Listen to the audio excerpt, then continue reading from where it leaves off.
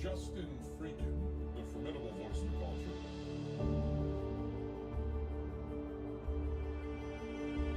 Hey Justin, are you trolling?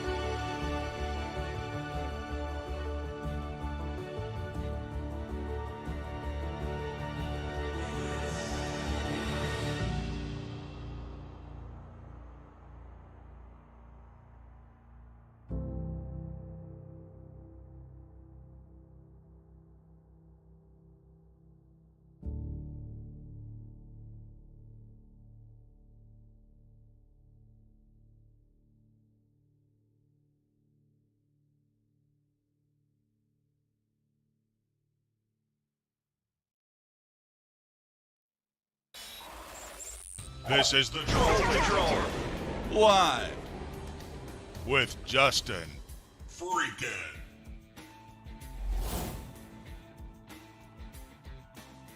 Welcome to the Troll Patrol live. It's a freaking Monday.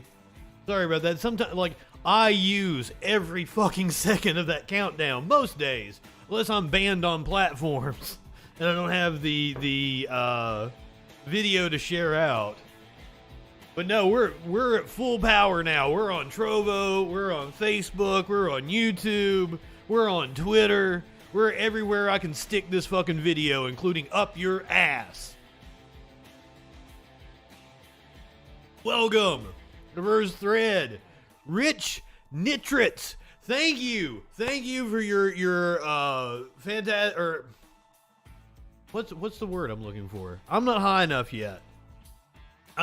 So my housemate is she's a night nurse, so I've kind of adopted her schedule, and I just keep getting later and later. I just fucking woke up. I woke up with enough time to put this show together. I'm still drinking coffee. I'm having conferences with my clients at like 8 a.m. for the first time in my career working from home. And it's because I'm still up. It's because I'm still up at that time.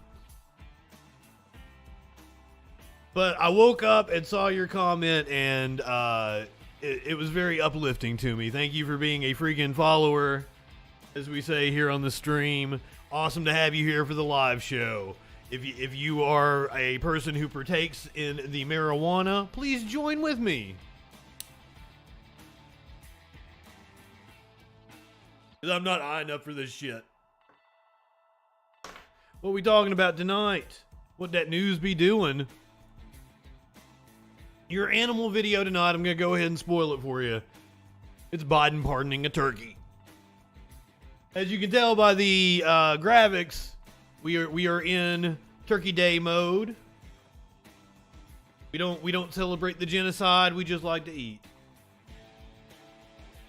We genocide our guts is what we do. Oh my god, I got DM saying stupid shit over here in the Discord. Oh my god. I can't with him tonight. Anyway, top story. The rail contract has been rejected by like a third union now. We looking headed towards a strike, and I'm here for it. I'm glad they delayed it past the election, and I'm happy it's happening now. Mike Pompeo, the former Secretary of State, has thoughts on who the most dangerous person in the world is. Spoiler alert, he thinks it's the president of the teachers union. Not some dictator, not, MBS or something.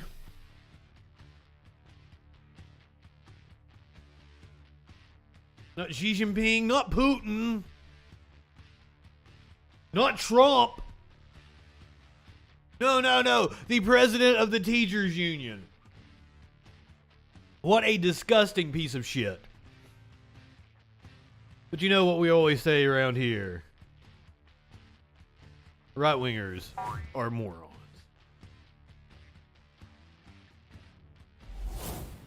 I can't get it through people's skulls that when they attack unions, they are attacking the people, the workers. Unions are nothing but workers speaking collectively. Just like when people attack the government, it's weird to me. Because all the government is us. Now, if you say the government is not really representative of the people, I'm going to agree with you and say, let's have more democracy. But they don't seem to be all for that for some reason. So we go round in circles. You want to talk about how awful the government is, but yet you don't want to make it more representative of the people. Odd.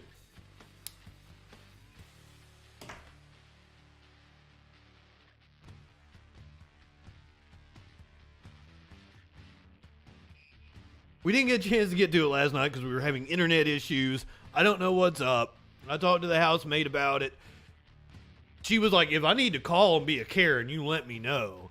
Because Because like we do. You pay way too much for the internet for it not to work. Especially for it to fuck me over on election night. That's some shit.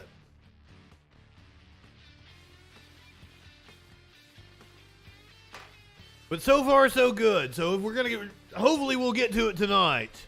The bombshell Hunter Biden report. We're going to hear from Maria Bartiromo.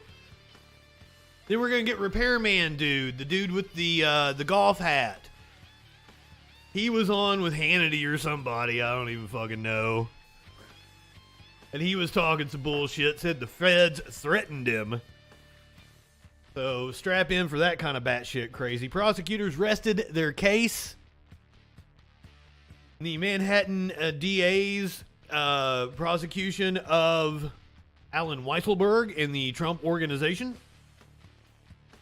Apparently, they're talking about new charges coming. Weisselberg got on the stand and said that Trump didn't know what he was doing. And prosecutors are like, Looks like a new round of charges may be coming against Weisselberg. We're going to get into the story I wanted to talk about last night where Trump stifled speech by shutting down proposed websites to fight human trafficking, to fight election misinformation, because of course he did. Former GOP Speaker of the House, Paul Ryan, is going to give us his thoughts on Trump. Meanwhile, vandals in Florida spray painted locked Trump up on a homeowner's property. We got video. We got videos. This is going to be fun to watch. A woman convicted over January 6th was surprised when she was convicted and then promptly escorted out of the courtroom by marshals. I guess she didn't know she was going to jail right then and there. Officials in Arizona have had to go into hiding over election conspiracies. Speaking of election conspiracies in Arizona, we're going to hear from Kari Lake, who I believe has still yet to concede the race she lost last week. We're going to get an update, unfortunately, on the tragic shooting in Colorado. I'm going to show you what the shooter's grandfather looks like.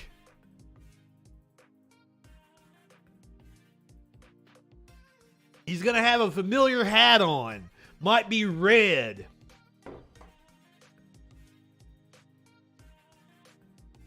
We have video where the suspect once threatened to blow up his mom's house. Like, we have the video. Like, I guess it was security camera footage from inside the house. Wild video of a kid in Philadelphia whose quick thinking actually prevented an abduction. We're going to go to an Asian restaurant where I believe it's an Asian couple. Maybe it was a family.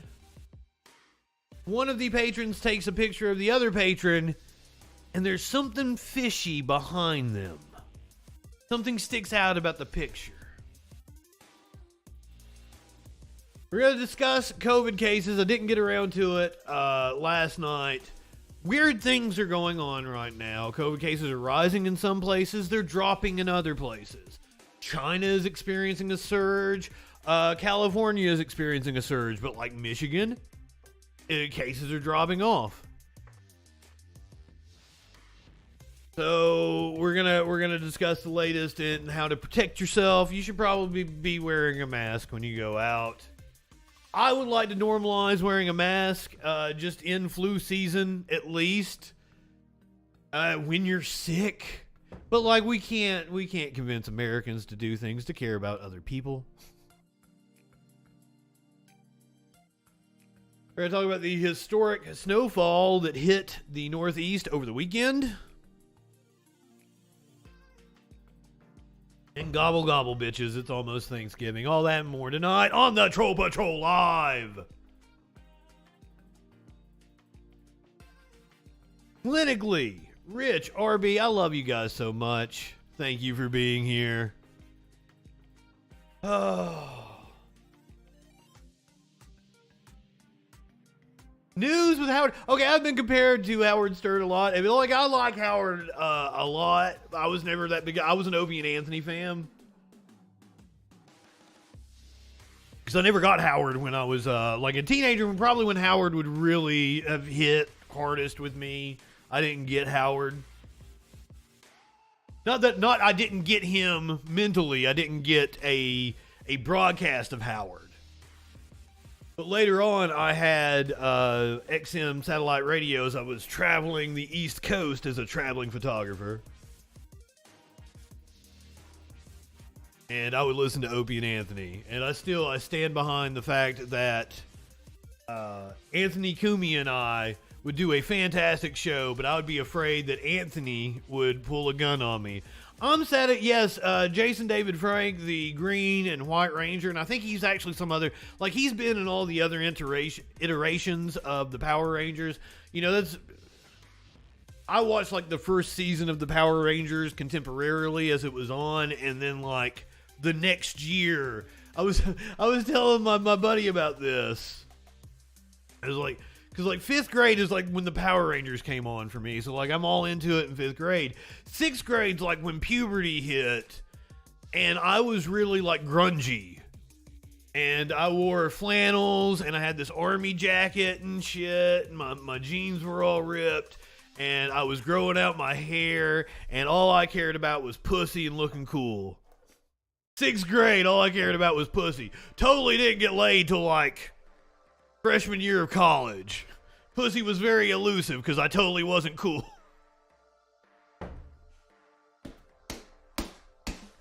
It would be years later until I got to live in sexual anarchy. You live in sexual anarchy?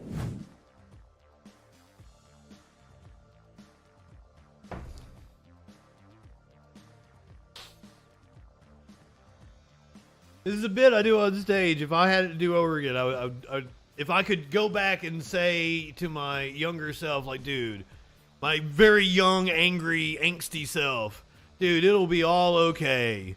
You're gonna get so much pussy and dick, it's not even funny. You gotta wait until you get older and you start meeting girls with daddy issues.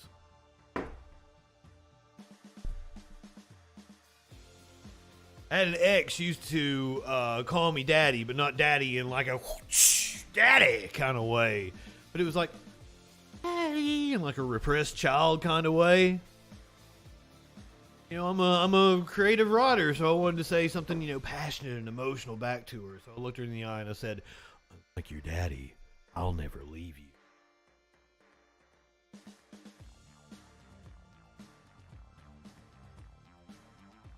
CFCW, what is up, my friend? You want to meet an incel? Head on over to our Discord. He's talking right now. I see the messages pop up. DM is an incel. I called him that one time. He goes, no. Sex is reserved for marriage.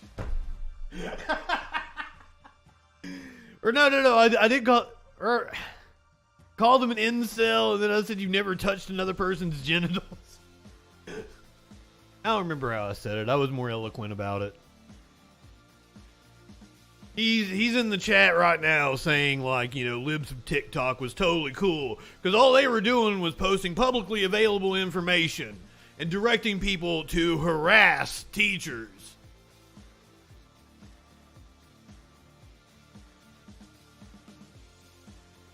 Simp, good evening.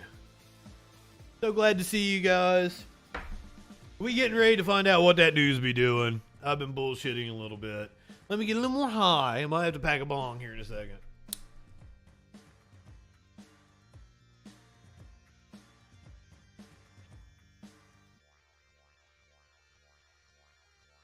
This kid is like advocating harassing public teachers. For nonsense, by the way, for nonsense. Because like he's saying libs of TikTok is totally cool. Because that's where he gets his information from. More weed. More weed. Clinically thinks DM doesn't masturbate. Let's ask him. Let's ask him.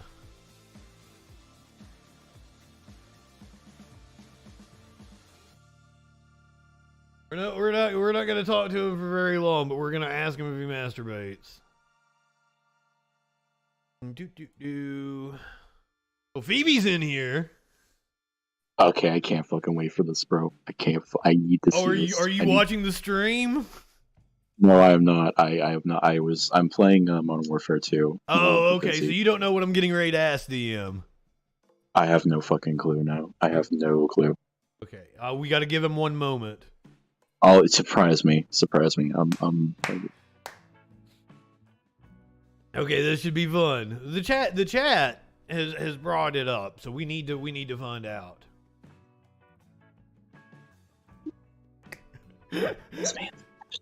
Exactly, clinically. You know he's against the protest at the judge's house, even though though the idea that a teacher is public because they work for the public schools is kind of stretching it. They are private citizens. Okay, Tadpole, I'm sorry. Also, good evening. I'm so glad to see you. I will not blame you. DM, how are you, my friend? Sick. I've got COVID. And this is how many times have you had it now? 3. Do you take any protections? Are you vaccinated? No. I don't feel like that would do anything either. People who are vaccinated still get it. And I'm exempt from vaccines because of my vaccines have caused epilepsy for me in the past. So my doctor has said I shouldn't get it. Of course. You were born of a weak sperm. Your mom just kind of sat down after your dad jacked off. Okay. What did you need from me? We have. I can't blame it on chat. It's all me now. We have a question for you. Will you please be honest with us? No, sure. What's up? Do you masturbate? No. And why would somebody even want to ask that question? That's kind of a disgusting question if you ask me. Do you know what an asexual is? What an asexual person is? Yes. Yes. Have you looked into this? Do you think that maybe like this might be you, that you might fit that definition? No, I'm straight. I've always been straight. Well, I mean, you seem disgusted by the entire idea of sex. I'm not disgusted by it. I'm just disgusted by some of the methods that it's done by. I think sex is a pure thing. I think it's a thing between a loved one and their other loved one. And I believe that some of the ways that people go about it is gross. Like, that's just my personal opinion. I mean, you can disagree with me if you want. I don't care. That's just a personal preference. I mean, I think regular sex is fine, and when I get married... What do you mean by regular sex? Well, I mean, I don't want to put my mouth in... Like, as I said, I don't like oral. I don't like putting my... I can't imagine putting my mouth in a place where somebody goes to the bathroom. I think that's disgusting. I mean, there are just certain things I just find disgusting. I mean, that's just a personal preference. I mean, regular, normal intercourse I'd be fine with once I'm married, but I'm not married. I'm single, and I don't believe in sex until you're married. That's my personal belief. Why? Because I'm a Christian, and that's what the Bible says, and I follow what the Bible says. Where does the Bible say that? It says, do not commit adultery. It's in the 10 Commandments. And the Bible also says that if you look at a woman in lust, So you've already committed you adultery take in your heart. adultery to mean sex outside of marriage? I mean, right? That's what I believe. Again, this is a belief. This is not Why are you something getting that I'm angry with forcing me? on I'm not anybody else. I didn't raise my voice. I'm not. this No, time. I'm not angry. I'm just saying that that's just my personal belief. It's not like I'm telling everybody they have to follow that. I'm That's just fascinated by your personal. But why would you believe that? That's just what I believe. That's what I believe the Bible says. The Bible says don't have sex with someone outside of your spouse. Hey, Why? Good old buddy, old pal, friend. I'm sorry, Justin. Sorry, I cut you off there. I have someone here who is desperately begging to ask you a question or say something to you. I take no responsibility for the words that they say. Me or DM? Okay, who is it? DM, I assume. Yes. Yeah. That's you can call me that. Hey, I'm his cousin. It's nice to meet y'all. I've been hearing your conversation and everything, and I have a lot of questions about this. Yeah, sure. You can ask me So- any question you like. So you don't eat out your girlfriend, right? I don't. You don't have a currently girlfriend. and I wouldn't do that. Okay. I Also, think- I got another question. Why are you asking if people masturbate? I didn't ask that question. I did. Somebody asked me that question. Why would someone ask that? Like, That's a good question. That's what I asked. I said, why would somebody ask that? That's not I a am question very you walk up to openly somebody and sex ask. positive. It's not a taboo topic for me. This is also good. Like, this is live on Twitch, and this is great content. Why wouldn't I ask somebody if they masturbate? because it's like a personal question. Tell the truth. Like, I wouldn't feel open for example, for him or whatever. I understand why he would not tell people because, Do like, you masturbate?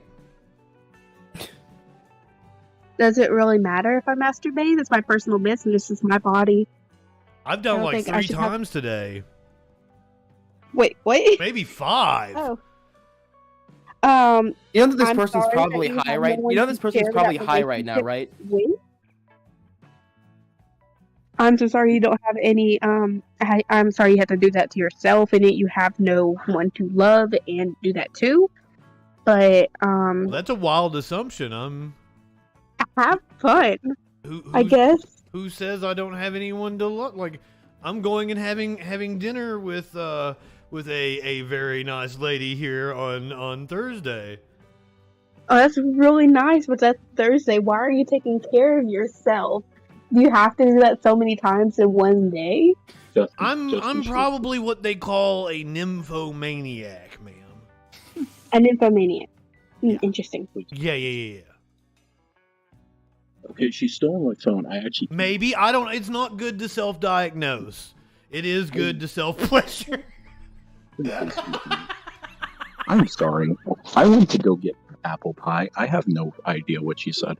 I was cooking a nice apple pie, and then I saw this. I am sorry. You did not cook. Baby, you're totally cool. This has been great. No, put her back on. Put her back on. I ain't done talking with her. I am sorry. That was my cousin. Okay. No, Look, your man, cousin's cool. I like your cousin. Cool. I'm Okay. sorry if I weirded her out. That really backfired on you. Backfired on who? I don't fucking know, man. I am sorry for everyone in chat who had to deal with that. Why are you apologizing? Because I let her bully me into giving her a mic. No, put her back on. I have been doing irresponsible platforming. Okay. Put This is her not back on. You didn't like me. Okay. Oh god, this is the hell stream. This is the hell stream. Why? Like, I don't understand why you're apologizing. Because I come back in here to hear her talking shit to you. That's why. Good.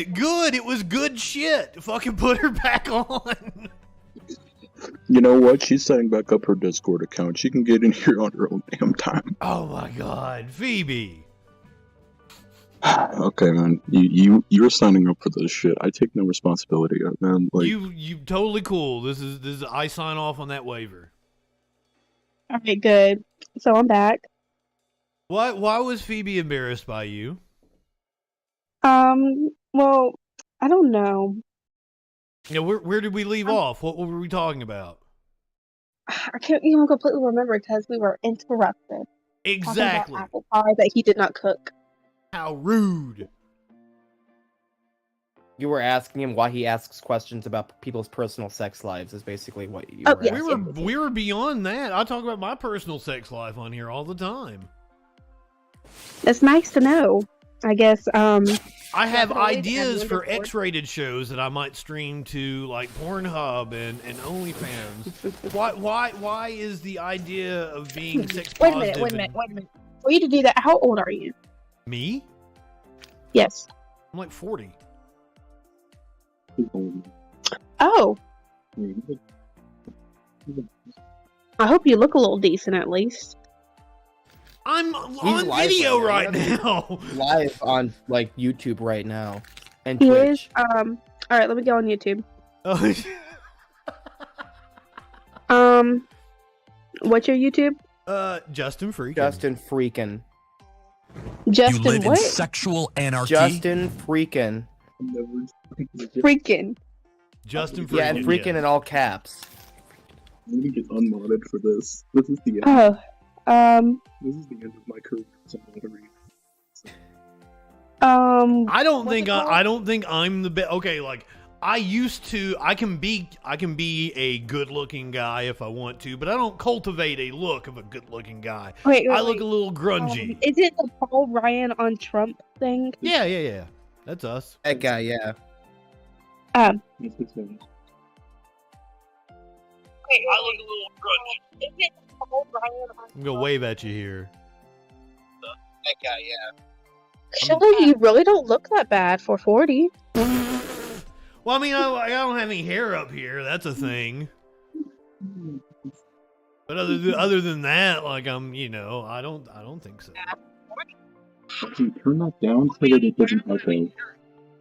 Yes. Turn your whatever your. Okay, I main got it turned device. down. I got it turned down. She doesn't I understand. also should make you aware this guy is probably high. There's no probably about it. I've smoked like fucking 3 or 4 times since I've been on here. But why, DM? Why is that an issue to you? It's not an issue to me. It's just when it comes down to some of the things you say, it's like maybe if you were not high, you'd actually think a little more clearly. What's so Not wrong about as- being high? Nothing's wrong with it. I just think when you're God put the arguing planet on Earth for a reason. Oh. I gotta get back to DM last night. No. Ho. I got hold on. No, stop. I'll have to kick you out because like I gotta talk to him. DM. Last night, I explained to you how you were committing a logical fallacy.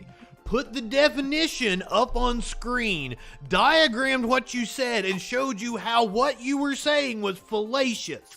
And then you accuse me of not thinking. Are you eating right now? No, I'm taking a pill. But okay, explain to me.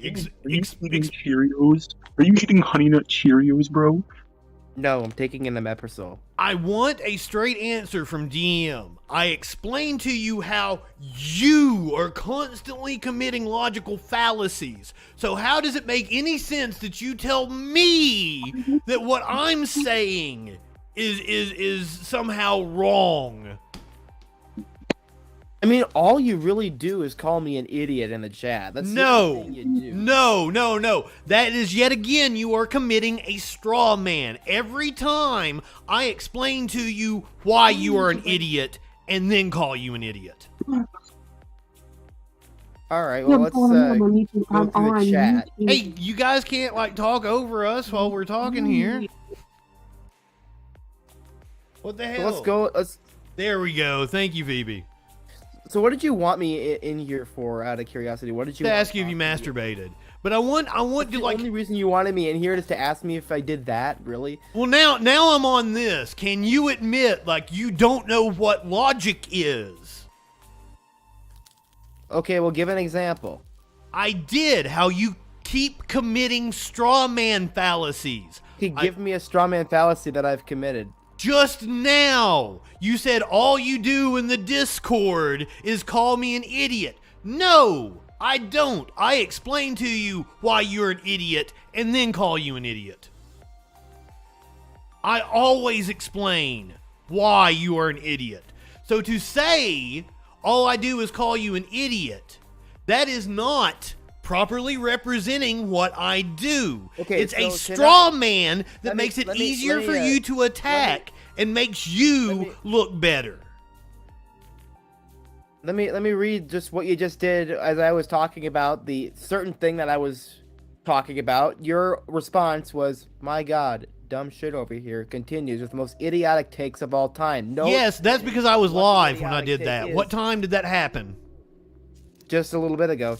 Yes, as I was coming on, did I have time to sit here and explain to you why you're fucking stupid? But if you scroll up, I totally explained to you why you're fucking stupid. Yeah, and you're Once again, okay, DM. Why it's flawed? Let me explain to you that you never properly represent your opponent's argument. You always try to misrepresent it in order to make it easier to attack. That's called cherry picking, that you just went to the last example of me commenting when I was going live and I didn't have time to write out a fucking essay to you. That is how you are intellectually dishonest. Okay. Look, do you want to actually talk about about what we were actually talking about? I want you to admit you don't know how the rules of logic work, and that you need to stop talking. I'm not admitting anything. I'm not admitting that. The thing you said, I literally debunked in a whole paragraph and told you why you were wrong. So your argument was that public teachers or teachers at a public school are somehow public figures. They are public. If you work for the public, you do not have an expectation of privacy in public. That's just the truth. Government workers are still private citizens. But when they're working for the public, they do not have an expectation of privacy. Do you ever watch First Amendment audits at all? No, that is a fucking like cop and shit. That's not fucking teachers. Teachers. I don't know what the actual court rulings say. I would need to actually look this up and see how the courts have interpreted it. You don't know? Well, maybe you should go learn the law before making statements. That's what I was just saying, you dumb shit! Fuck! You're the one that literally just brought this issue up to me. Did you notice how I said I would need to look it up and find out how the courts have actually interpreted this? I would say that the courts have said that teachers are private fucking citizens, but I don't know that to be a fact, and that's the difference between you and I. I don't just talk out my fucking ass. Who pays the teacher's salary? Let me ask you that question. Who pays the teacher's salary? The taxpayers. If you make money from the taxpayers while you're working, you do not have an expectation of privacy. That is not true. Working in public. That is absolutely I'm sure true. there are several positions with the government where you have expectations of privacy as a private citizen. Yeah, I would have to look up how the courts have interpreted it, though, because I don't know I don't exactly know how the law has been interpreted by the courts. I don't know what the fucking law is. Another thing about teachers, for you to say that it is okay to attack teachers. I never said it was okay to attack teachers. I never said you did. that. No, you are promoting libs of TikTok who fucking doxes teachers. I never said I'm promoting them. I never said I was promoting anybody. I was just telling you the truth about what they were doing. They weren't attacking anybody. They were just reposting what other people posted. That's all they do. That's not all they do. That's not all they do. They go and they get the fucking addresses of the schools and tell people, they create. The schools are public information. You have a right to post. Do you understand what you're defending? Do you understand what you are defending right now? It doesn't matter what I'm defending. That's just the truth. That's the law. You have a right to take an address of a public building and post it publicly, no matter what. You do not have a right to start a public harassment campaign against a private citizen. Teachers are not private citizens, and again, yes, they are. No, they're not. If somebody else goes and harasses somebody else because of something they saw online that another teacher posted, or somebody else was talking about them, that's on the person who harassed. That's not on the poster themselves. That's how the actual law works. I like this. So what I'm going to start doing is I'm going to create an account that just spotlights different churches and goes through all of the different people who have been accused of sexually abusing children in that church. I'm going to post the information to the church. If a church building is an address that is publicly available online, you have every right to do that. It's the first. Oh, I know. I can totally do that. Well, I mean, absolutely. I technically on Twitter I wouldn't, because they have rules against harassment campaigns.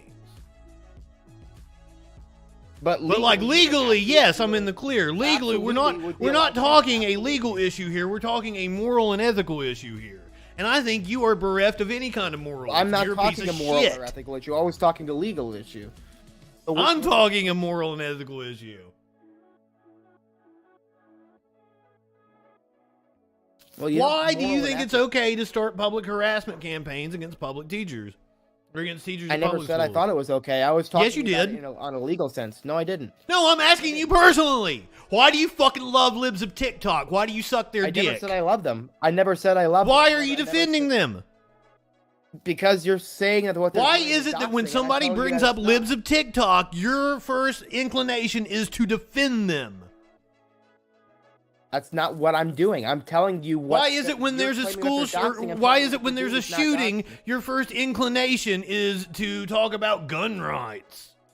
And not the people No, who I fucking was died, you responding to insensitive you. I little was shit. responding to you using a shooting to try to make a political stance against Republicans, which was what I was trying to say. And also, as I also said, people use- Why not? Dude, I am old enough to remember the fucking Republicans using 9/11 constantly to make political issues. Fucking shootings are public policy. It is a political issue. So to tell me I'm making it and like Republicans suck at it. I don't give a shit if it hurts your feelings that Republicans are shit on an issue, that Republicans are bereft of morals, and it hurts your feelings when I call it out or when I call you fuckers stupid. I don't care. So what about that? Oh, I got my feelings hurt because you tried to make it a political issue. It is a political issue, and you're on the wrong side. You're a piece of shit, and there's blood That's on your your hands. opinion. You can have whatever opinion you want. Exactly. I don't care. Exactly, but it's the truth, motherfucker. In red states, after shootings, red states move to make gun laws more lax. Yeah, and you know what? The places that have the most mass shootings are places that don't allow guns, and there is a reason. There's the once again. That is a fallacious argument. No, I it's pointed not. that out last No, it's night. not. No, it's not. It's not a fallacious argument at all. No, Most you're of the shootings happen in schools. Do schools allow self-defense? No. If you had teachers. What do you or mean people who self-defense? There are armed guards at almost all schools now. There have been No, multiple my school schools shootings do not at have schools armed that had guards. guards. No, that There is were not. cops on the scene at Uvalde. Your argument is false. And also, just because you ban guns doesn't mean people are not going to get them anyway. It's not going to solve the problem. Motherfucker, there needs to be less guns. Your arguments are shit. Your arguments If you are want less NRA guns, move to a propaganda. different country. That's all I can really tell you. If you want less guns, move to a shut the different fuck up, you idiot. DM, listen to me. Yeah, I love it when you tell Listen to me. Listen to me. I think it's You funny. are an idiot. The NRA is the lobby for gun manufacturers. They Yeah, make and I money donate off to of them every selling month. guns. Have you noticed that all of your arguments are more guns? I think that we should be able to have more guns. I think if we were armed more, people would be more afraid to do something because they'd be more afraid of getting attacked if they did do No. something. More sec- No. There have been studies done that show just owning a gun makes you more of an asshole. It makes you like 30% more aggressive when so you're if somebody driving. So if somebody comes to my house and points a gun to my face, what am I supposed to do? I don't want them to have that gun, DM. I want laws that prevent them from getting that gun. That's not gonna stop anything. That's not gonna. Yes, stop it people from getting is. guns. Someone with a gun No, to your it's not. face, you are dead. You can't grab a gun. The gun ain't gonna save you if Someone the comes, gun's yeah, in the exactly. DM, If I was this- armed, if I had a, It right doesn't to their house happen and in point a gun other at them, countries. Point a gun at their face and get them before they get me. DM, That's how it DM. works. Listen to yourself. There aren't, in other countries, they don't have this problem. They don't have mass shootings like we do. So explain that. I think there was a mass shooting in Paris. There are examples of isolated incidents. It does not happen with the frequency that it does in the United States. You stupid fuck.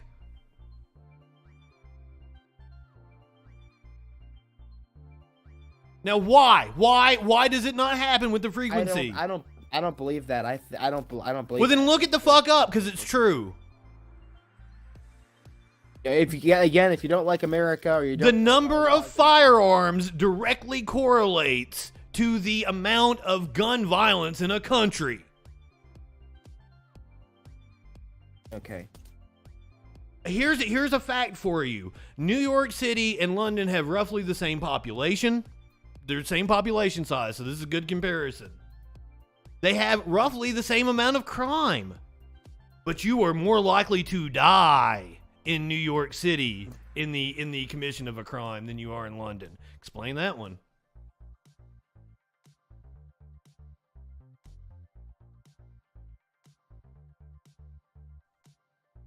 Damn, bro.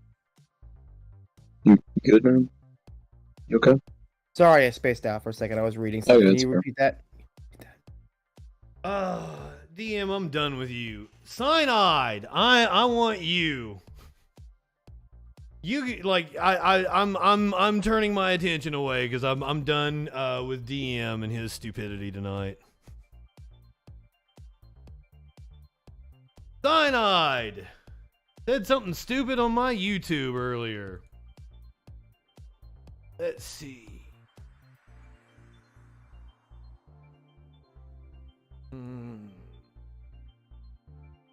Bro, you commit persistent logical fallacy, so you really have no business trying to call other people out for that. I mean, your whole shtick is to basically brute force straw man and ad hominem someone until they give up and go away. I'm gonna have to say, you don't know what those fucking words mean then, you dumb shit. This is another prime example of why I call right-wingers fucking morons. Now, a lot of people say, because I call right-wingers morons, that's me committing an ad hominem, but that's actually not true. Motherfuckers don't know what ad hominem means. Ad hominem is when you use a personal attack as supporting evidence. Ooh, so it's a very, very specific qualification. So X is wrong because X is stupid is an ad hominem. Me proving my point and then calling right-wingers morons is not an ad hominem. Yeah, idiot-ass right-wingers never think they're right-wingers. Would you like to call in or hop in the Discord, Cyanide? Because if not, we will eventually find out what that news be doing, because that's what we do here on this show.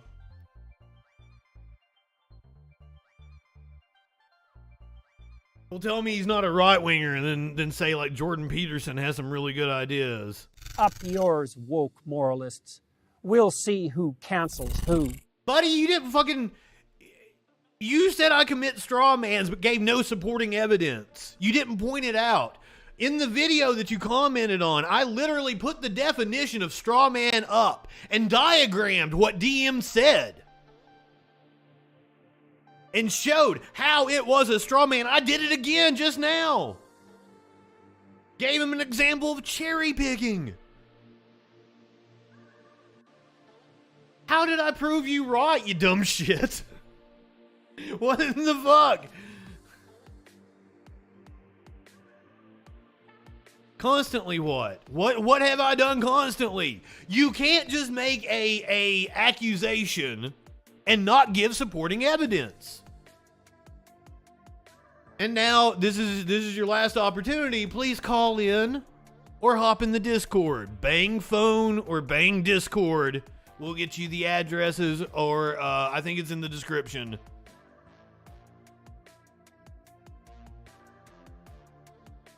I would love to actually talk to you. Maybe we could get somewhere. Because I was bored with DM. I am low IQ. Exactly. That's why I'm asking you to call in so you can have a conversation with me. Like you can give evidence in a chat box. I agree. Now we're getting somewhere.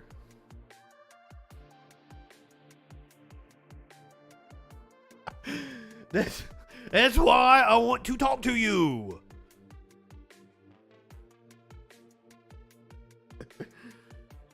You've been talking shit. You've been talking shit on other videos. That's not the only time you've talked shit on my channel.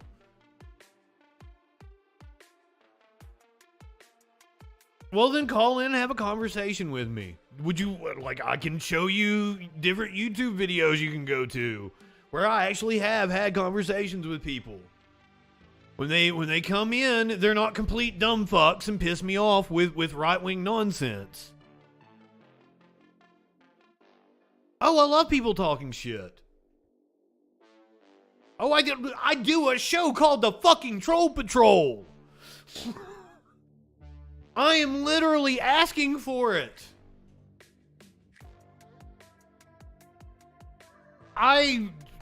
Motherfucker, the Jimmy Dore. Justin talks to a Jimmy Dore fan. Or Jackson Hinkle's dude. What the fuck's his name? Do you guys remember Jackson Hinkle's dude's name? I had like an hour-long conversation with him. It was very good.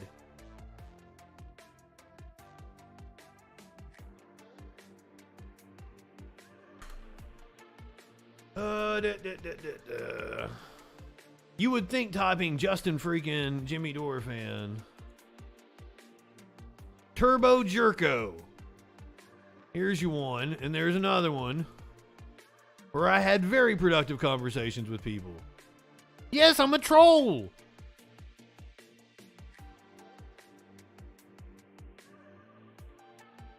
Why don't you want to call in and talk shit? Call in and talk shit. There's me having a conversation. Do you want shit talk or do you want a conversation? I never know with you people. Like the whole reason I am the way I am is as a reaction to right-wingers and their media persona. Like, you guys don't like it when we do what you do, right? When like, loud and obnoxious and talk over you and call a lot of names. Like, this is years of me being called libturd and cuck and snowflake. For me to come at you and be like, right-wingers are fucking morons. This is like 10 years of me being on the internet trying to, because I graduated from college with degrees in communications and philosophy. And around 2012, 2013, I decided that like I wanted to be above the fray. And on social media, I would only make logical arguments. I would follow what I was learning in college and try to actually win people over and hone my debate skills online. After 2 or 3 years of that, it came down to I'm just going to call people dumb fucks. And then we get to 2016, 2017 time, and social media is banning everybody for calling people dumb fucks. And now I've resorted to this whole weird language I have to get around the social media restrictions. And I have phrases like, it's a shame Facebook doesn't let me call people dumb fucks anymore. Because yes, I'm a fucking bully. I am here to bully fucking bully ass right-wingers. That's what I just explained to you. You don't think that Matt Walsh and Steven Crowder and Dan Bongino are bullies? Motherfuck me.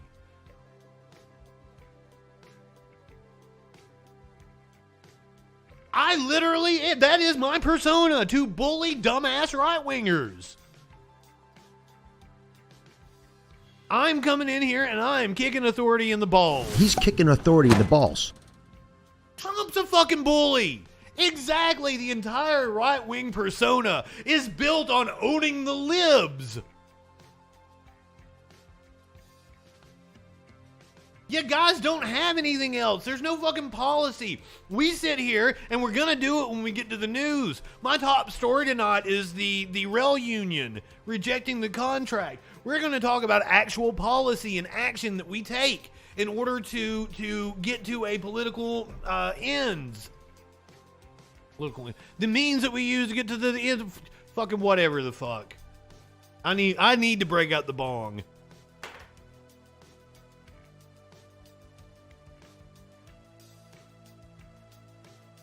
That's what, like, you're saying you don't give a fuck about that idiot, but like millions of people do. I am a reaction to right-wing media, hands down. You're asking me why I'm like the way I am, and I'm explaining to you how we got to this point here on the Troll Patrol. Why my show is the Troll Patrol. What are you then, Cyanide? What are you if you're not right-wing? Like, let me show you something. Here's the thing. Are you to the right or to the left of Joe Biden? Are you to the right or to the left of Joe Biden?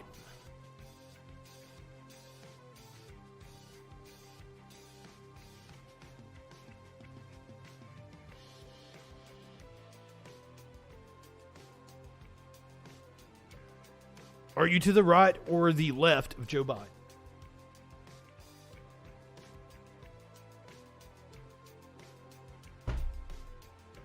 Joe Biden as a mummy isn't a position, dumb shit. This is why I call people dumb shit. Joe Biden has a fucking 50-year record that is easy to look at and understand where he sits politically. So for you to come in and say Joe Biden's a mummy and then say I don't need to be calling people out on logical fallacies is just dumbfounding to me. And that is the exact reason why I call right-wingers fucking morons.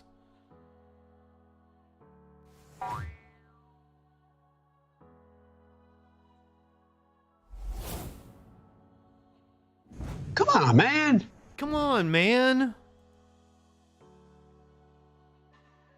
The best president so far. I'm inclined to say FDR. There's things I like about Eisenhower. I'm a big fan of Teddy Roosevelt's trust busting. I'm more of a modern history kind of guy, so I haven't studied the 1800s as well as I should have. So, I can't go back and debate the efficacy of presidents from that time period. I'm more of a modern buff. You keep saying you're not right wing. Well, what the fuck are you then? Kennedy had definitely had things to be admired, but there are things not to like about Kennedy. Everybody's a mixed bag. Man, I'm gonna have to go into the YouTube and get those motherfuckers. Unless there's a YouTube mod over there. You guys got that for me? Media Winch. Media Winch. Good evening. The process of elimination removes Franklin Pierce. Michael Richards. Exactly right.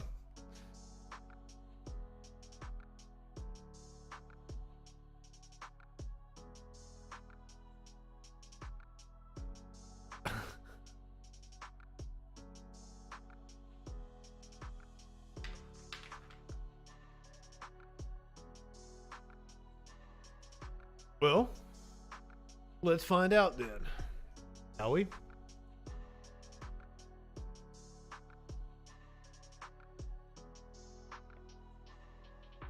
Coming up on it. Yeah, I'm packing a bowl or a bong right now.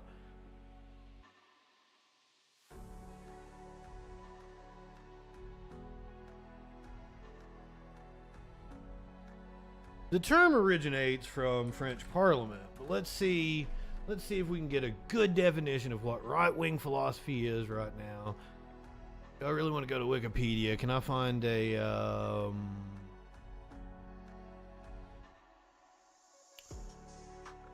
I don't want conservatism. I don't want that.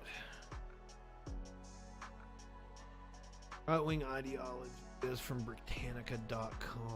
That won't work.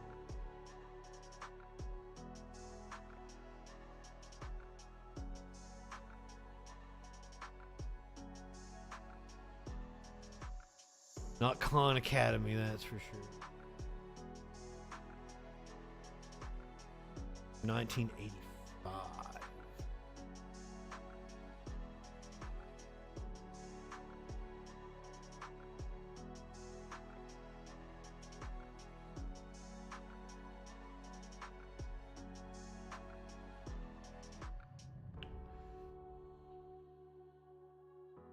Let's go to... Let's do the Wikipedia. Do quick and dirty. Oh. God damn it.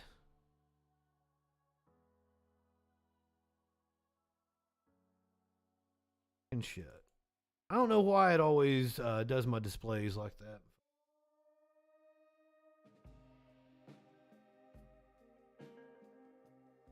Hierarchy and inequality may be seen as natural results of traditional social differences or competition in market economies. Right-wing politics are considered the counterpart to left-wing politics.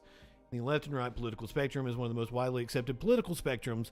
The term right-wing can generally refer to the section of a political party or system that advocates free enterprise and private ownership, and typically favors socially traditional ideas. The right includes social conservatives and fiscal conservatives, while a minority of right-wing movements such as fascists harbor anti-capitalist sentiments. The right also includes certain groups who are socially liberal and physically laissez-faire, such as right-wing libertarians.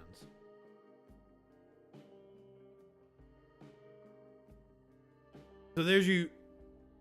Motherfucker, never mock somebody for looking something up. This is, once again, going back to my time in college in philosophy.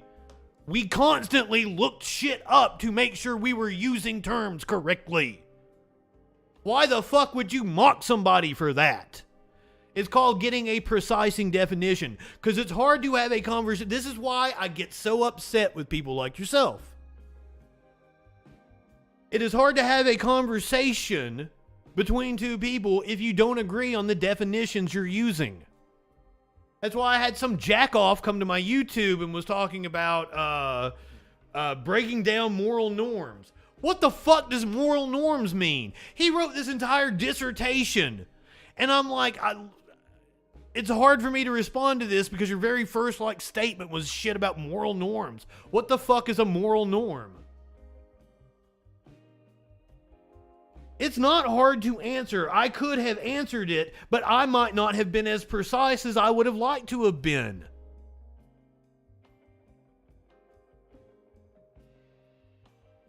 I have been covering politics for 20 years. To say that I couldn't have given a rudimentary answer to right-wing philosophy is just absurd. But I like speaking precisely. I have to clarify what I'm saying for idiots, is what you're saying. So what are your politics, Cyanide? Do you agree with what I just said? And if you're watching on Twitch, I'm going to have to send you to a commercial break. I'm going to stick around. I'm not going to go take a pee-pee right now. Twitch viewers that are not subbed, you're going to get your 3-minute commercial break. We'll do the news. We'll find out what that news be doing when you get back.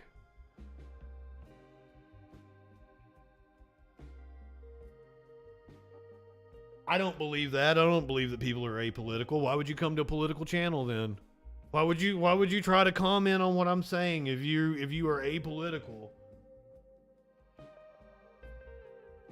I don't go and make comments about football.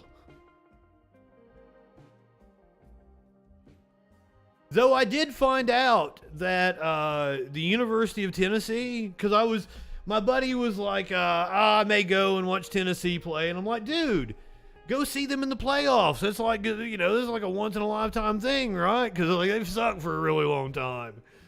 And he's like, no, they've gotten beat the past 2 weeks. And they got beat by a really sucky team. They're not in the playoffs. I'm like, what? They were just the number one team.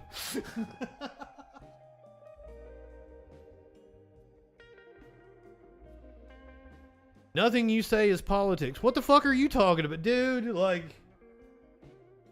It's been fun, but if you're not gonna call in, you're really you're not saying anything of substance. You're not giving me anything to work with, so I'm just gonna start calling you a dumb fuck and move on. Thank you for giving me the opportunity to once again share how we came to be with the Troll Patrol. Ida, good evening. Psycho Fap. Tadpole, I don't know if I told you. Hey, James, my friend, so glad to see you. Simp, I think I gave you a shout out. Cyanide, I love you too. I love you too. Von Wolf over on the YouTube, always glad to see you, my friend. I told Curiouser about me asking if the UK government was out of town for Thanksgiving. He cracked up over that. Multiple call outs per stream because I'm a stoner. Got good lovin's. What the fuck are you even talking about? Motherfucker's just in here rambling about shit. I wanted to find out what your politics were. Yay! Welcome back, guys. I try to play all the ads all at once. Usually I play like my own ads and I go take a pee break, refill my drink. I'm still good to go. I got pretty much a whole Dr. Enough over here. I'm packing a bong now. You wrote a song? Oh shit!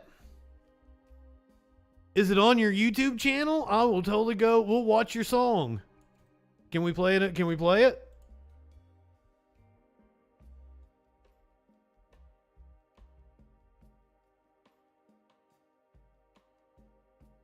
I would love to hear your song.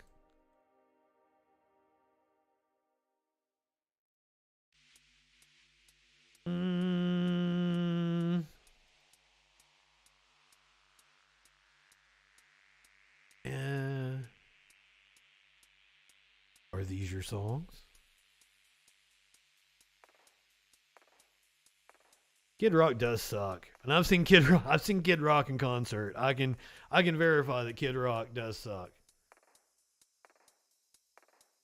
Why would you say I wouldn't like it? Why are you making assumptions about me? I fucking love music, dude. I've got a really eclectic taste. Why would you say maybe I wouldn't like it because you suck? Is what you're saying?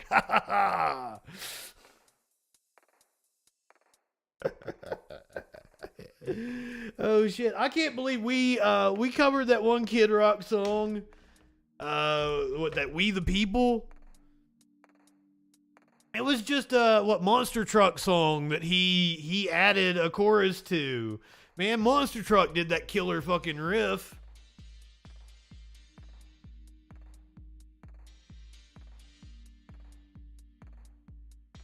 I love orchestral stuff, motherfucker. I was playing Gran Turismo 7 last night, and they've got like 2 different races set to the London Philharmonic Orchestra, whom I fucking love. Jesus fucking Christ.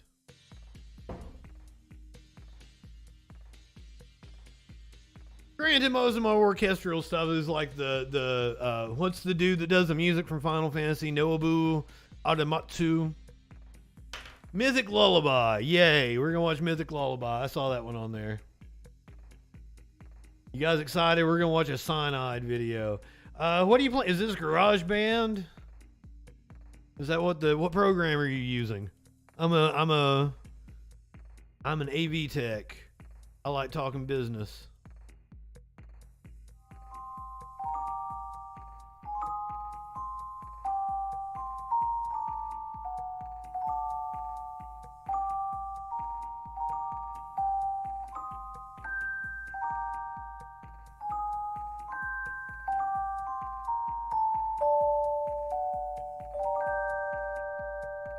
I mean, it ain't bad. You're not wowing me here. Ooh. I dig this.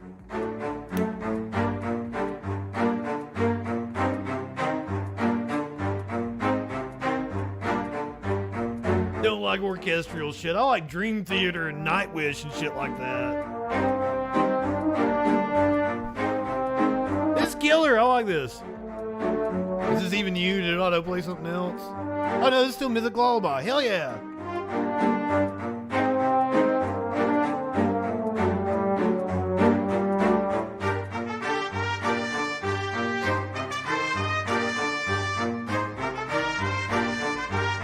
Yeah, dude, I'm into this.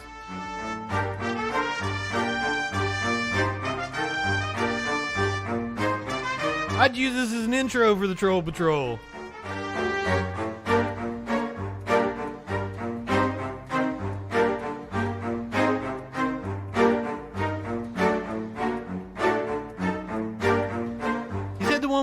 The words he was citing, he didn't post. I'm sorry if I misgendered you. I assume you're a he, and I probably shouldn't do that.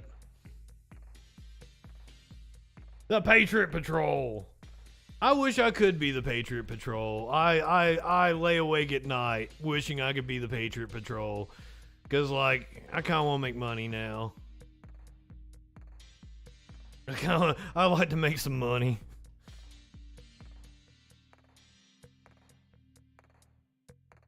I'm cool. Yeah, girl wrote that. Oh, shit. No, we don't misgender around here.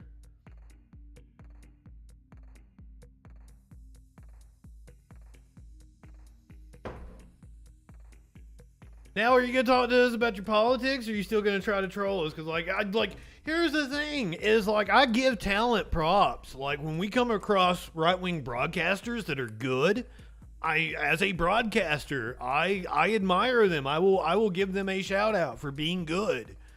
We had Bryson Gray, the MAGA rapper.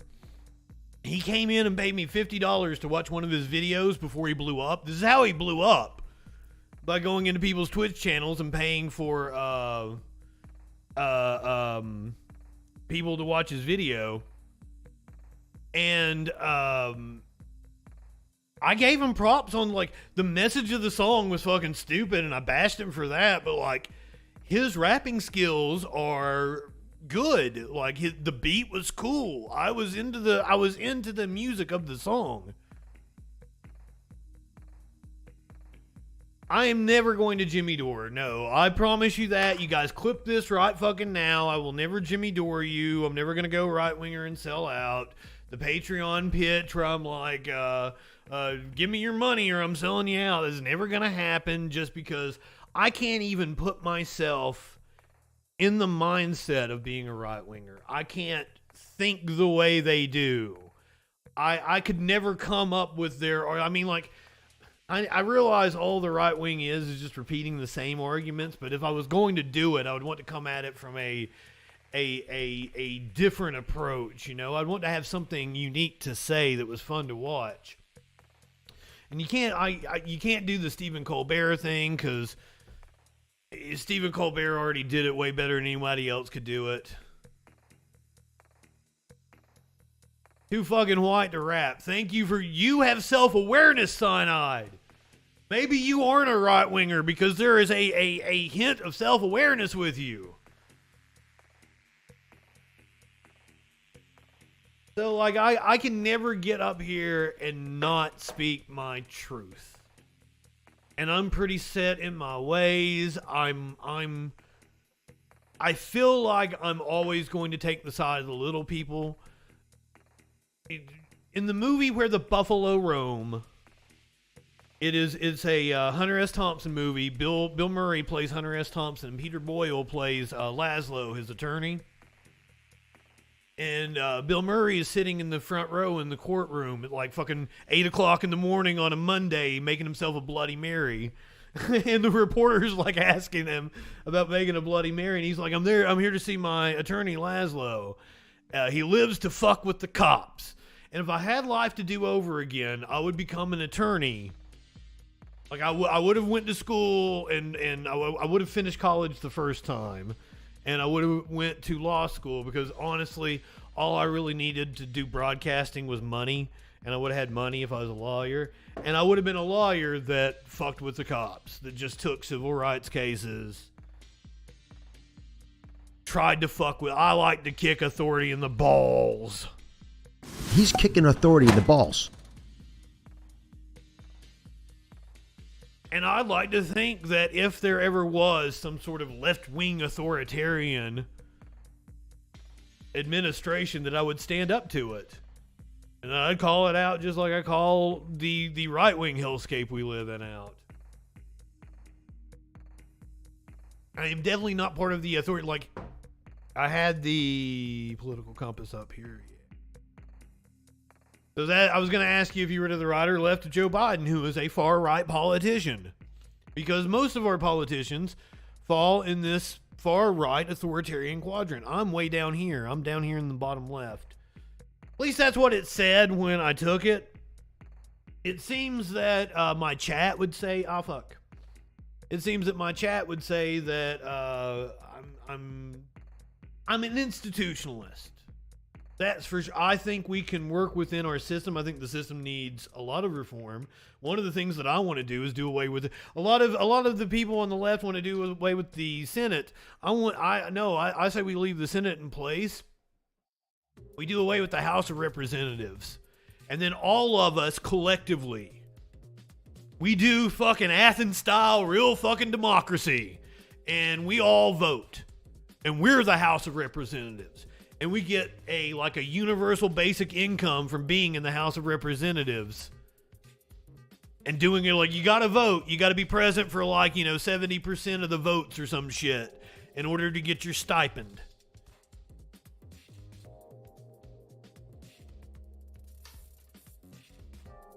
I think everybody should be given $500 a month in food stamps, because I don't think anybody should fucking starve.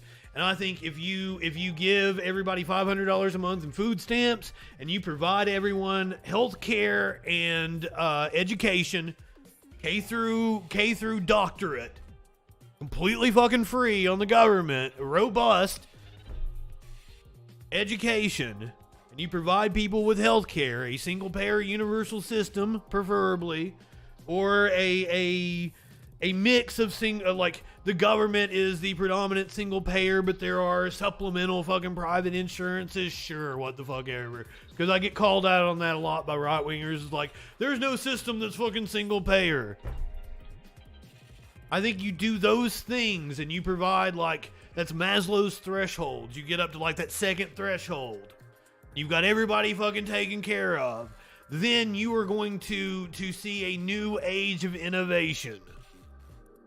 You are going to unleash the potential of society, because I think the cure to cancer has died in a poor person's brain multiple times over. And yeah, cure for cancer is a weird thing to say because there's multiple types of cancers and blah blah blah. And we do have some cures for cancers, yada yada yada.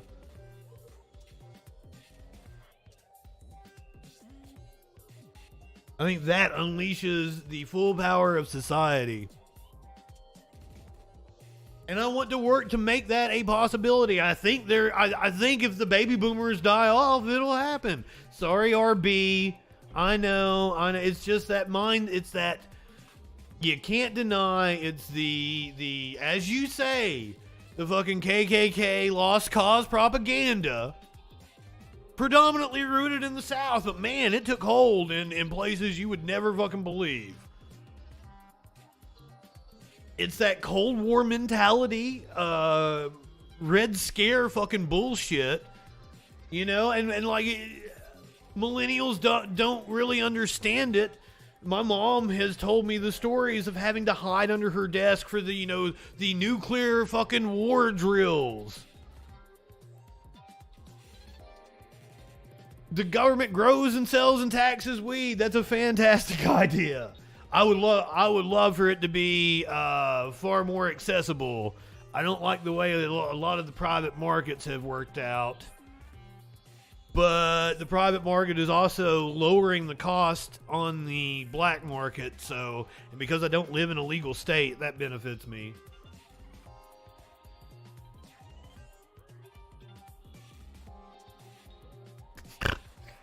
Nine Tails, good evening. One day the current left will be reactionaries and future generations will be over our heads and evolved nuance. Evolved nuance.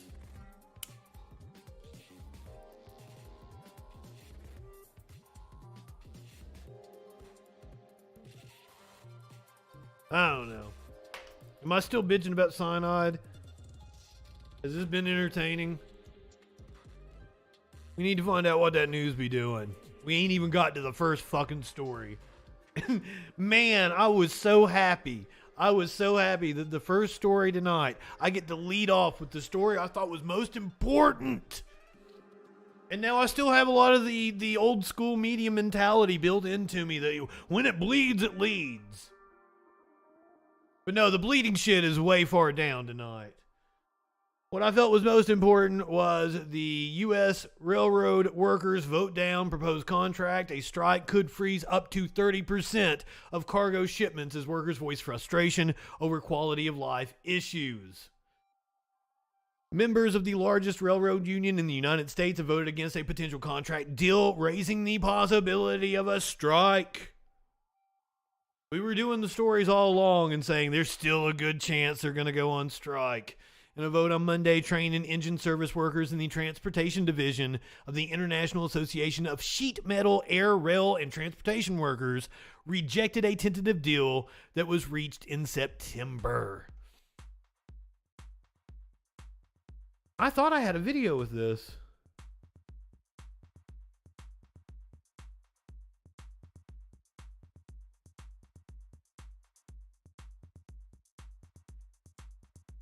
Huh. Hold on here a second. It might be the browser. I thought I had but other videos showed up.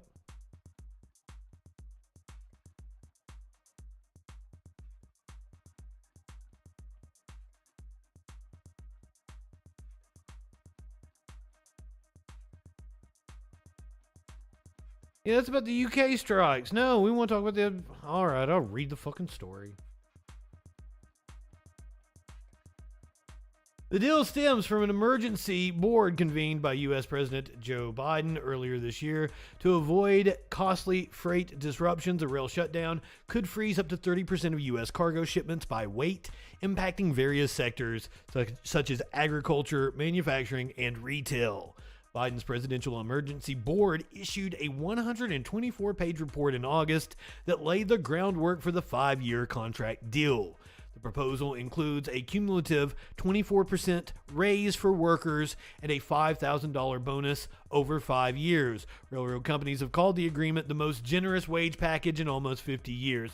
That may be true, but they did not get the days off they were looking for, which really goes into a safety hazard when workers are working too many days in a row. The U.S. Congress has the power to impose contract terms if an agreement is not reached in time to avoid a strike. Business groups have urged Biden, who helped broker the tentative contract in September, to be prepared to intervene.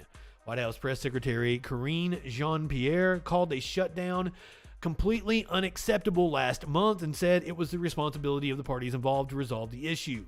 The group that negotiates on behalf of railroad companies stated on Monday that unions should not expect to receive more than was outlined by the emergency board. Sounds like we're going to a strike. I don't like this idea that Congress can intervene, though. If Congress were to intervene, it is not clear which group that intervention would favor. Republican lawmakers could push unions to accept the terms laid out by the Presidential Emergency Board, while Democratic lawmakers could push for additional concessions from the railroads. That could be a fight that we're going to see coming up in the House. While we're on the topic of unions, let's move to the former Secretary of State and a Republican who is delusional and thinks he is going to be a 2024 presidential contender. Spoiler alert, he is not.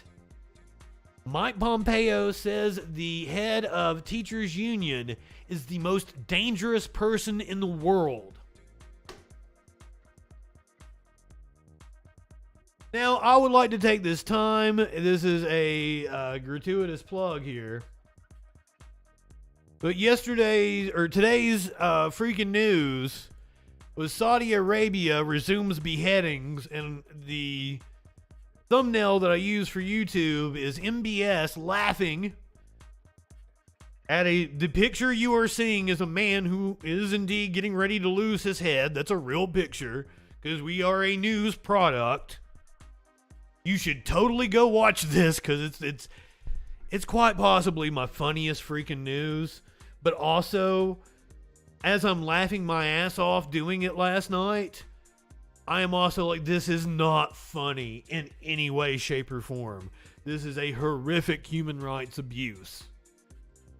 But also, my news piece and the song I put under it are hilarious.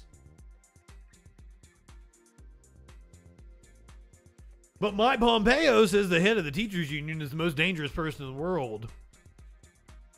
This guy used to work for Trump. Former Secretary of State Mike Pompeo said in a Monday interview that he believes Randy Weingarten, the head of the American Federation of Teachers Union, is the most dangerous person in the world. In an interview with Semaphore, I have no clue what that is. Pompeo, who thought to be eyeing a potential 2024 White House bid. Seriously, Pompeo. I wouldn't blame of you. I wouldn't blame some of you if you didn't know what Mike Pompeo even looks like. I do, just because I'm a political junkie.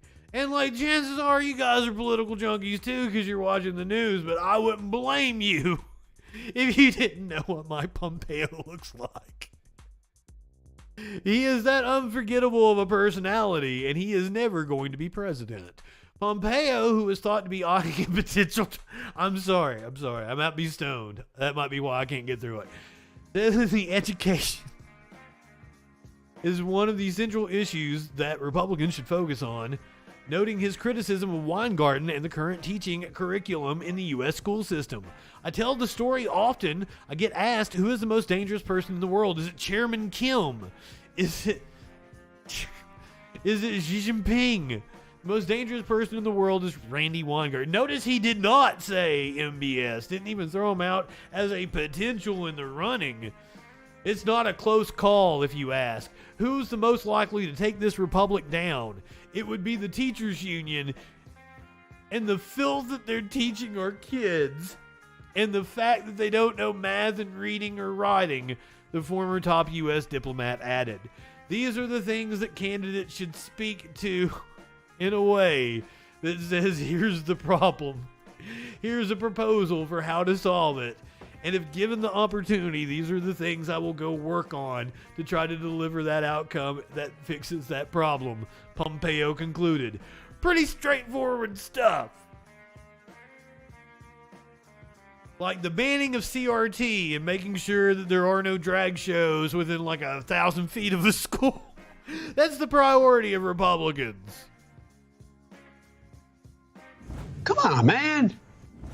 Rush Limbaugh even said it right before his dumb ass died. As a conservative, it's getting harder and harder to not look like a kook. It's true. You guys look like fucking idiots.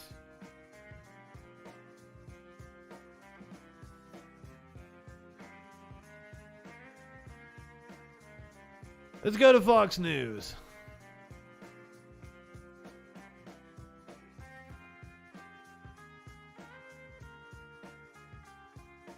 Newt Gingrich. I knew I put this on here for a reason. Speaking of dumbasses, Newt Gingrich was on with Fox and Friends, and he's going to tell us that Ilhan Omar and Swalwell, what's the fuck is his fucking name? Eric Swalwell totally deserve this. I don't know what this is, though. Said from the very beginning, Eric Swalwell. Stop animal murder torture. Yes, murder and torture. Yes, stop animal murder and torture. Yes, I agree with that message. I fucking love animals. And also, I am so glad to see you tonight. How are you, my friend? Swalwell cannot get a security clearance in the public sector. Why would we ever give him a security clearance? Wait, is that true? America? So I will not allow him to be on Intel. You have Adam Schiff, who had lied to the American public time and again. We will not allow him to be on the Intel committee either. And you look, Congresswoman Omar, her anti-Semitic comments that have gone forward. We're not going to allow her to be on foreign affairs. Seems logical. GOP leader Kevin McCarthy vowing to strip controversial Democrats of their committee's assignments if he's elected Speaker of the House. Congressman Schiff, meanwhile, is already declaring a Republican-led House. Looks like he will be elected Speaker of the House. Contributor and author of Defeating Big Government Socialism, Newt Gingrich. Mr. Speaker, what do you think about the statements about removing these Democrats from their committees? Well, look, I think Nancy Pelosi set the precedent. She did something that had never been done before and reached into the minority party to decide who could and could not serve on some committees. I think Kevin McCarthy is following her precedent, so the Democrats have nothing to complain about because they started this dance, and frankly, the three people he's picked so totally deserve being kicked off committees. Seriously, every argument a right-winger makes is like, oh, they made us do it. It's like the Taylor Swift song. Oh, goddamn, Ida, I missed it. You're right. It's another goddamn book promotion. Dustin, I think you were in here earlier, and I didn't get to say hey to you. How are you, my friend?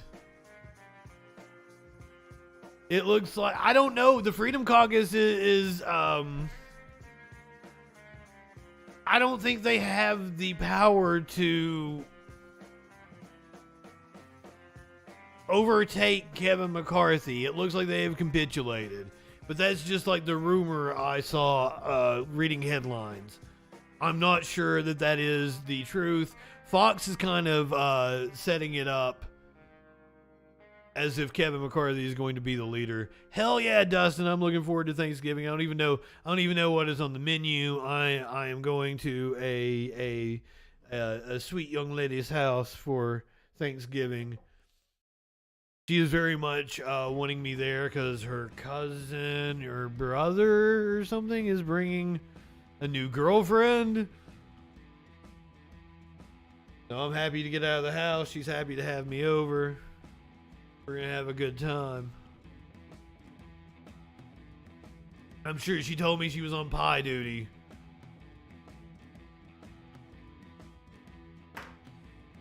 So I don't know who was cooking over in that world. I have no idea what was going on. Curiouser was already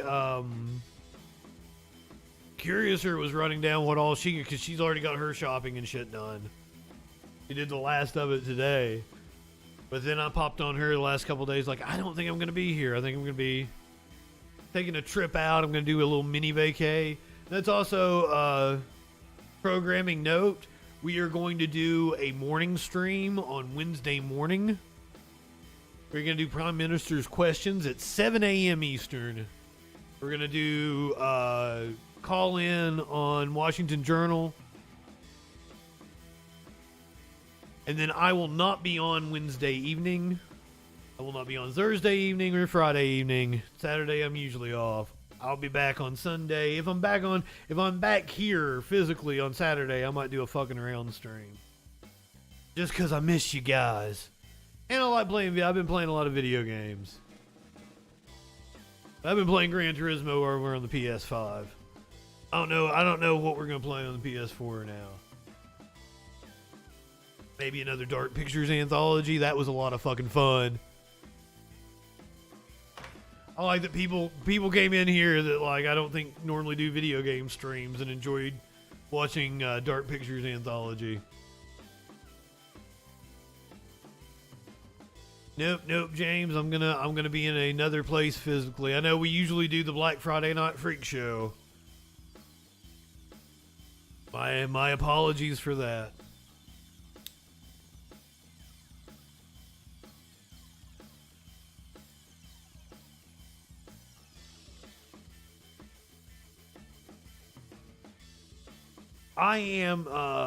We went really hard on election coverage. We did like all the debates. I went all fucking night as much as I could on election around internet issues. I'm tired. I'm gonna take a little mini vacay, and then we're gonna come back and go at it hard again. But like I have this whole sort of like I'm clout chasing. I'm trying to grow all my fucking channels. I'm like looking at ways to SEO and shit my YouTube. Yeah, the internet's been like flawless tonight. I don't know what it is. Curiouser. And by the way, good evening, Mox. I don't think I saw you earlier. Maybe I did. This is one of the few years I'm not cooking Thanksgiving. Usually, I'm at my own place and I'm cooking Thanksgiving for whatever friends I'm having over, me and Sparkles or whatever. Last year I made beef Wellington. So it's weird not cooking, but it's going to be nice to take a little vacay and not have to cook. And just get to hang out and smoke weed and I don't know if they're drinkers over there. They are definitely pot smokers. Maybe I'll have a drink or two if they've got a drink available. Give it a little drinky poo. I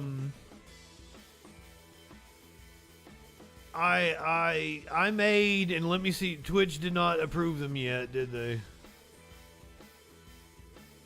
Yeah, that emote's not gonna. I had a light one up, tip one back emote. Like one emote that was light one up and had a joint being lit. And then another one that was like a shot going up and down, but like Twitch isn't going to approve them.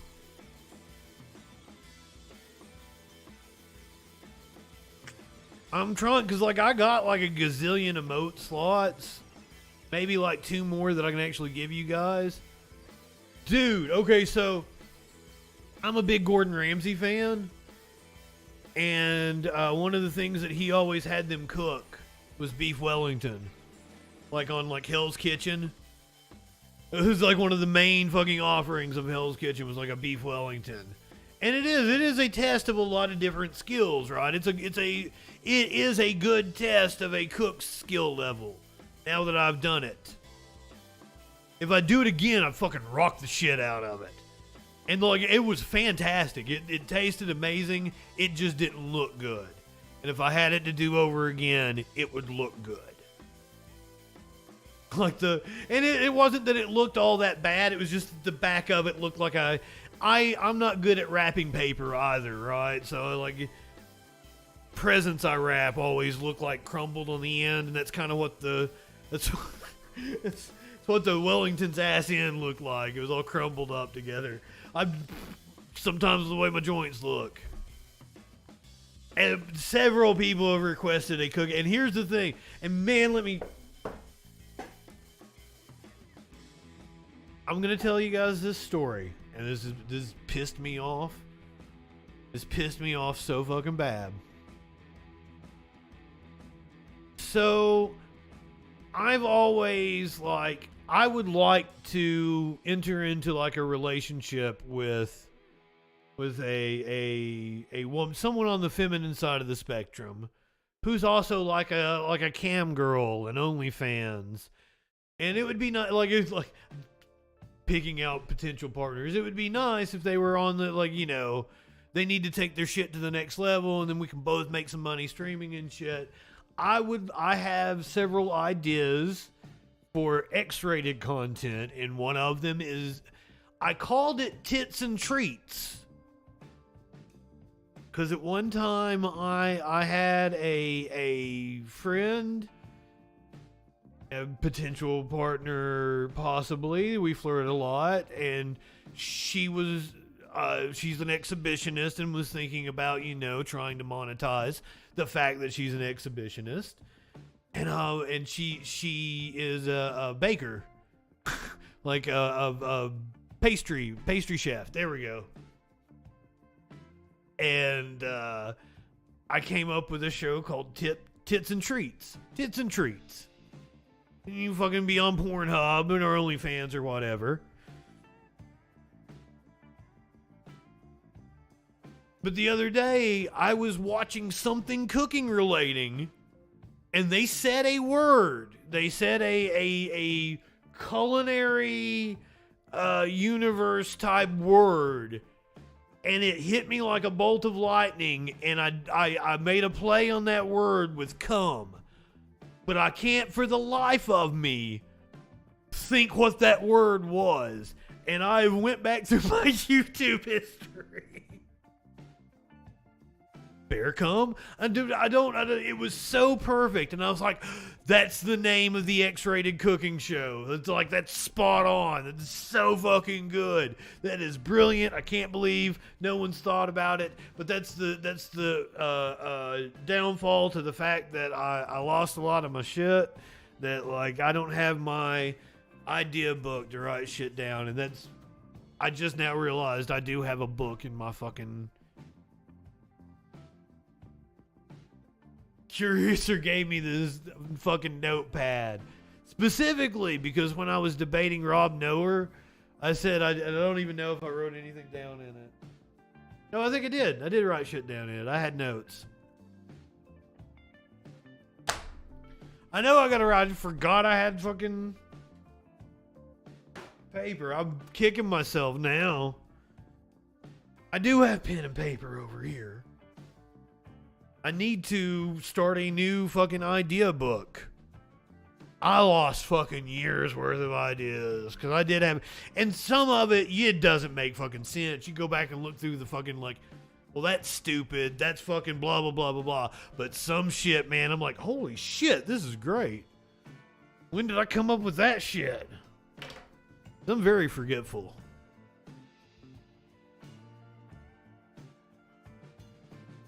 I used to write all my shit down, but I'm in a state of flux right now. This is a temporary setup I am in.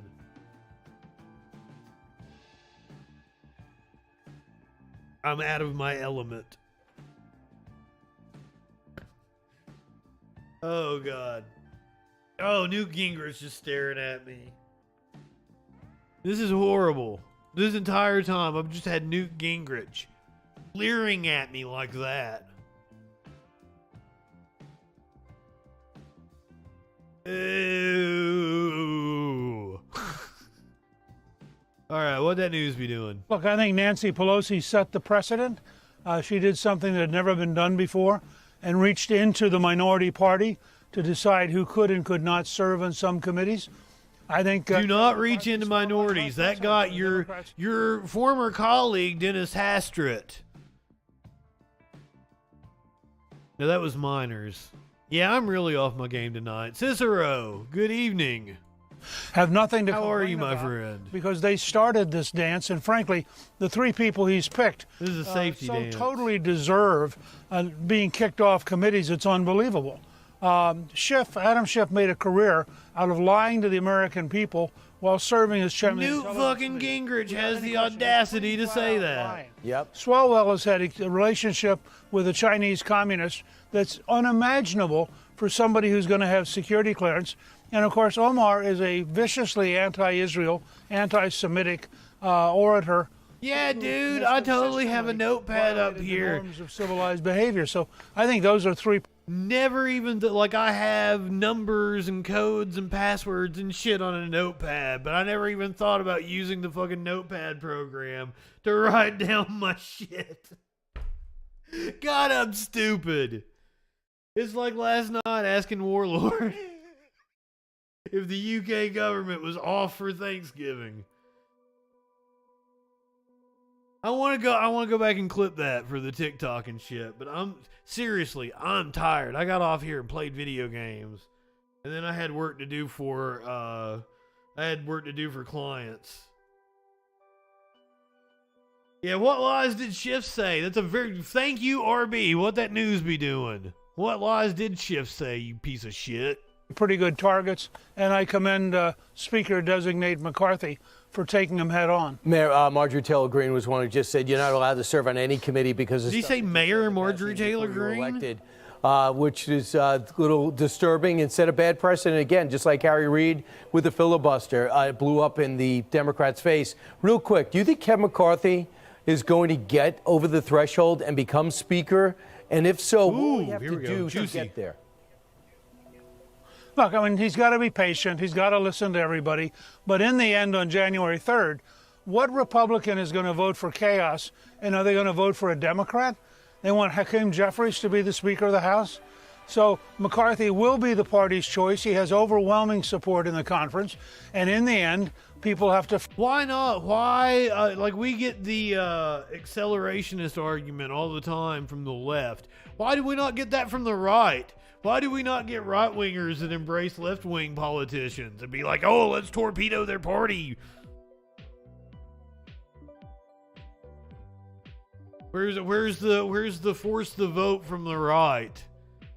Ooh, that's actually gonna happen, isn't it? We're getting ready to see that. What that Freedom Caucus do? You guys got the balls? Let's see your version of force the vote.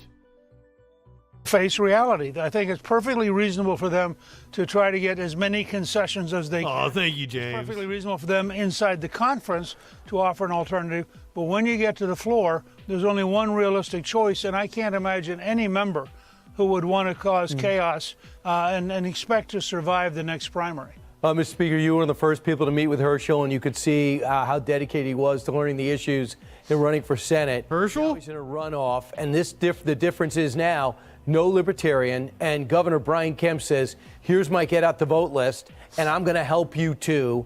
They campaigned together over the weekend. What's changed in the runoff for the runoff December 6th? I think Warnock wins. I think. Well, I mean, first of all, the biggest Walker was riding Kemp's coattails. Defeat Stacey Abrams and get her out of the way, and did so decisively. The fact he has the best organization in Georgia. He is widely respected by Republicans. The fact that he's now campaigning with Herschel, I think, will convince a number of Republicans who weren't quite convinced. That was a big part of it. Those, if you're wondering what the dogs are, I do believe the Georgia sporty ball team is the Georgia Dogs. Kemp got far more votes than Herschel, and if he brings his votes back in December, Herschel is going to win by a good margin. And then second, as people get to know Herschel better, and as they get to know how radical Senator Warnock is and how dishonest he is, I think Herschel's votes get better and better. Al Sharpton came out and said Herschel's being used by the Republican Party. Has everybody heard the vampire story? Do I need to play that? That's kind of like old news. Have you guys seen? Because we had the issues last night. I haven't really been on. Have you guys seen the vampire story? If the chat wants to watch the vampire story, we totally can. I probably should have played it on the Freak Show. That would have been perfect for Jason Society and I to talk about. By the time we finish this, if some of you guys request the vampires, Herschel Walker told a story about watching a vampire movie. If you guys want to watch that clip, I'll totally go find it. It's not on my list. But that's like the latest fucking, oh my God, I can't believe this dumb fuck said that. And Newt Gingrich is on Fox being like, the more they learn about Herschel Walker, seriously? And should not be in the Senate. And no, it might have been the speech before Saturday. Al Sharpton has used so many people for so many different causes that having him complain about being used is silly. He is a professional Democrat, a professional demagogue. He's made an entire career of things, starting with an attack which turned out to be totally false. So I don't worry much about Al Sharpton. If Georgians have to choose between Al Sharpton and Herschel Walker, Herschel's going to win in a landslide. 20 seconds, Mr. Speaker. Herschel underperformed in Cobb County. What should his message be to get them in his camp? Home of the big boss man. His message ought to be, I'm the person who's going to go to Washington and fight to make sure that you have take-home pay, you have lower-cost gasoline, you have less crime, and you have controlled borders. I mean, it's a very straightforward, old-fashioned thing. Go to what people care about in their own straightforward fascist thing, indeed, yes. Right. All right, I wouldn't be surprised if Speaker Gingrich is... This is the candidate he's touting. Oh, you ever watch a stupid movie late at night hoping it's going to get better, don't get better, but you keep watching it anyway? Because the other night I was watching this movie. Called Freak Night, or some type of night, but it was about vampires. I don't know if you know vampires are cool people, are they not? But I'm going to tell you something that I found out. A werewolf can kill a vampire. Did you know that? I never knew that, so I didn't want to be a vampire anymore. I wanted to be a werewolf. But then anyway, as I'm watching this movie, and then you can tell how stupid it is because it's 1 a.m. So I'm watching my TV. Are these kids watching their TV, vampire kill on their TV? I'm just like, he would have selected, like, the motherfucker knows how to operate Netflix, right? So he's selecting this movie. Like, he's not just up late at night and it's something that's on cable that he happened to see. This motherfucker's got the fucking streaming services, I would assume. So you know it's kind of stupid, but I'm still watching, though. As I'm watching this show, what was funny, these kids had a vampire in their attic at their house. So they were watching their TV. Now I'm watching my TV as they watching their TV, or they see the vampire killer on their TV. So they win this contest to bring this actor. Now y'all got to stay with me. Bring this actor who's a vampire killer from that TV to get rid of this real life vampire in their attic. So as this actor comes to their home, he got all the right stuff. He got all the right stuff because, you know, got to have a stake and got to have a thing to kill him in the heart. And he got a necklace of garlic because that worked. I don't know what it does, but it worked. You got to have a cross because it burns. I know that worked. And then all of a sudden, this is what was so funny about it. As they're walking through the house, this guy got the holy water. He's blessing the house, this actor. Now, he's all fake. He's blessing the house with this holy water. They walked upstairs and this vampire looking real good in this black suit. Whoa, that sounds like Senator Warnock, doesn't it? Looking all good in this black suit, floated from the ceiling. He floated from the ceiling looking good and cool. And I'm thinking, whoa, they better get out of that house. If somebody float from your ceiling, get out of that house. That's not your house. But as he floated from the ceiling, the kids jumped behind their hero. As they jumped behind their hero, the guy jumped in front of him with this holy water, threw it on the vampire's forehead. He covered his eyes. Then he took his hand away. He started laughing. And he said, that don't work. He took the cross, he put it on the vampire's forehead. And the vampire didn't even do anything. He said, that don't work. And that's the way it is in our life. It doesn't work unless you got faith.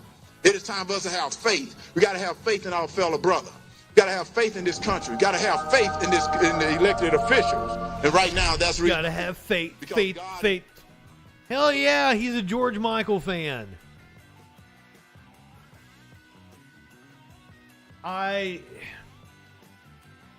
There's a lot going on there.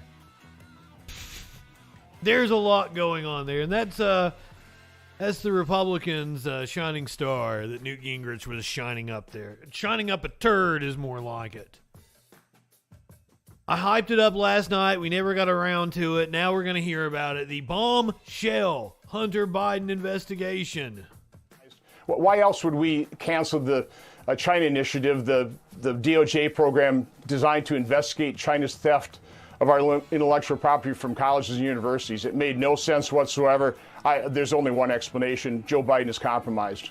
They arrested a Chinese agent just like a month or two ago. On the impact of Biden family influence peddling, which reportedly goes back many decades, by the way. My next guests announced on Thursday that the House will pick up where the Senate left off in looking at the 150 suspicious activity reports flagged by the major banks of the Biden family bank accounts after years of making millions by offering foreigners access to their family and inroads into acquisitions in America.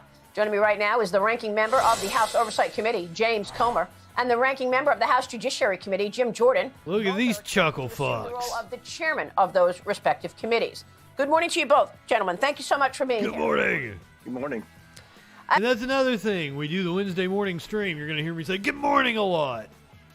James Comer, let me kick this off with you and get your take on this 150 suspicious activity reports. Most people will never get a suspicious activity report, right? What is it, and how come James it was flagged by the banks? 99.99% of Americans will never get a suspicious activity report. These were created after September 11th for the government to be able to track suspicious foreign transactions coming in to fund terror sales. It's expanded over time to help law enforcement track things like money laundering. But when a bank files a suspicious activity report, that's the bank notifying the federal government that we're pretty certain our client has committed a crime. Hunter Biden and Jim Biden have at least 150 of these. We believe Joe Biden's name was on some of those accounts. That's why we want them. But the suspicious activity reports are very detailed as to why the bank suspected that criminal activity was taking place by the Bidens. Well, look, I've said it from day one. This is not a Hunter Biden story. This is a Joe Biden story because they were basically selling access to Joe Biden.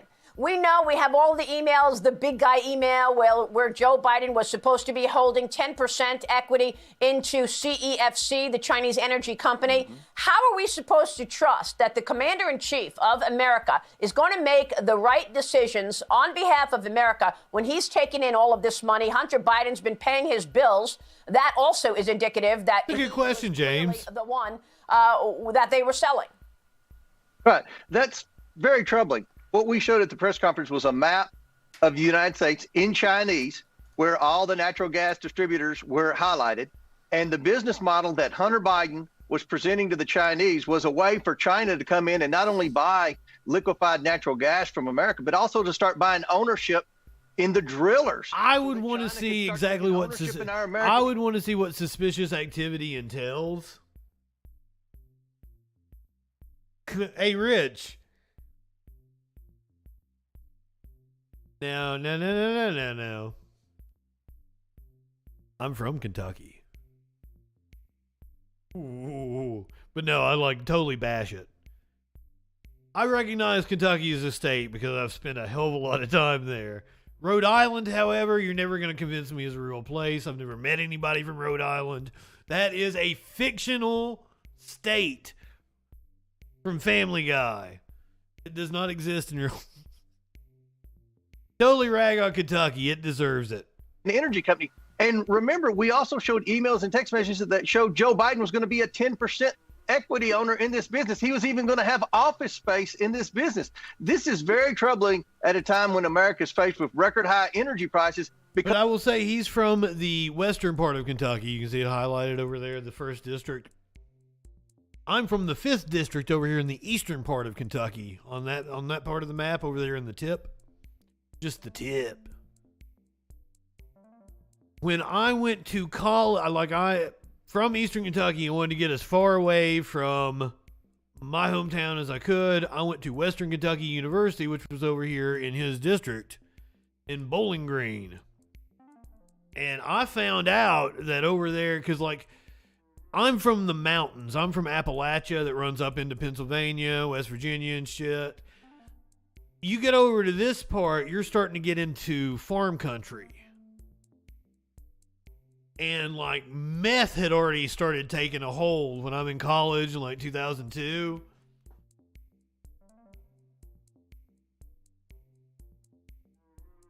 It was wild to see that. There were drugs that I was in Eastern Kentucky, it was pain pills. In Western Kentucky, it was a lot of other shit. A lot of other shit. Because we're talking 2002. Pain pills hadn't really proliferated outside of Eastern Kentucky and the Appalachian region. Because when the pharmaceutical industry did their clinical trials, they did it in the coal mine regions where people were breaking their fucking backs in the mines. And that's where Oxycontin first started taking hold. That's where the Loratabs and the Percocets and the opioid epidemic really got kicked off before it reached the rest of the country. They did the clinical trials in the early 90s. And I am literally a Kentucky hillbilly. When I say literally, the Shriners organization, the ones that run the Shrine Hospital and everything, the local chapter, Outhouse Clan 1, Outhouse 2, has made me a honorary hillbilly. So, literally a Kentucky hillbilly. And there's a lot of things I like about the culture of Eastern Kentucky, and I like to highlight, my fucking grandfather fought against the National Guard and the fucking coal barons.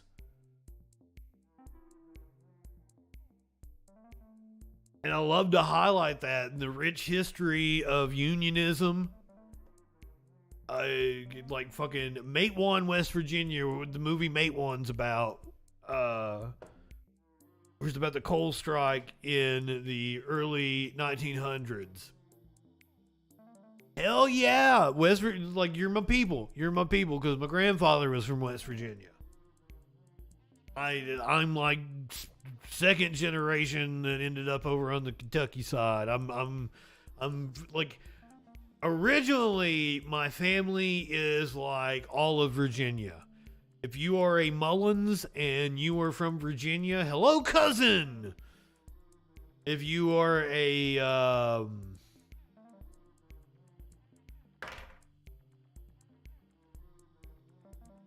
I don't like that side of the family, so I haven't even thought about it in forever. I forget what my Stanley. If you are a Stanley from Virginia, you are my cousin. Sudden Apollo, good evening. No way, Rich. I do not believe you that Rhode Island is real. You're never going to convince me of that. You had a hallucination. I'm in desperate need of a vacation, and that's what's going to happen here in a few days. That's why you're seeing me. It's just a wild night tonight. We got Hunter Biden on the screen, too. Come on, man.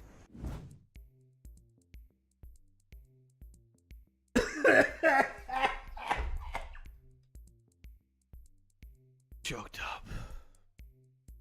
Because of bad policies from this administration. Well, we want to know what you all are going to do about it, because Jim Jordan, what did we hear on Friday from Merrick Garland? Jim Jordan, who helped cover up the sexual abuse of students at the University of Ohio. Every time this motherfucker's face appears in front of me, I will never not say that. I don't know if the syntax was correct on that sentence. That might not be right. Whenever he pops up on the screen, I will say that phrase because everyone needs to know that. Maria Bartiromo is probably drunk. The Attorney General. And there is nothing wrong with doing broadcasting high on substances or inebriated on substances. So I'm not one to talk. I'm never going to be a hypocrite now. So if I'm going to make a joke about Maria Bartiromo being drunk, I'm going to come back, I'm going to turn it on myself. I'm taking bong rips over here and doing the news. And doing the news better than Maria Bartiromo. How many millions do they pay her? The DOJ lead person. Rush was on coke all the time. A lot of those 70s DJs from back in the day, 80s DJs, they were on coke.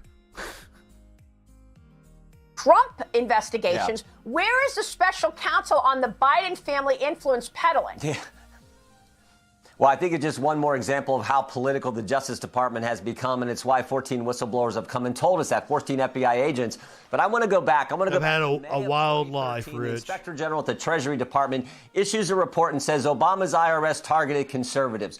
In our investigation at that time, oh God, we that discovered claim that the again. Department of Justice was trying to find ways to prosecute the very people who Obama's IRS targeted. And Maria, guess who? Guess who was the lead person at the Justice Department looking for ways? Guess who covered up the sexual abuse of students at Ohio State University? Merrick Garland just named as special counsel to go after President Trump. Now, think about this in the broad sense. In 2016, they spied on President Trump's campaign. In 2018, it was the Mueller investigation. In 2020, they suppressed the Hunter Biden story just days before the most important election we have. And in 2022, 91 days before the midterm election, they raided President Trump's home. And then this week, 3 days after President Trump announces he's running for president, 1 day after Mr. Comer did his press conference, guess what? Merrick Garland says we're going to put in as the special counsel the very individual who was at the Justice Department and was looking for ways to prosecute the people Lois Lerner and Obama's IRS targeted. If that's not a political Justice Department, I don't know what is. So it didn't matter. No matter the move Merrick Garland made, whether because he appointed a special prosecutor or a special counsel just to try to shrug off accusations of being politically motivated. But it didn't matter. It didn't matter what move Garland made. You know, I don't know Trey Crowder. I don't know him personally, but all of my friends know him. Like from doing stand-up comedy in the area. Like, I know of Trey Crowder through friends. Like, they're all friends with him, but I was never on a show with him. Everyone I know that does comedy in the area knows Trey Crowder. He's a cool guy, apparently. I can vouch for all of my friends say he's super cool.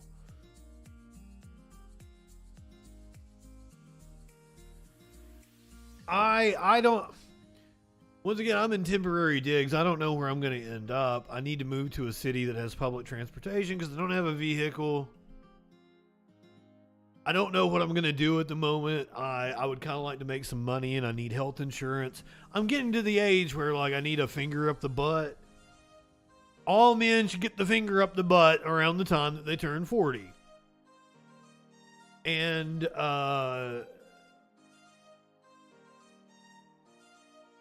because, like, on the one hand, I pee a lot. On the other hand, I sit here and I always have a beverage and I'm constantly drinking something.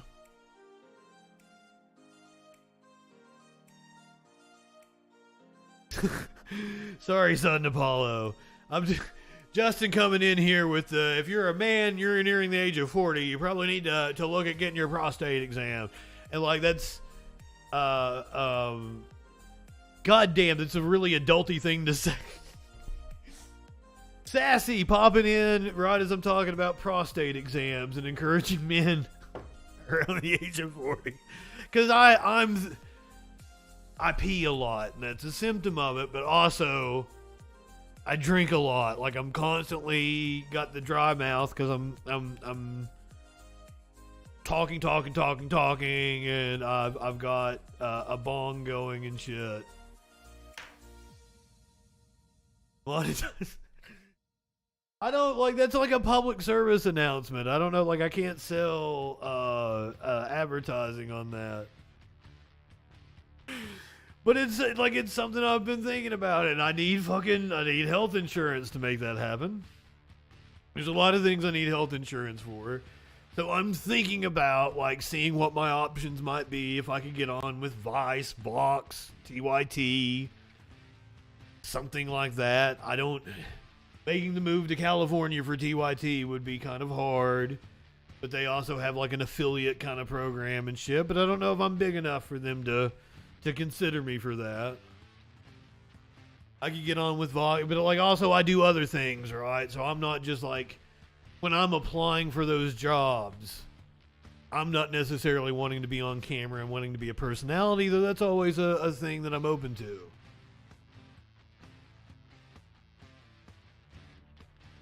My bread and butter is being like an audio video editor.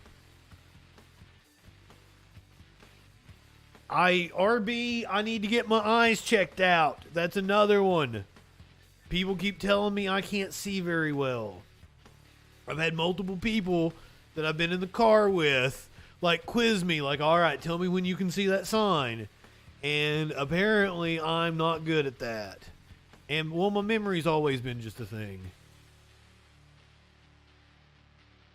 I do media consultant freelance now, and good evening, Mr. Balls. So glad to see you, my friend.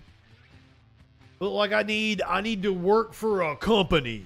I need to work for a company that's going to pay me fucking... Because one of the things about working for myself is I procrastinate. I don't work at the pace that I need to work at to really make a lot of fucking money. I have thought about going back to college and getting my MFA, because then I can teach, and, you know, I can get loans again and live on loans and fucking probably teach like an intro video class while I'm getting my MFA. I could live on that shit and do streaming. I've definitely thought about that, and Austin, Texas is the only place I can do that. I've missed the deadline again to take the GRE. It would be another year. It'd be another year for next year.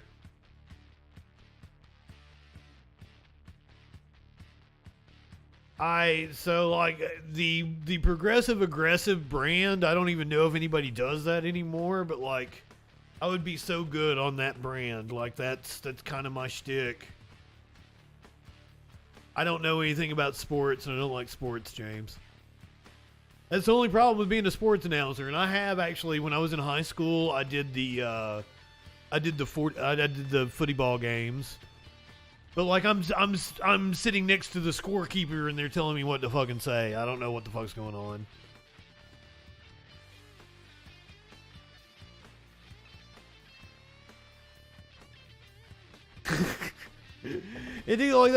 I've always wanted to do like this. Doing a political talk show is always what I've wanted to do. If I could get on XM or I could get on some other platform and they let me do this, and I'll do other shit for you. I do plenty of fucking things in the broadcasting field. I've even thought about going and getting my engineering license because I think I could pass the test.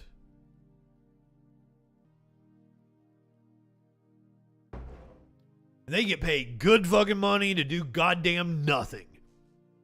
And the thing about engineers is, like, the people at a radio station and a TV station that run the place and pay the checks, they know they need an engineer, but they can't tell you what an engineer does. Those are the best kind of jobs to have. Really? I wouldn't have to take the GRE if I have experience? Oh, shit.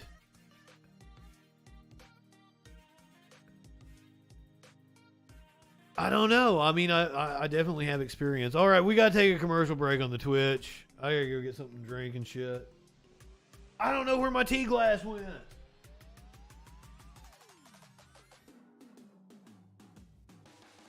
I'm definitely fucked up tonight. I can tell there's like 3 different levels to the licenses. There's like, and I can totally get the first level. I think like, cause there's qualifications that go with it. Like the first level is like 5 to 10 years of experience, and the second one's like 10 to 15 years. And technically I fit that one too. But like, you know, like I know intro level shit with the engineering. I know like the basic shit. I wouldn't have said that until I worked at I did a job like 5 years ago now, maybe 3 or 4 years ago, and I was an AV tech for a company that built the setups for federal courtrooms, and that's where I learned all the shit that like, all right, now I can pass that fucking engineering test. And that was, you know, the next level above. Like, if I had stayed there and worked my way up, I would have become an engineer there, right? Because that was who I answered to. They're the ones that mapped out the schematics of the shit that I was putting together. But like, I picked that shit up so fucking fast. So, all right, we gotta take a commercial break though. Oh, Twitch may have already triggered them. When we come back, we're gonna hear from the dude with the fucking golf hat that took in the Hunter Biden laptop. We've got a police video that's gonna piss you off. We're gonna take a look at we're gonna get an update on the Club Q shooter. Update on the Idaho murder. I am fascinated by the college student stabbed to death in Idaho. All kinds of wild video coming up on the Troll Patrol live. We live in turbulent times. The media is full of deception, conspiracy theories, and fake news. Now, more than ever, it is important to ensure you're getting information from a source that's freaking reliable. I'm Justin Mullins, and this is the Freakin' News. Get a breaking or interesting story with a humorous twist in about a minute weekdays, 8 a.m. Eastern on YouTube, BitChute, Odyssey, and more.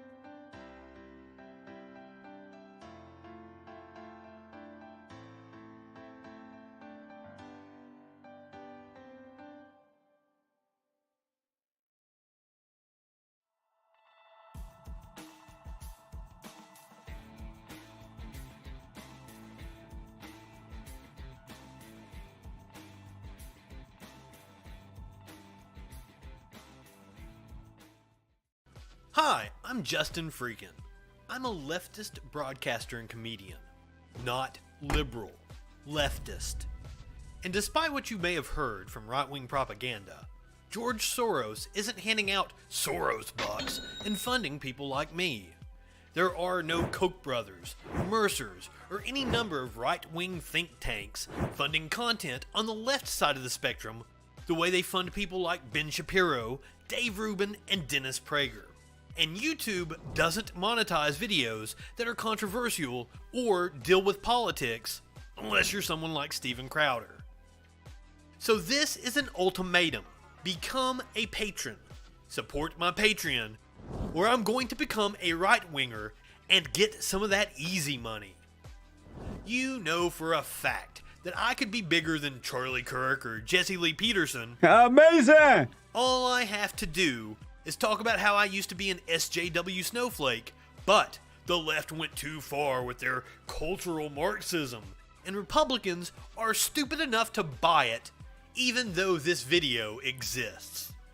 And you know I'm right, so give me your money or I'm selling you out.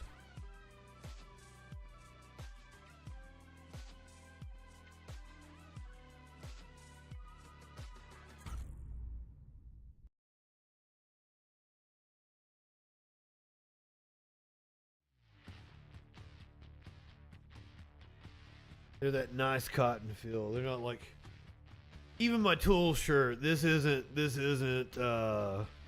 more of that hard kind of fabric. The ones I picked for the Freak store are the soft ones. I really like them. Welcome back, guys. I'm almost out of tea. That makes me really sad. I owe you a meme. Now, we're getting ready to watch a walking meme with this dude that apparently took the Hunter Biden laptop in at his shop. Did I even show you the original meme? I don't even think I showed you the original meme I had for today. We never looked at this meme. Dr. Phil recently got his medical marijuana card to treat his cauliflower penis. Oh, fuck. This indica got me dribbling pee.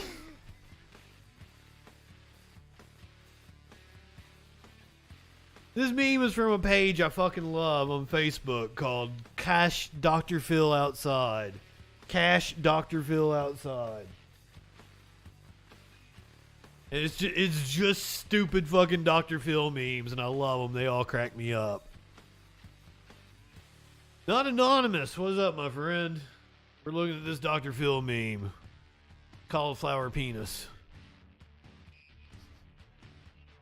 If you partake in the Facebook, go give them a follower. Yeah, get.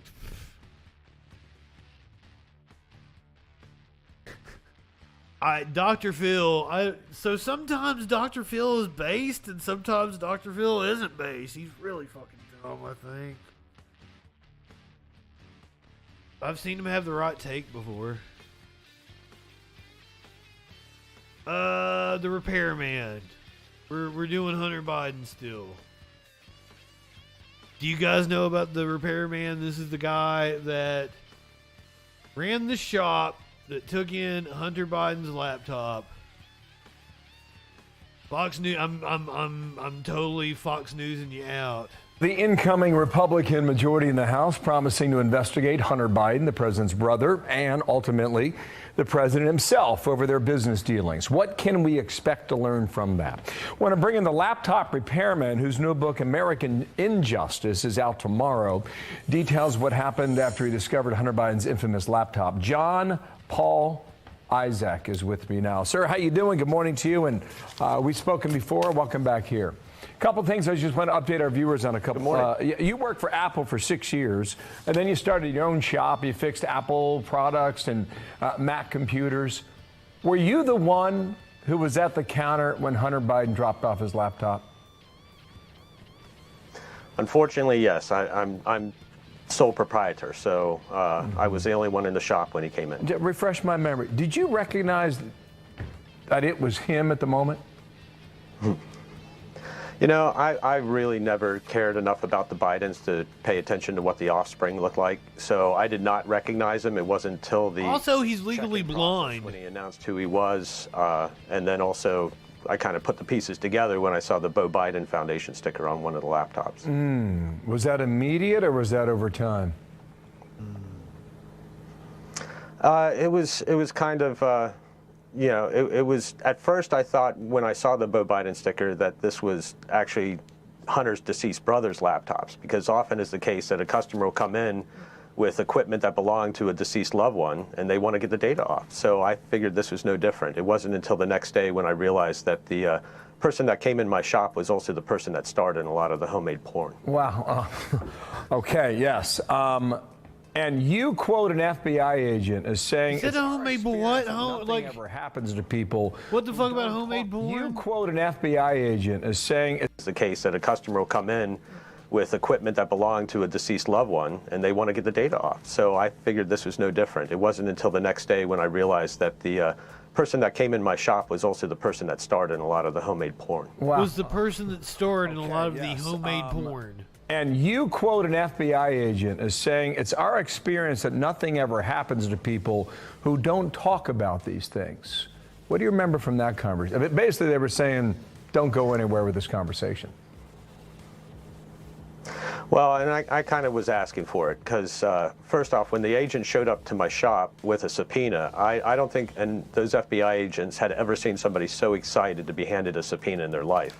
I was overjoyed. And in the excitement when the agents were leaving after they confiscated all of Hunter's belongings, I made a comment to Agent Mike. I said, don't worry, lads, when I write the book, I'll change your names. And that's when Agent Mike turned around and told me that in their experience, nothing ever happens to people that don't Somebody talk even about activate the clock? It's kind of chilling.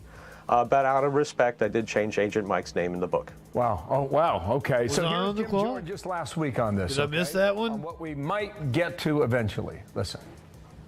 So we've went from it wasn't his laptop and it was Russian disinformation to, oh, whatever was in there didn't affect the I president. don't think he has a computer repair business anymore. Even though the laptop Probably was, good. even though it wasn't disinformation, that's I will never not take the opportunity to point out that Jim Jordan covered up the sexual abuse of students at Ohio State University. Mr. I. Yay? Correct me. Is it yay? Mr. Yay? Mr. Yay? Mr. I. I want to get it right. I don't remember if I've even asked you before. Good enough for me. Okay, hold on. It's Q classified. we've come. So I think I think there are all kinds of questions that need to be answered, and we're determined to get there. I don't know how far they get. They're going to try. What do you think we should know? What do you think we should learn next? I mean, try is all you can ask of them, right? I have been doing everything I can and working with my legal team and Congress, members of Congress, which I'm delighted to say all of them that I've been working with got reelected. So to make sure that they have genuine, clean, and pure copies of the laptop. Mr. Mystery, Mr. I, Mystery. I sent over to Congress. There's two fronts that I see. I see holding the FBI accountable for colluding with our mainstream and social media to block a story, a real story with real consequences, and also get to the bottom of what the Biden... I don't know that this is a real story with real consequences, sir. That's the problem here. The resources and the tools, and I'm hoping that we're going to get some accountability. Last point I would add there, you named 1 and 2. Here's what strikes me. You say American people should feel comfortable going to authorities without fear of retribution or retaliation. Is it your experience that this was retaliation? You know, I have been dealing with retaliation from multiple fronts for the past 2 years when what I did was leaked to the country. I'm expecting... They don't even know the whole thing. He paid his hookers well. Great. It's just... I didn't even know that. That is how... Wow. This story is insignificant. I cover it to make fun of how stupid they look. Not that he looks stupid with his little hat. The hat's not the beret is not the thing that I think he looked like. They looked stupid talking about like, oh, Hunter Biden's laptop. Meanwhile, you want to talk about criminal families, we've got multiple criminal investigations into the Trump family. The prosecution has rested its case against Trump's company. The defense is kicking off its case. Former U.S. President Donald Trump's real estate company began mounting a defense on Monday in its criminal trial on charges including tax fraud after the prosecution rested its case, questioning an outside accountant who the Trump organization contends should have caught a top executive cheating on taxes. Prosecutors with the Manhattan District Attorney's Office called 5 witnesses over 3 weeks, including their star witness Alan Weisselberg, the company's former chief financial officer, who pleaded guilty in August to charges including grand larceny and tax fraud. But Weisselberg actually got on the stand and said that Trump and none of the kids or the family knew about his little scheme. The Trump organization, which operates hotels, golf courses, and other real estate around the world, is accused of hiding executive perks from tax authorities for more than 15 years and falsely reporting businesses or bonuses as non-employee compensation. The company, which has pleaded not guilty, could face up to $1.6 million in fines for the 3 tax fraud counts and 6 other counts it faces if convicted. Trump himself was not charged. The first witness called by the defense was Donald Bender, an accountant with the firm Mazars, who handled the Trump organization's taxes. I might have butchered the name of that firm. Bender was granted immunity from prosecution for testifying before the grand jury that indicted the company and Weisselberg. Company's lawyers told jurors in opening statements on October 31st that Weisselberg acted on his own and that Bender should have spotted the CFO's actions. In questioning Bender for more than 2 hours on Monday, defense lawyer Susan Necheles thought to show that he was wary of upsetting Weisselberg, who was the CFO, who as CFO was responsible for hiring Mazars.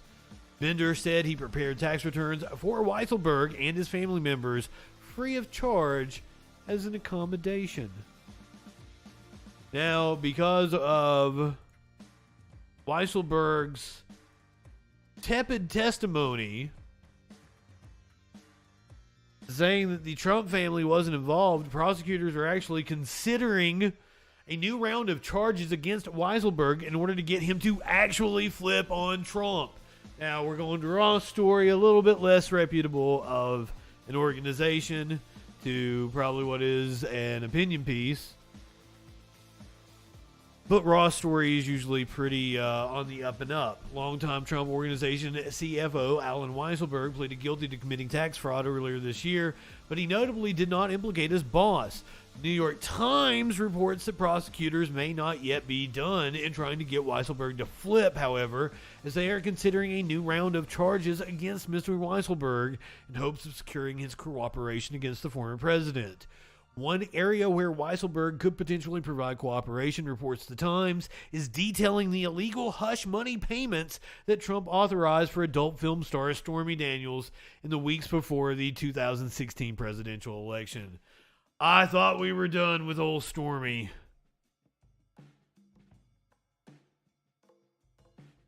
While Trump has never been charged for authorizing the payments, longtime attorney and fixer Michael Cohen was criminally charged and did serve a prison sentence for his role in the hush money scheme.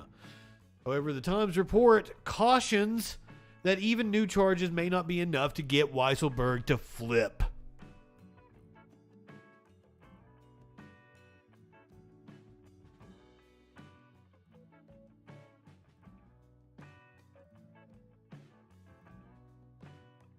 So that is the update on the ongoing criminal trial that is happening in New York City right now. We're going to move to Business Insider, and we're going to talk about how the Trump White House blocked government websites aimed at helping Americans vote, fighting human trafficking, easing homelessness, and stopping fraud.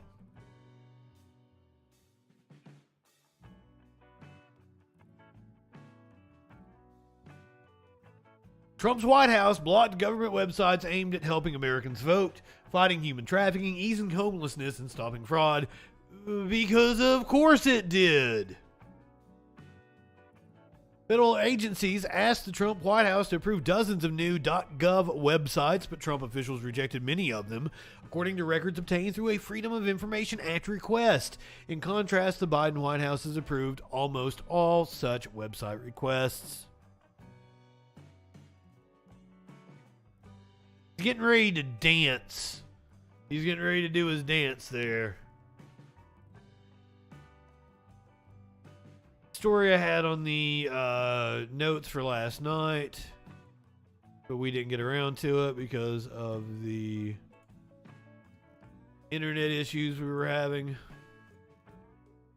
Now I would like to move on to the former Speaker of the House, Paul Ryan. He was on one of the Sunday news shows. He gives his thoughts about the Republican Party sticking with Trump. Paul Ryan already got bit by the Tea Party caucus, or whatever. What did they call it? The Freedom Caucus? That's what they morphed into. Presidential candidate Paul Ryan for his first Sunday show interview since leaving office. Ryan is now out with a new book, American Renewal, a conservative. Every single interview. Every single interview is a plug for a book. This is infuriating. Conservative plan to strengthen the social contract and save the country's finances. He also happens to be the last Republican to serve as Speaker of the House. We began by discussing the legacy of his successor, Nancy Pelosi. It's an impressive legacy. I mean, obviously, she and I usually disagree on things, but first woman speaker, a career to be. I was wondering why Paul Ryan crawled out from under his rock. What happened to them? She has an incredible to legacy. hawk his book. That's why. Look back on. The midterms, I think I saw you had predicted that at least 15 seats Republicans would pick up at least 15. What happened? A couple of factors, but I personally think the evidence is really clear. The biggest factor was the Trump factor. Just look at how Kristen Sununu ran ahead of Bolduc in New Hampshire. Look at where Kemp ran ahead of Walker in Georgia. So I think he ain't wrong on that won shit. the Senate had we had traditional Republicans in the like these governors. Man, I was so close on the no profanity. Man, I was so close.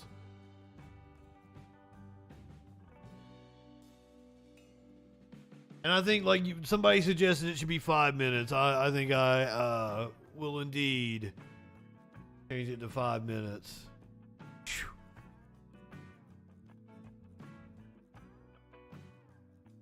Whew. We're probably going to do this several times when you come in. I'm going to try to make sure I get your name correct. Azazel. Did I get it? Oh, James, it's something you can redeem on the Twitch. You can make me do the no profanity for 10 minutes. Zazazel, good evening, my friend. I am so glad to see you. And if I got it wrong, please give me the phonetical spelling again, and I will get it right. I love to do that personal touch. Welcome here. We're getting ready to chow down on the turkey. I'm from Appalachia. I'm very stoned. Azazel. Azazel. Azazel. Don't ask me to say the name of the lion from the Lion, the Witch and the Wardrobe. Can't do that either. There's just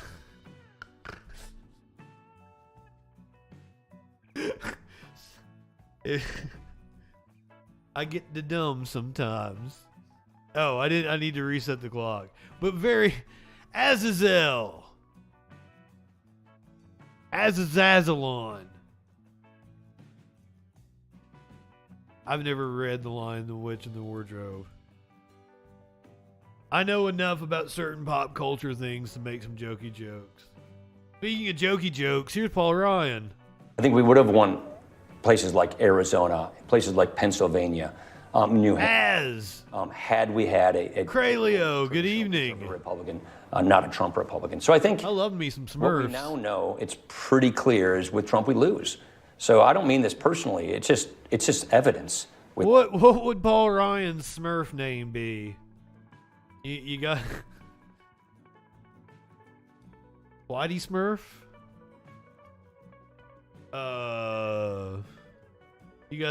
You guys, Dumpy Smurf. Yes. Lost the House in 18. We lost the presidency in 20. We lost the Senate in 20. And now in 2022, we should have and could have won the Senate. We didn't. I appreciate unique Twitch names. House, because of that Trump factor. So I think it's palpable right now. Palpable Smurf. We palpable. Palpable Smurf. Trump. That's his name. That's just how I see it. But he had incredible power in the primaries. Yeah. I mean, his candidates won in the Republican primaries almost across the board. That's the point. He can get his people through the primaries, but they can't. Yeah. Because as Rush Limbaugh said, as a conservative, it's getting harder and harder to not look like a kook. As Rudy said, do you think we're stupid? You think we're fools? Yes. Can't win general elections. So it's really clear. I think the Republican voter is going to move on. That's why I don't think he ends up winning the nomination at the end of the day. I think we have a great stable of good, capable conservatives who are more than capable of winning this primary for presidency and winning. Paul Ryan, your boy warlord? Republican voters know that. So that's why I think our voters, ultimately, who really want to win, are gonna give us candidates who can win. What will it mean to the Republican Palpy Party Smurf. if he actually wins the nomination again? We probably likely lose the White House. We just did in 20. So Agreed. I think we probably lose the White House with Trump. And if there's someone not named Trump, my guess is we win the White House. But I mean, there is a. I don't know that that's the fucking case, Paul Ryan. I think you got a lot of idiots over there on the Republican side that just aren't going to appeal to a wide base. Now we're talking. Did I cuss? Paul Ryan is an idiot, but that's like the pot calling the kettle black now, isn't it?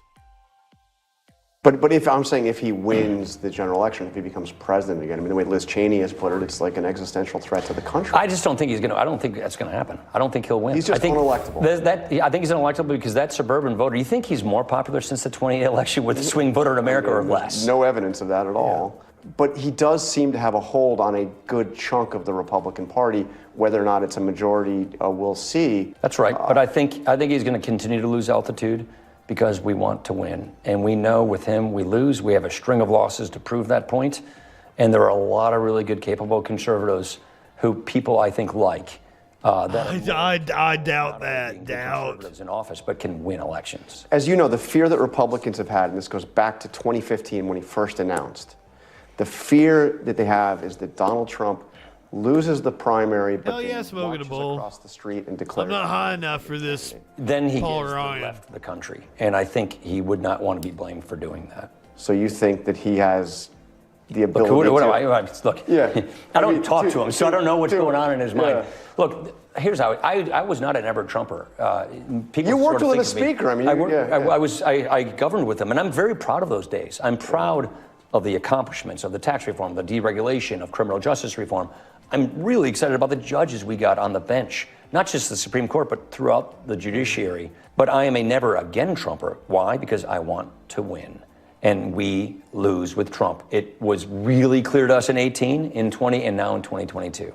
A few weeks before the election, you said that a single-digit majority in the House would be inoperational. In other words, as Speaker, you couldn't lead. Well, you couldn't run the place with just your party. You couldn't run the place with your votes. Because now McCarthy's going to have maybe a 3 or 4 seat you majority. always have leakage. No matter what bill you're going to bring to the floor, it is leakage. You're always going to have leakage. Sir, you should get that checked out. Doctors can fix you up if you've got leakage. You live in sexual anarchy? If you live in sexual anarchy, as I highlighted earlier, with men near 40 needing to get a prostate exam. If you live in sexual anarchy, you need to get tested for STDs regularly. You should get on the PrEP. Like at least every 3 months. If you're hardcore sexual anarchy, you're barely in sexual anarchy, you might get a yearly test or something. Just saying. Do what's right for you. It's not a one size fit all, but if you're living in predominant sexual anarchy, you're having multiple partners a month, then you should totally go get checked out. Every 3 months or so.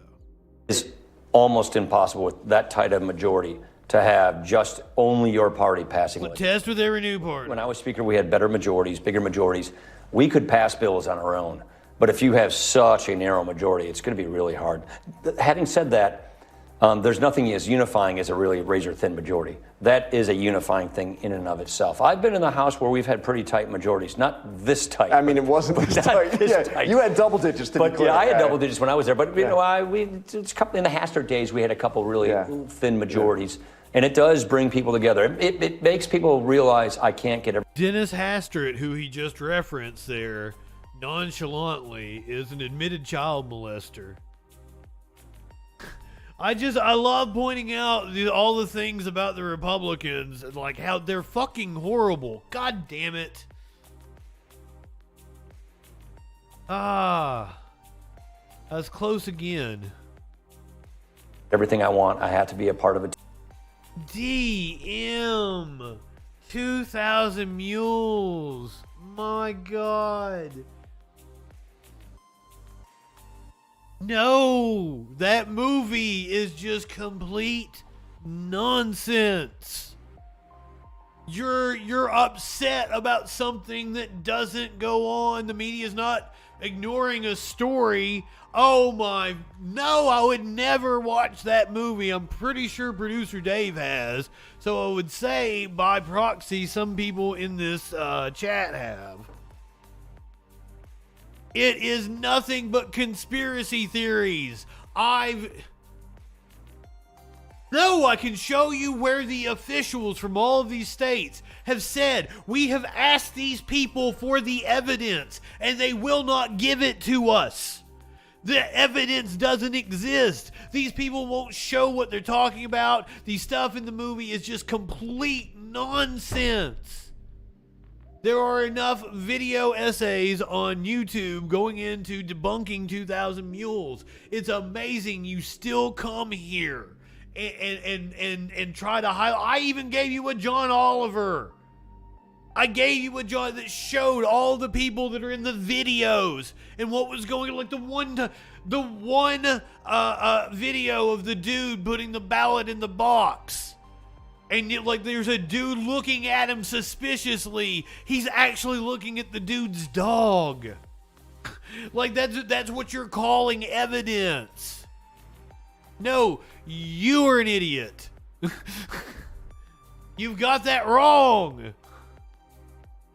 It is a horseshit movie. Fucking shit. Dinesh is a convicted felon. You are too dumb to help. Indeed. That's why I get so upset with you. That's why I just break down and call you a moron. You're coming in here. You need to watch 2,000 Mules. It's insane that you believe these nonsense allegations. Okay, so if you were to go and to take a class on logic, I'm going to break this down for you. You would understand the fallacy of the argument you're making. You're saying the media refuses to cover it because there is a conspiracy. But because of Occam's razor, the more likely scenario is that the media isn't covering it because it's nonsense. Not that there's some grand conspiracy. And when you make these grandiose claims that you have evidence of election fraud, you are required to produce extraordinary evidence to back up your extraordinary claims. this one flimsy movie by a paid propagandist for right-wing media outlets is not evidence. Your claim is nonsense. There are not thousands of affidavits, all right, or like show me where they've been submitted. No, not signed under oath. They have never been submitted to courts. You do not know what you're talking about. Multiple fucking, God damn it, I did it again. I can't talk to DM while this is going on.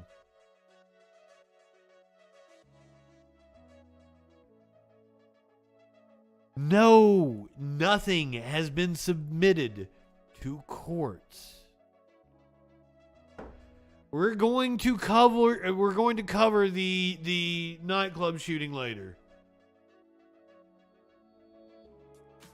I got you covered.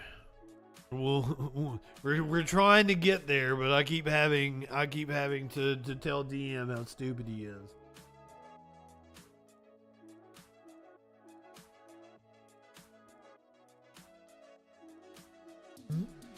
Nothing has been submitted to courts. Nothing official. You said under oath. That is not a thing.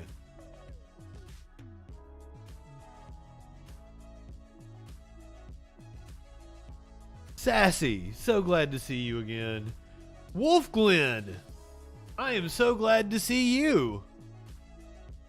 Thank you for being here. I'm going to try to get through this 10 minutes by finishing this Paul Ryan interview. Team. But having said that, it's going to be really hard on day in, day out to consistently have only your party bringing votes. He said really hard. Speaker yet. You already have You live in two sexual members anarchy. that have come out and said no, never, will never vote for him. He may have a 3-seat majority. Yeah. I mean, I think I lost like 8 votes my first time, and then 1 vote my second time, if I'm not mistaken. But you had 236 votes. I had a pretty good cushion. Right. So, I mean, that's to be expected. What happens if he can't get 218? I think he'll get 218. But what happens if he can't? It breaks down. I mean, if he doesn't get 218, we've got an elected speaker, and there isn't anybody better suited to running this conference than Kevin McCarthy. He's been good for conservatives, frankly.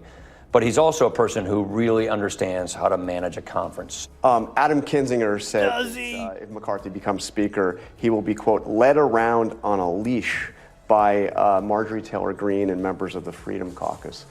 I mean, that's a vivid analogy, but this is, I mean, it's going to be tough. He has to, he's not going to be able to he's going to need to have them on board. You run a coalition government when you're Speaker of the House within your own party.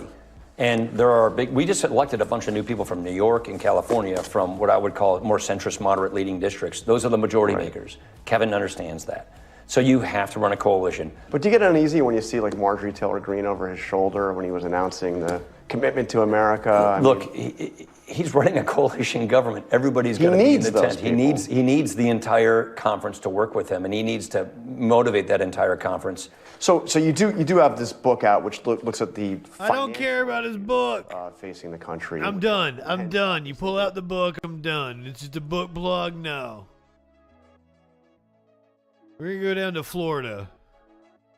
That was Paul Ryan's thoughts on Trump and his effect on the Republican Party. We're going to Florida where a vandal spray painted locked Trump up on a homeowner's property in Florida. So we're going to go to this Facebook video. A vandal in Florida spray painted locked Trump up on a residential property. Video shared to Facebook by homeowner Richard Jokella showed a vandal in Florida riding an electric bike on Lakewood Boulevard in East Naples little after 11 p.m. You live in sexual anarchy? I know it's Naples. I just said that because I live in sexual anarchy.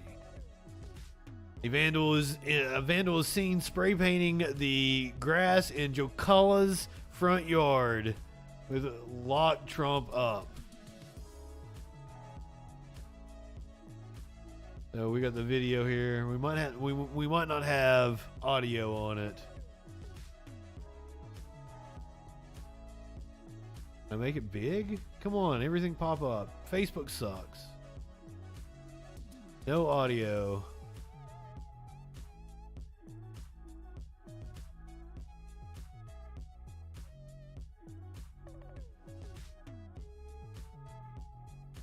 You got like a spray can? Where's the rest of this at? Richard Jokella.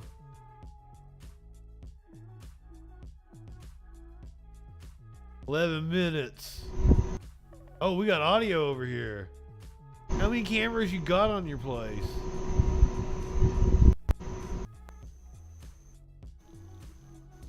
Here he rides up on his electric bike. Oh, this is gonna flip through all of his cameras on his property, eh? Or no, maybe he switched for us. Maybe we are gonna be on the action the whole time. So here he is riding up on his electric bike. I think the audio may be from inside the house or something. No, I think it's got a microphone. Yeah, we hear the spray can and everything. Ooh, this is cool.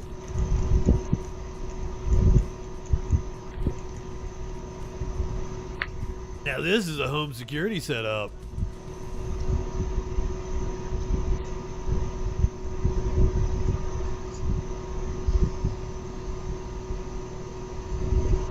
Now, quite often when this happens,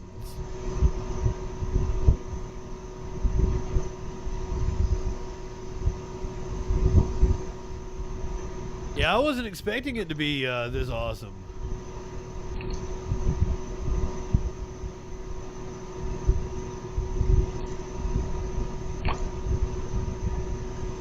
Technically, there is an 18 or older warning on the channel, but I mean, am I really going to enforce that? If a young, disaffected 15-year-old is here, I'd rather have him here than on Andrew Tate or Steven Crowder. Did he have to go banging on the sidewalk or something? I don't know what like.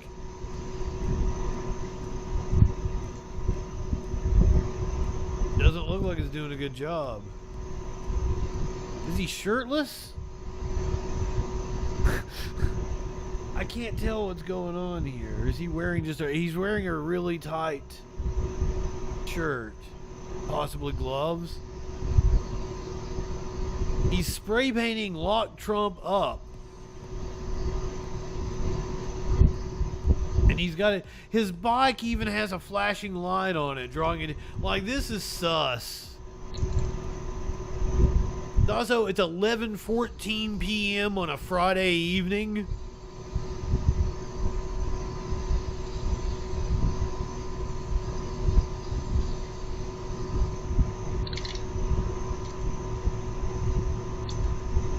No, I think this is a setup. The dude's got a bike with a flashing light. I can't see it. Like, I think it might be white paint, possibly. Vandalism on the ground. That is a good point. I mean, on the strictest interpretation of the word vandalism, it is indeed vandalism. However, that is with the strictest interpretation. Like, I'm assuming the dude knows the guy somehow, but also it's 11:15 on a Friday evening. The dude has a bike that has a flashing light on it, drawing attention to himself.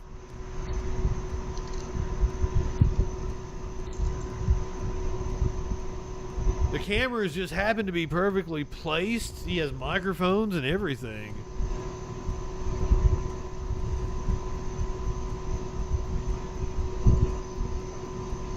We find many times that when stuff like this happens, it's actually right-wingers trying to blame left-wingers.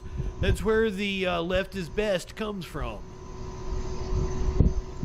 I started putting that hashtag on all my stuff, and that helped out considerably. Puts me in front of the audience I want to cultivate.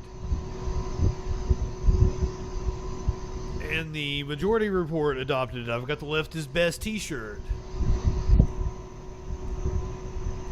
This horrible spraying technique. Indeed.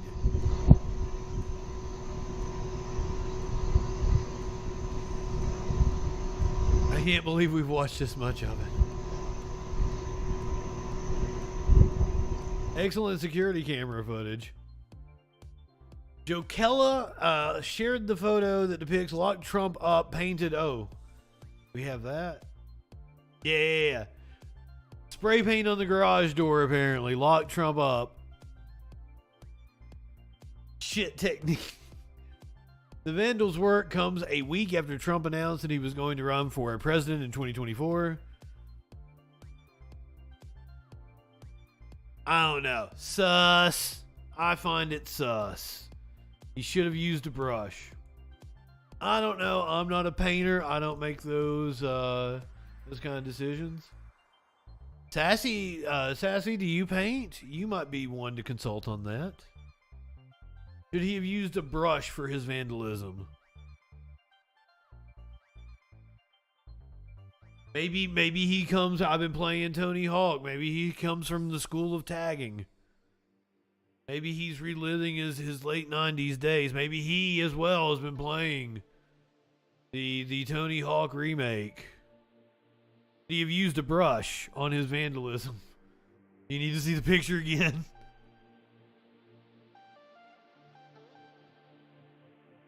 Could he have done a better job? Well, critique it for us. This photo that I just read from a news story has no likes on it. It was posted on November 13th. Also, sus. Who is this Richard Jokella? Why am I covering this story? How did this get in front of me? Letters could be thicker. I like it. You always have the best constructive criticism. I might have consulted Sassy a time or two. Nice guy. Hell yeah. I might have consulted Sassy a time or two on some shit. He has fantastic feedback.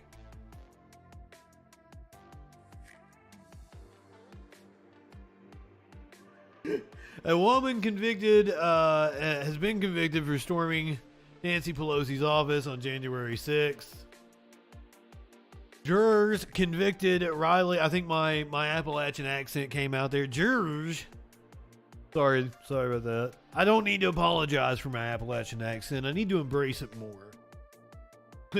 When I was in theater, sorry, I get sidetracked. Tonight's a sidetrack show. When I was in theater, I was like, I got a role in our local, it was I was in a show with a woman who had been on Nickelodeon. Like, it was like if you watch like Pete and Pete and shows around that time, like Hey Dude, she had been at guest appearances and all of them. She was a really old lady.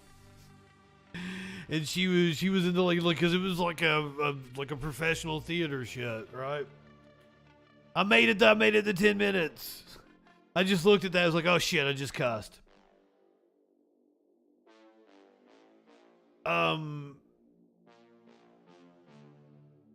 They made me listen to like alphabet tapes of how to say like words and shit, in order to work on having a neutral accent. And then that also came to play when, I started radio when I was 16. Somebody just came in, and I want to say hello. Renegade Sia? If I said your name, if I didn't say your name correctly, please let me know. I will totally take a phonetical pronunciation, because I want to give you a personalized shout out. And I appreciate you being a freaking follower. We do news and political bullshit around here. I want to piss in Dan Crenshaw's open eye hole. I haven't pulled that one out in a while. I just felt like I feel like I need to reiterate that ever so often.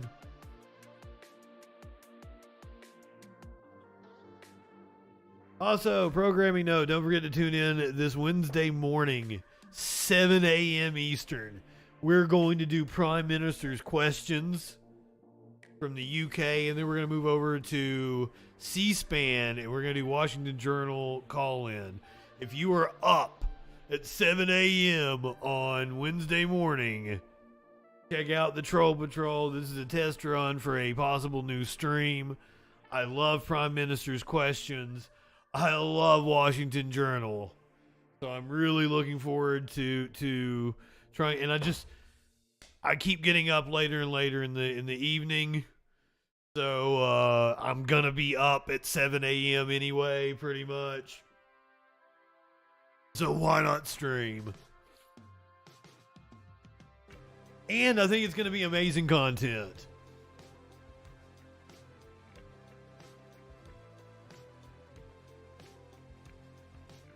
What'd you miss? Okay, we talked about the Hunter Biden laptop story. I argued with an idiot named DM. Mike Pompeo said the teachers union the teachers union president is the most dangerous person in the world. We talked about the rail unions rejecting the contract that Biden brokered back in September. We may get a strike. Congress could intervene.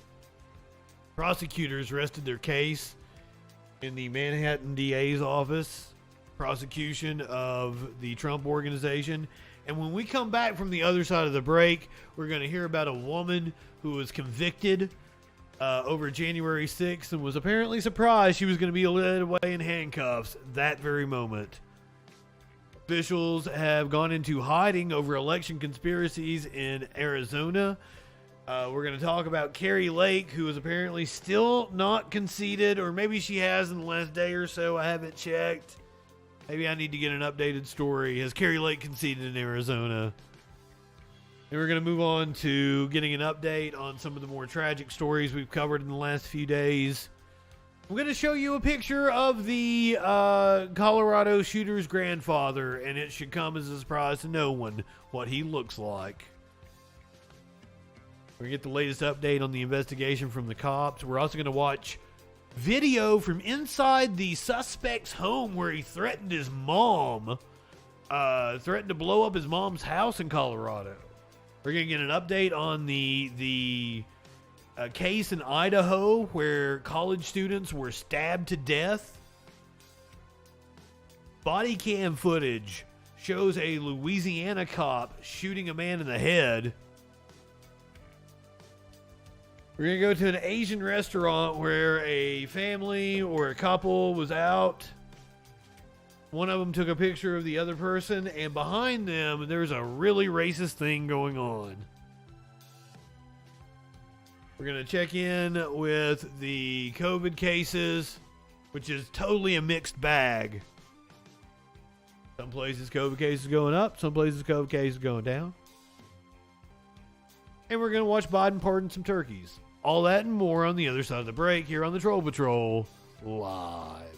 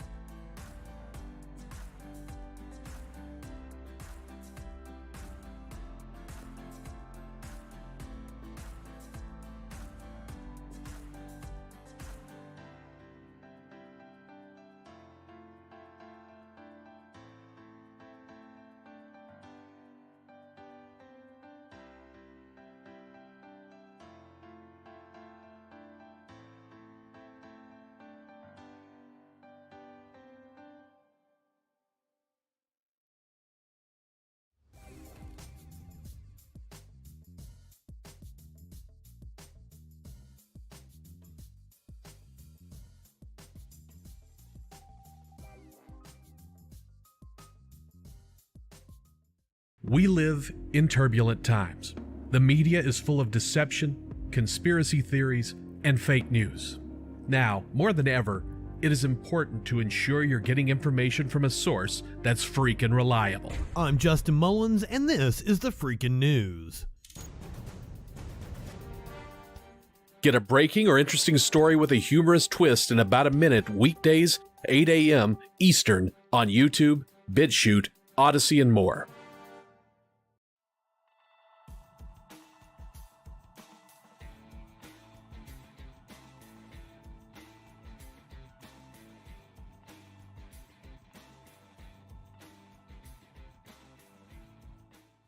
Now we turn to YouTuber Justin FREAKIN. The guy's, he's a formidable voice in the culture. Uncensored and unfiltered political talk and debate from a leftist perspective. The day's top news stories and videos with astute social commentary. Not high enough for this shit. All we're establishing is this guy's wicked, sick aesthetic. Right-wingers are morons. You brought back the wrong kind of fucking cake, you idiot. I guess I gotta thank Matt Walsh for introducing me to Justin FREAKIN. Yet you're like, we'll pray for somebody. You think you can telepathically communicate with a deity, and you have the audacity to say somebody else has a mental disorder. For the love of God.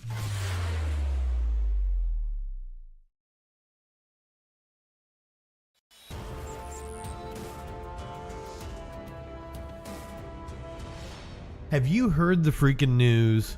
YouTube, Facebook, and all of big tech are trying to do a cancel culture on Justin FREAKIN. Up yours, woke moralists. We'll see who cancels who. Help the channel stay alive and grow by subscribing or following, and be sure to turn on notifications so you don't miss any of the fun, even when one platform tries to shut us up. He's kicking authority in the balls. If you have it to spare and really want to show support, consider subbing on Twitch, becoming a patron, or a member on YouTube. You'll get access to extra delights and debauchery, and you'll have my eternal appreciation. Thank you for being a freaking follower, and have a great freaking day.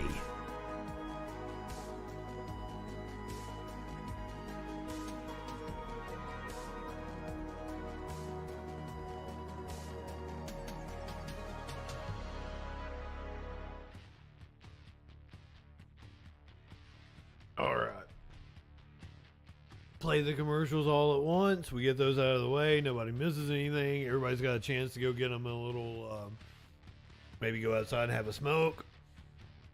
I don't encourage smoking, but I used to do it, so I understand. Go get you a little snack like I just did. Go refill your drink.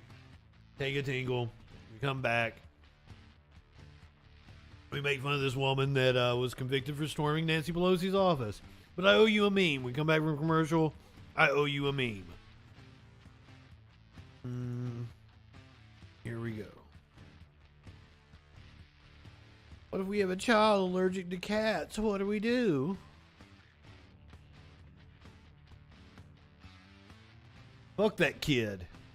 They were conceived with a weak sperm. Your dad jacked off and your mom sat down on it. Phoebe's cousin got on here earlier and asked me why I ask people if they masturbate or something. I'm going to coach you through this, okay, as somebody who used to smoke. This is what my psychology professor told me when he quit smoking. You're never going to have a craving as bad as you're going to have about 2.5 weeks out. That is going to be the height of your cravings. So if you can just get to that point, every craving after that point will be like less and less.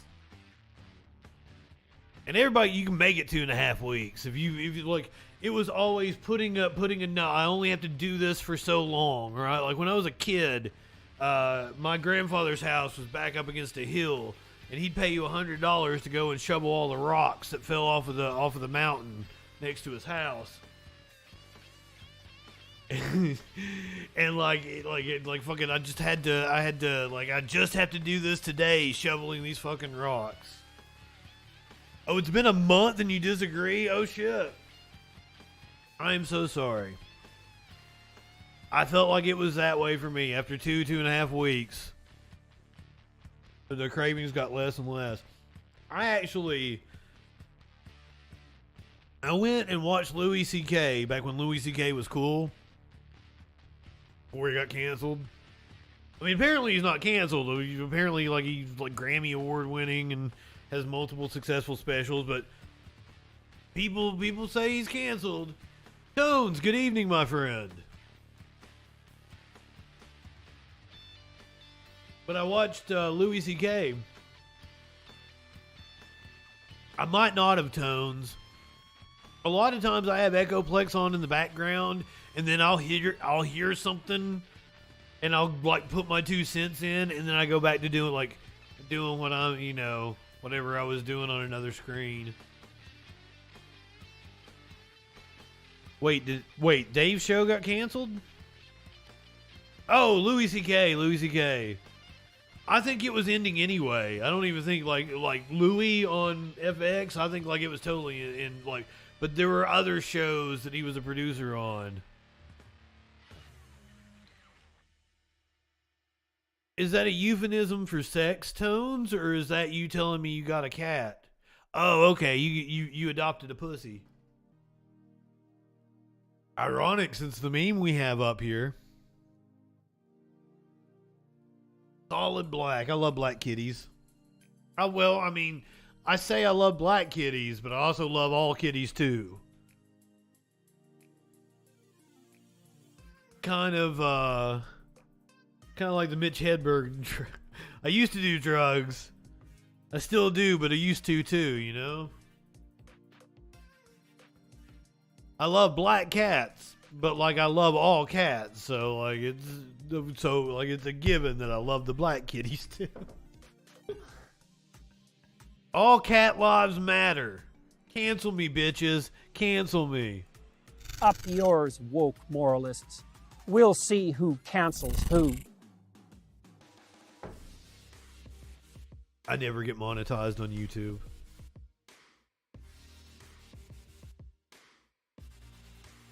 Boom. All right. That news be doing. I've been really off topic tonight. I do put a news product out here. A woman convicted for storming Nancy Pelosi's office on January 6th. Jurors convicted Riley Williams of 6 charges but failed to reach a unanimous verdict on 2 of the central counts, including obstruction of Congress proceedings. Pennsylvania woman who joined a mob in Speaker Nancy Pelosi's office suite on January 6 was convicted Monday for impeding police officers trying to defend the Capitol. After 3 days of deliberation, jurors convicted Riley Williams, 23, of 6 charges, including 2 felonies, participating in a civil disorder, and impeding officers who tried to clear the Capitol rotunda. But the jury failed to reach a unanimous verdict on 2 of the central charges in the case, whether Williams aided and abetted in the theft of a laptop from Pelosi's office that the Speaker used to make Zoom calls amid the COVID pandemic, and obstruction of Congress's January 6 proceeding, a felony that carries a 20-year maximum penalty. Prosecutors must now decide whether to retry Williams on the 2 unresolved charges. Her sentence will be issued in February. U.S. District Court Judge Amy Berman Jackson ordered Williams immediately remanded to federal prison, agreeing with prosecutors that she presents a flight risk if released while awaiting sentencing. Williams was packed and ready to flee after January 6, Jackson noted, and had a sophisticated understanding about how to cover her tracks. Her actions toward police on January 6, Jackson said, eroded any confidence the judge had in Williams' ability to obey the court orders while released. Prosecutors noticed that Williams faces a multi-year sentence, likely to be enhanced by her efforts to delete messages and cover up her conduct. She was profane, she was obnoxious, she was threatening, Jackson said. She organized others to forcibly resist. Williams, who remained stoic as her verdict was read, turned visibly distraught when she realized Jackson was going to send her to jail immediately. She smiled and thanked her defense attorney, Lori Ulrich, who called to her, "You won," as she was led away. A reference to the 2 stalled counts.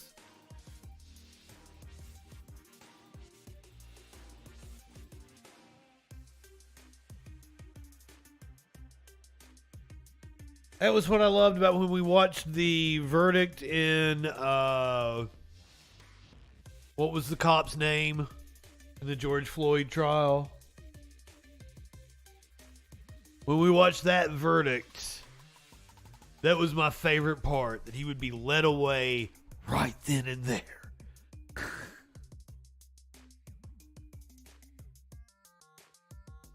I'm sorry, Renegade. The auto mod, I think somebody allowed it. We got a hate raid one time, and I upped the auto mod to like level 1, and we've still got to train it to accept certain things, you know. Usually we say things a lot, so it's been trained to say most profanities that we want to let through. Oh, Cicero literally blocked the word. What word was it? I don't know. I don't even know what was going on in the chat.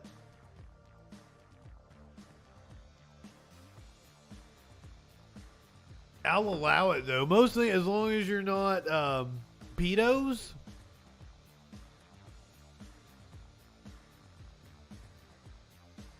Why are you bringing up pedos? What are we What were we talking about just now? Oh, we were talking about January 6th.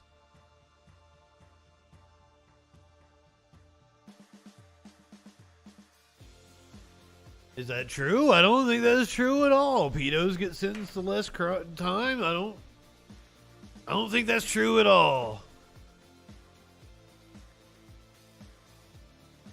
Well, the max sentence on the 20 years, that's on the count that they didn't resolve.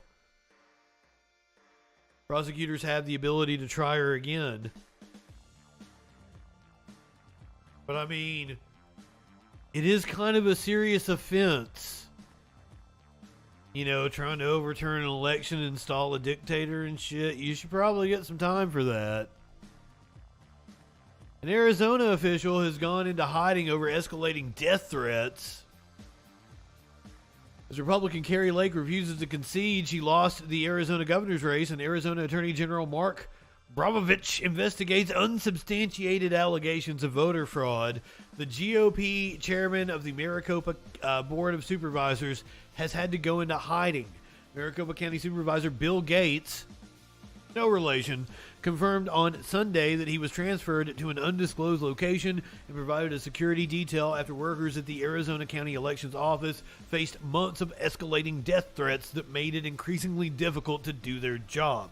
Gates, a Republican, or as dumb fucks like DM would say, a rhino, because that's what they call a Republican that just doesn't subscribe to their batshit conspiracy theories, has faced particular backlash as a vocal critic of false election claims spurred by Trump's election denialism in 2020.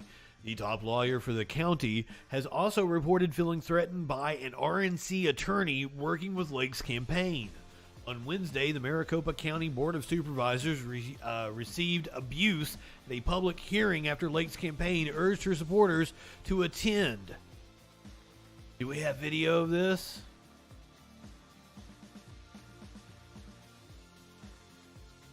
While the governor's race has been called for Katie Hobbs, a Twitter account associated with Kari Lake's campaign urged supporters to attend the County Board of Supervisors meeting this morning. Now, the crowd did not fill the room, but there were a few dozen who spoke. Steve Nielsen was there. He joins us live to fill us in. Steve, Kari Lake hasn't conceded the race, so there is still apparently a fight to be had here. Am I reading that right? No. Oh, that's what her supporters would certainly say. And at this county supervisors meeting, they heard a lot of complaints from some of her supporters. No, there's no fight to be had. For the supervisors, they've been dealing with similar complaints like this for the last 2 years. This time, a lot of the shouting came about the printer problems on Election Day. They're claiming that it disenfranchised voters. At times, it was heated. And then you look into your own soul and Wait. We know this guy. We've played videos of this guy before. I believe he was a vaccine asshole. He was a anti-masker. And realize that you are the cancer that is tearing this nation apart. I love, oh, he spit too. I love this woman's reaction the entire time he's doing. Thank God we watched this. A fight to be had here. Am I reading that right? Oh, that's what her supporters would certainly say. And at this county supervisors meeting, they heard a lot of complaints from some of her supporters. This is nothing new for the supervisors. They've been dealing with similar complaints like this for the last 2 years. This time, a lot of the shouting came about the printer problems on Election Day. They're claiming that it disenfranchised voters. At times, it was heated. And then you look into your own soul and you look back at yourself in the mirror and realize that you are the cancer that is tearing this nation apart. Good day. I can't stress enough to anybody who is nominally on the right that you can't tolerate these kind of people, because yes, clinically is correct. The people who are working, even the cops, as ACAB as I am, even that cop over there, he doesn't get paid enough to deal with an idiot like this. I love that this one city council member, who also does not get paid enough, probably this is Maricopa County, this is Phoenix, so I don't exactly know what it was. I can tell you that a city councilman got paid in like the teens in the small city where I was news director. I don't know what a Maricopa County, this is the Board of Supervisors. I don't know what they would have got paid, but it's not going to be much. It's going to be a very modest wage. Most of them have other jobs, right? It's not what they do for their income. And they definitely and once again, this is an extracurricular activity for them. They're in they're devoting their time to civic service, and this is where the institutionalism in me comes in. Because I did news for years, and that I actually went out and I had to cultivate relationships, because that's okay. Doing news is easy if you know, like, the secretaries and all the offices and shit, because then they just call you when news happens and they tell you what's going on. You got to go out, that's like if you're a reporter somewhere, like your first 2 years on a beat is like developing the relationships with all the local officials and stuff, and then they just give you the news. They make it so easy. Like the 911 people gave me a 911 pager, so I knew everything that was going on. You know, I had a scanner and shit. So, like,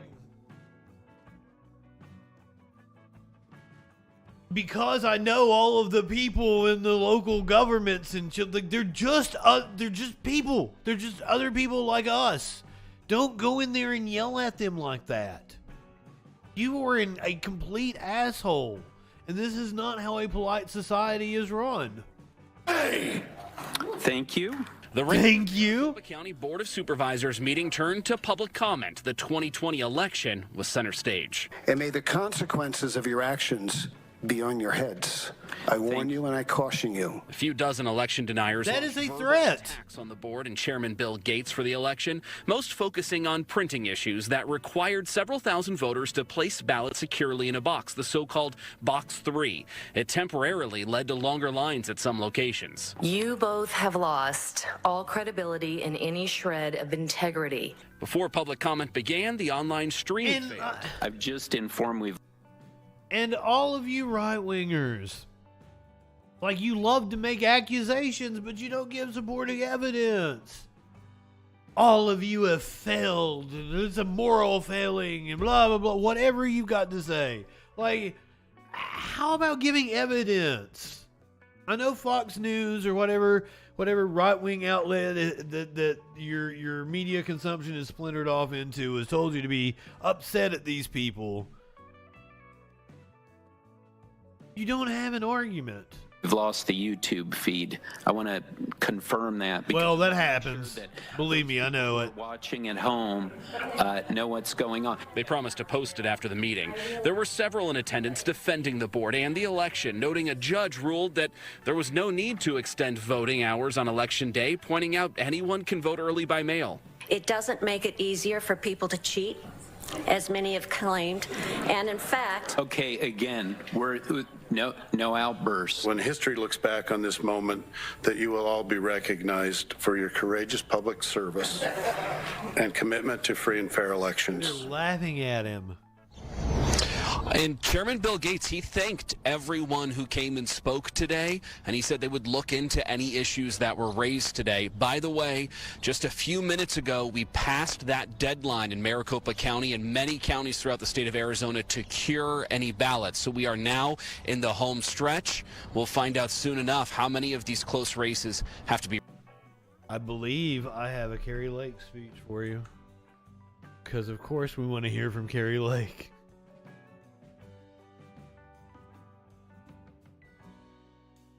Arizona voters contradict Kari Lake and state AG's allegation of voter fraud. Arizona Assistant Attorney General Jennifer Wright on Saturday sent a letter to Maricopa County revealing that it is investigating hundreds of complaints about the election.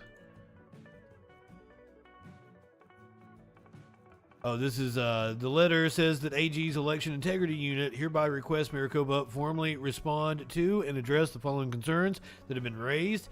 KPNX correspondent Bram Raznick reported that Wright is a True the Vote alum. That's the 2000 Mules people. The letter says, as the canvass is looming and these issues relate to Maricopa County's ability to lawfully certify election results, the unit requests a response to the aforementioned issues on or before Maricopa County submits its official canvass of to the Secretary of State, which must occur before November 28th.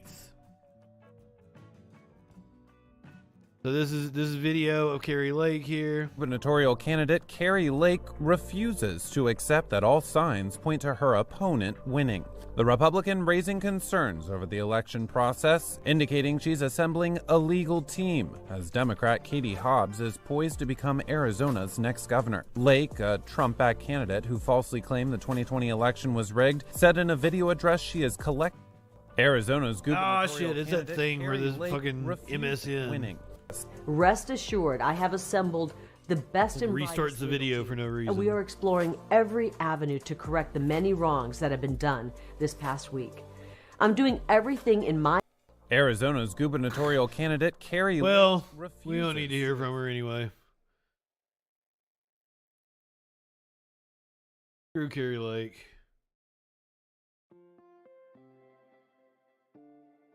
All right, let me hit the content warning for this.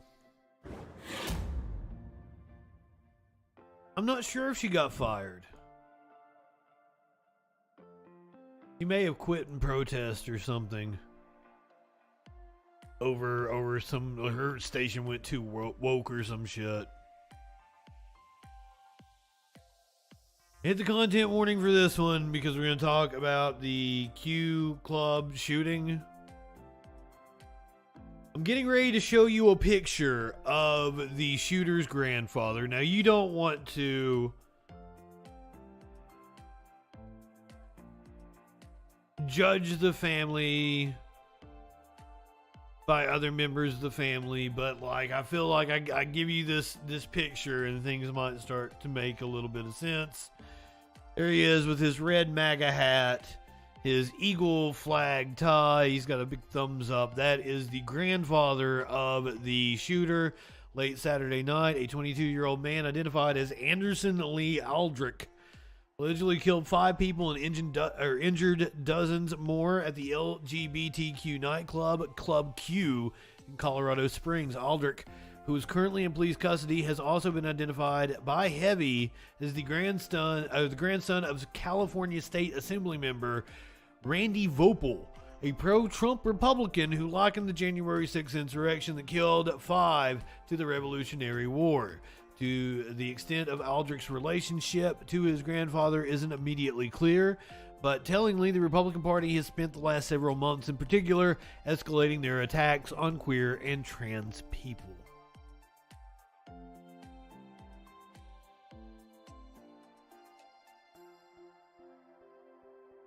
Here is the update on the latest information from the local news hit, and then we're going to get footage from inside the shooter's mom's house.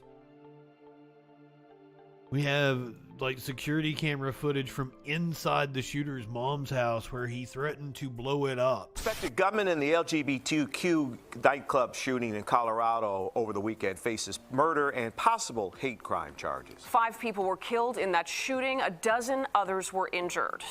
We now want to go to CBS correspondent Marissa Armas. She joins us live from Colorado Springs, Colorado. Marissa? Jim, Marie, we've been out here at this makeshift memorial for several hours. That's sad. I like Mario Batali too. By dropping off flowers and balloons. Obviously a very somber day for this community. Many people telling us that they don't think they can ever come back to this nightclub. Yeah, I would assume it's going to close, Club unfortunately. Q in Colorado Springs is growing. A safe space now shattered after a gunman opened fire Saturday night. I don't know where to go now.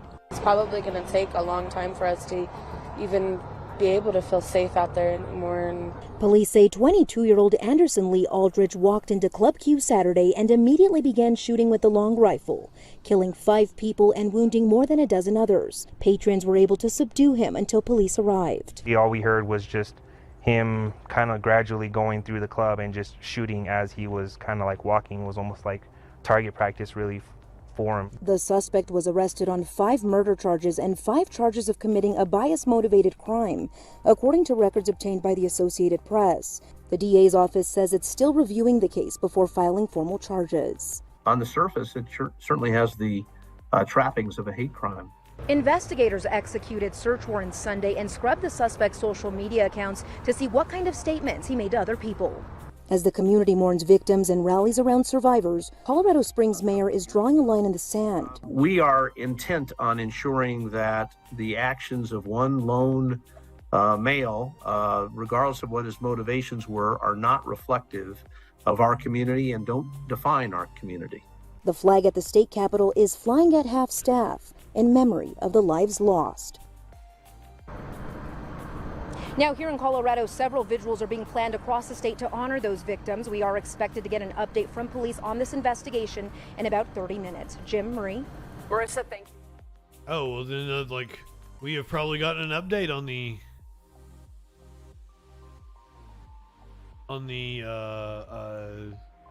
shit. If you wanted an update in 30 minutes, come on. It has been 30 minutes. Car crashes into Walgreens. There's not been any new posts. Huh. It is a hate crime. I don't know what the official, don't get too hung up on the way they worded the statute. Laws are weird, state to state. So the news is just reporting the official title. It's a hate crime. But a hate crime is that's a federal charge, so the feds have to step in. This is something that the state has passed. Sassy, I debated whether to put the Chrisleys on the list. So the only thing I know about the Chrisleys is they used to come on right after Raw. Back when I still would watch wrestling sometimes. It was during the time frame when I was starting to drift away from wrestling. But definitely I don't watch it weekly anymore. That's for sure. I still don't know if the Chrisleys were that was scripted, right? Or are those real people? Was that a reality show? Or was that a scripted show? Those are real people? I almost put it on the list just because, are those real people? Or was, I would watch maybe, 5 minutes of the show after wrestling went off. And, I thought the show, I always thought it was a parody I thought it was a parody of a reality show. And that they were scripting it. I thought they were actors playing characters. I didn't think the Chrisleys were real. I thought it was a parody of a reality show. But what you're telling me is that no. This is a reality show. And supposedly those people are like that.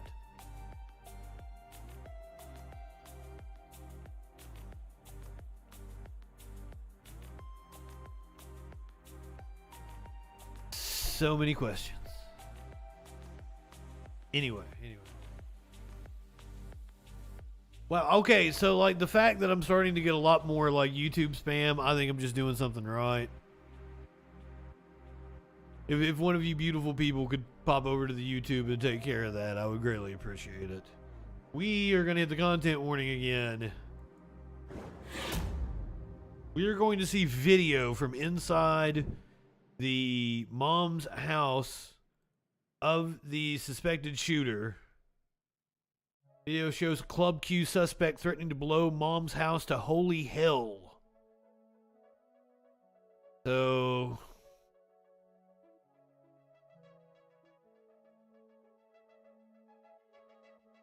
it quoted him, so apparently we're going to get some audio. Yes, we got audio on this. Mad props to the videos we've watched tonight, which have all been crystal clear and had audio. Technology, man.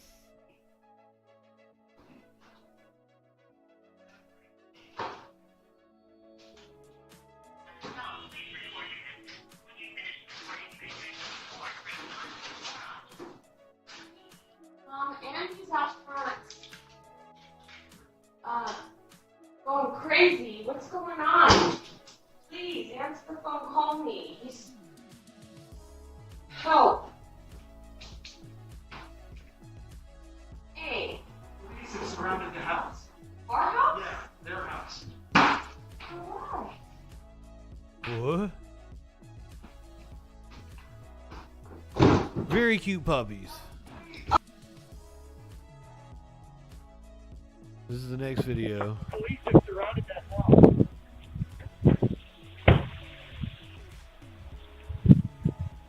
This is where I stand. Okay? Hold this up. Today I died. What is happening? That's what happened. They don't give a fuck about me anymore. So she's helping him unload bags.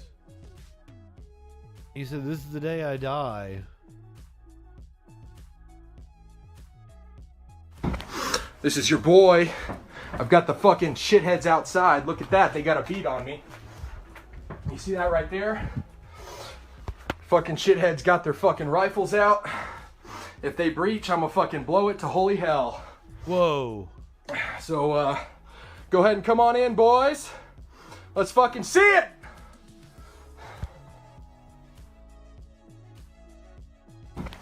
This is your boy. I've got the fucking I mean, clearly there's something up with that dude.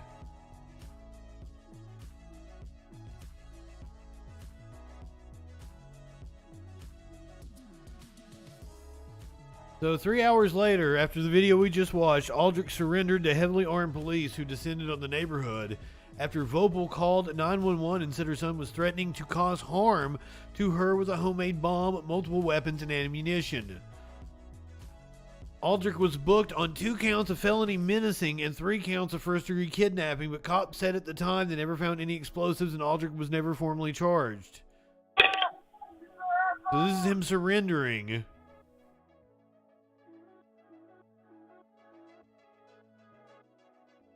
You see like 2 vehicles on each side and then the SWAT tactical vehicle in the middle. Blarper indeed.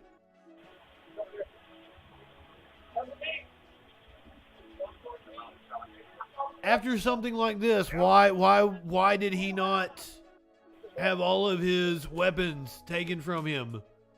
Thank you, Snicks.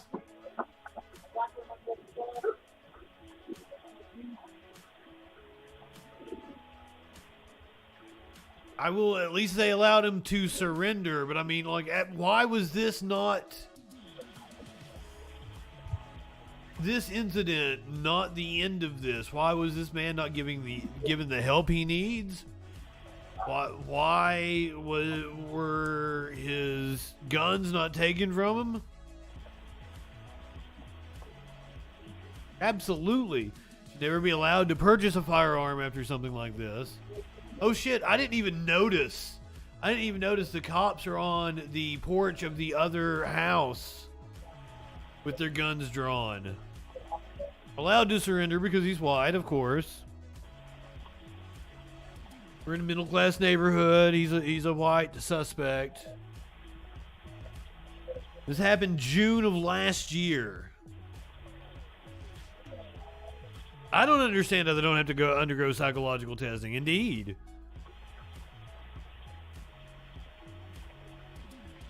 I don't think most people should be allowed to own guns.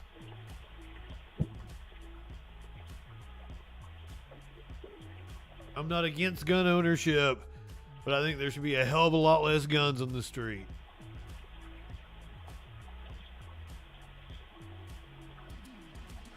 See, that's smart gun restriction. That was him surrendering. And he would go on to kill 5 people in an LGBTQ plus nightclub. And again, his grandfather is a state representative that supported the insurrection on January 6th.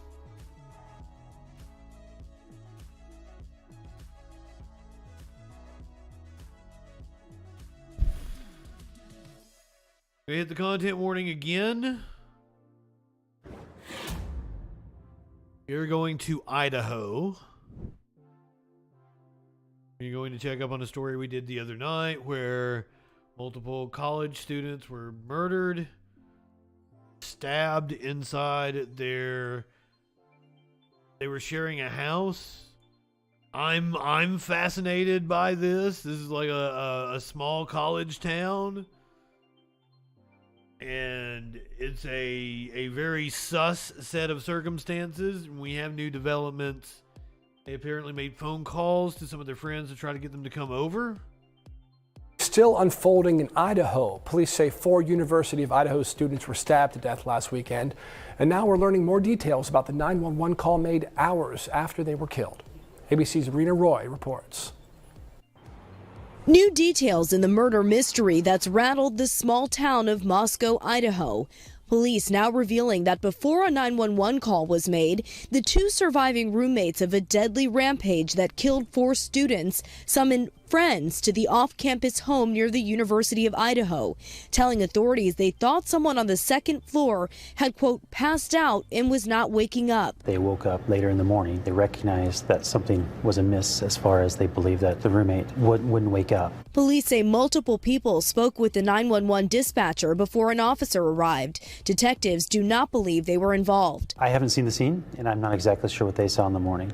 But what we believe we know is that when they woke up, they believed that the roommate was still passed out, wasn't responding. Police scouring the area for evidence as they try to uncover what happened to Kaylee Gonzalez, Madison Mogan, Shauna Kernodle, and Shauna's boyfriend, Ethan Chapin. Police confirming he is not a suspect. This chilling video shows some of Kaylee and Madison's last moments ordering at a food truck before heading home in a rideshare. Police believe the driver was not involved either. Police have reiterated that this appears to be a targeted attack with no signs of forced entry into the home. Out of an abundance of caution, the University of Idaho says they've stepped up security patrols on campus since the murders. Idaho State Police also increasing... A lot of students just went home for the holiday. ABC News, New York. That's the latest update from Idaho. It's one of those stories I'm fascinated by. Here is one that happened a few days ago. This is out of Philadelphia. I'm going to hit the content warning for this. Quick thinking by a 10-year-old might have prevented an abduction, and apparently we've got video of this. Members of the community and police are singing the praises of a 10-year-old boy and a 17-year-old girl for foiling what appeared to be an attempted kidnapping in Pottstown on Friday. Action News reporter John Paul is live at Pottstown Police with that story tonight. John? Jib just got off the phone with police a few minutes ago. They tell me, I'm sorry, this is kind of a feel-good story. I should probably do this last gruesome story before we do this feel-good story. I'm calling an audible here. We're gonna come back to this story from Philadelphia. Right now, we're gonna go to Louisiana. Get more gruesome. Here's the content warning.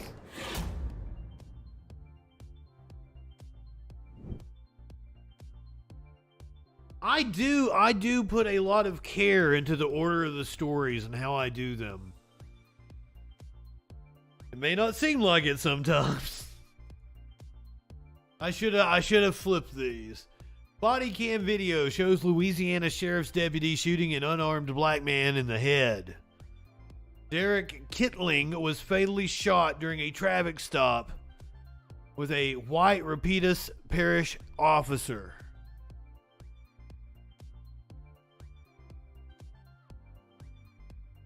So, definitely content warning here. I assume we're going to get the cops telling their side of the story before we actually see the body cam footage.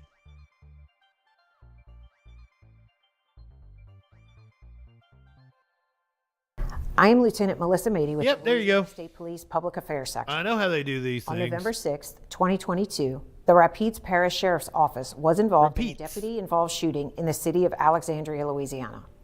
Following the incident, the Louisiana State Police Bureau of Investigations was requested to investigate the shooting.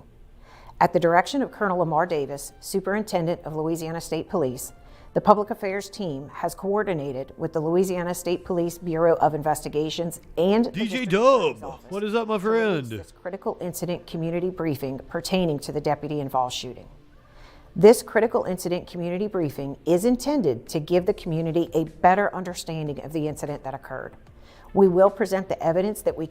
I would like to not have the cop's narrative, so let's go ahead and we're going to fast forward to the footage. The audio is playing from the deputy's body-worn camera. You will not hear sound from the bystander's recording due to the fact that investigation interviews are still being conducted. Please keep in mind that the entire incident took place in approximately 58 seconds. Yeah, there's something wrong if a cop shoots somebody within 58 seconds. Stay right there. Right here. To the truck. To the truck. Yeah, go to it. Walk over here. Walk over here. Walk to your truck. Stand by 8th and Broadway. To the back of your truck. Show me. Keep your hands out your pockets. Put them on the... Walk to the back of your truck. Walk to the back of your truck. Why are you treating him? You have no reason to treat him like a criminal.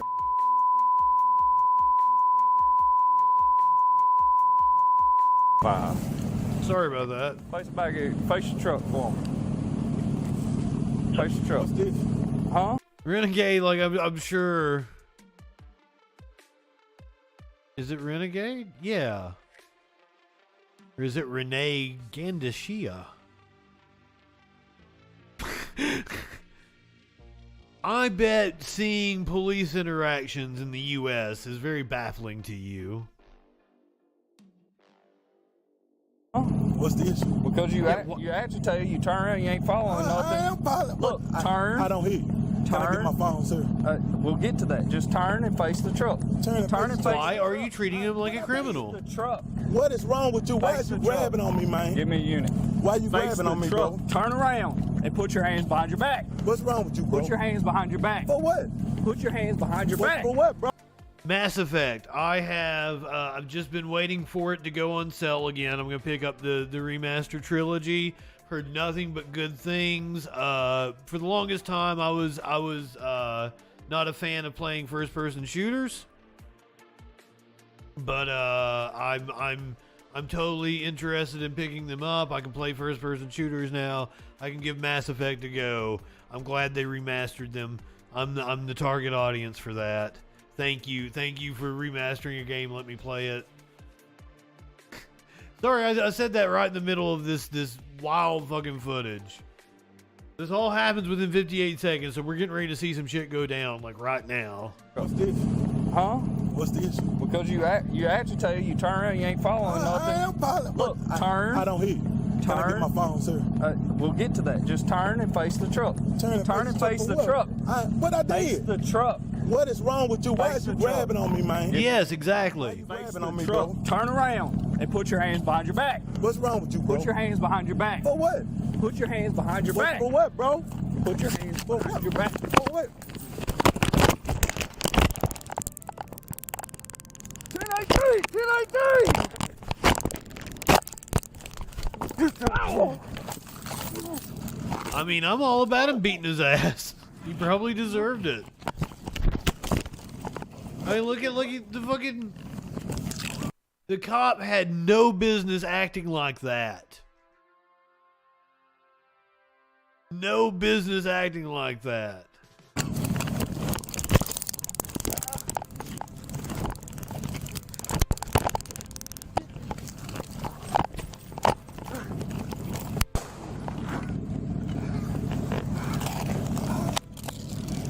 Shots fired!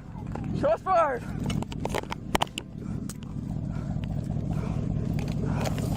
Of course he's gonna say he feared for his life. You deserved a good ass whooping, dude.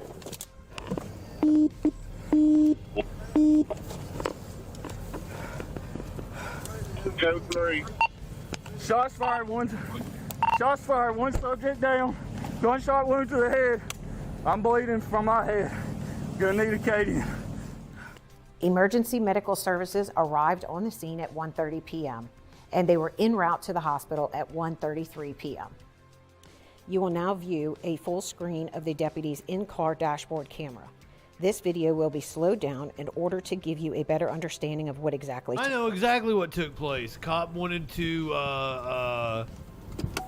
stroke his ego.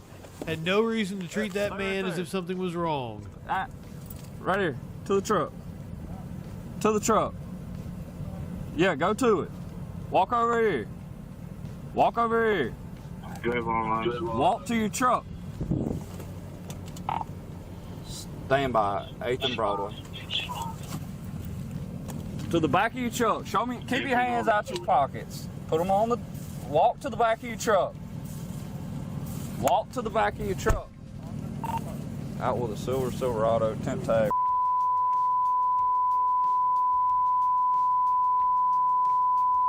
You could hear him bleeding from the head. Face back here. Face your truck for him. Oh, he looks like a dickwad. Face your truck. What's this? Huh?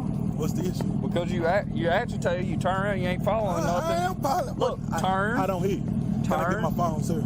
We'll get to that. Just turn and face the truck. Turn and face the truck. What I did? Face the truck. What is wrong with you? Why is you grabbing on me, man? Give me a unit. Why you grabbing on me? Joe's got it. And put your hands behind your back. What's Come wrong? on, man. Put your hands behind. So there he's unholstering his taser. Dude doesn't want to get tasered and has a normal reaction. It does look like he...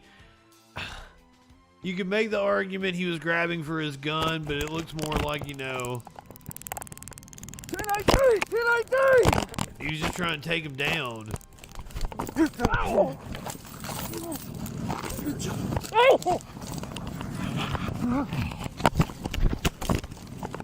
What's you, bro? And the other dude still sounds calm after he got tasered.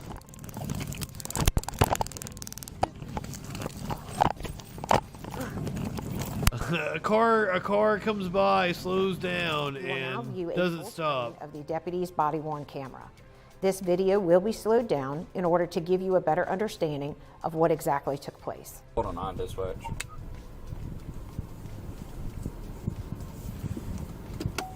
I don't know what camera we were looking at earlier then. Stay right there. Right here, to the truck. To the truck. Was it the body camera? The first one they supplemented it with somebody's cell phone camera. Walk over here. Walk to. Well, here, like that's the thing is, we have we have rights in the U.S., right? So the cop is technically in the wrong, legally. Put them on the. Walk to the back of your truck. And the. Out with a silver. The citizen was 100% within his rights.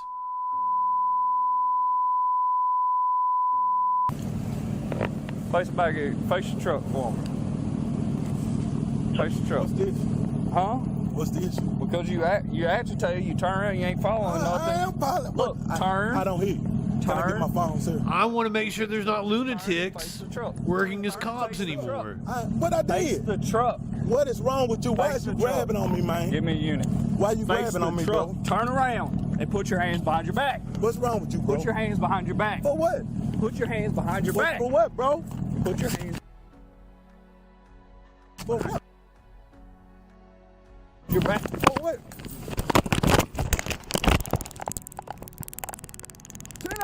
I mean, the Supreme Court has ruled you can use lethal force to defend yourself of an unjust arrest, but then like getting them to rule that an arrest was unjust is kind of hard. What you, bro?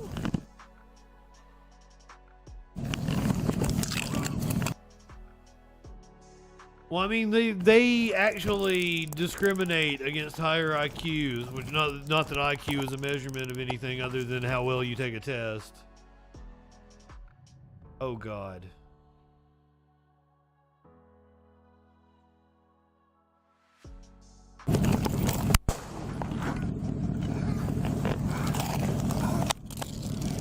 Shots fired! Shots fired! Hey, you fired them over a dude that like it did nothing wrong. Full screen of a bystander's recording. This video will be slowed down in order to give you a better understanding of what exactly took place. There will not be any audio recording. Because the person recording is like, what the fuck? What the fuck? What the fuck? What the fuck?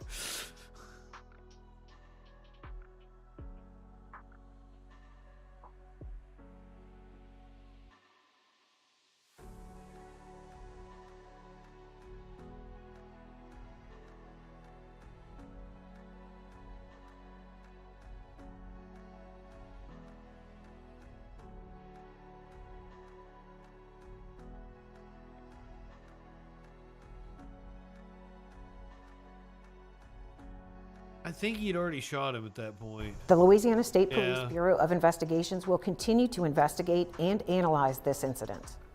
Once the investigation is complete, the final report will be turned over. So this happened on November 6th. The incident sparked outrage in the predominantly black city of Alexandria. At a press conference, not only was Anderson's body-worn camera footage shown, but also footage recorded by a bystander. In the video, Derek Kittling, 45, is seen being stopped by Deputy Rodney Anderson in Alexandria in central Louisiana while driving a Chevrolet Silverado pickup truck during the day in a residential neighborhood. Anderson is never heard saying why Kittling is being stopped. When Kittling asks why he is being stopped, Anderson does not answer. The deputy tells Kittling to put his hands behind his back several times, but Kittling, still confused, asks Anderson for what? Yes. At this point, just about 4 minutes and 30 seconds into the interaction, a struggle begins. The sheriff's office said that Anderson lost control of the taser and that Kittling retrieved it while it was on the ground during the struggle. In the video, the deputy can be seen pulling out the stun gun and firing at Kittling. Kittling appears to try to block the taser, as anyone would. Before the two end up struggling on the ground, Kittling appears to grab the taser while it is on the ground. It is unclear if Kittling ever points the taser towards Anderson. The officer is seen fighting with Kittling from various angles. The struggle lasts about 1 minute. Then the deputy fires a shot. Colonel, yeah, I need some pot after this.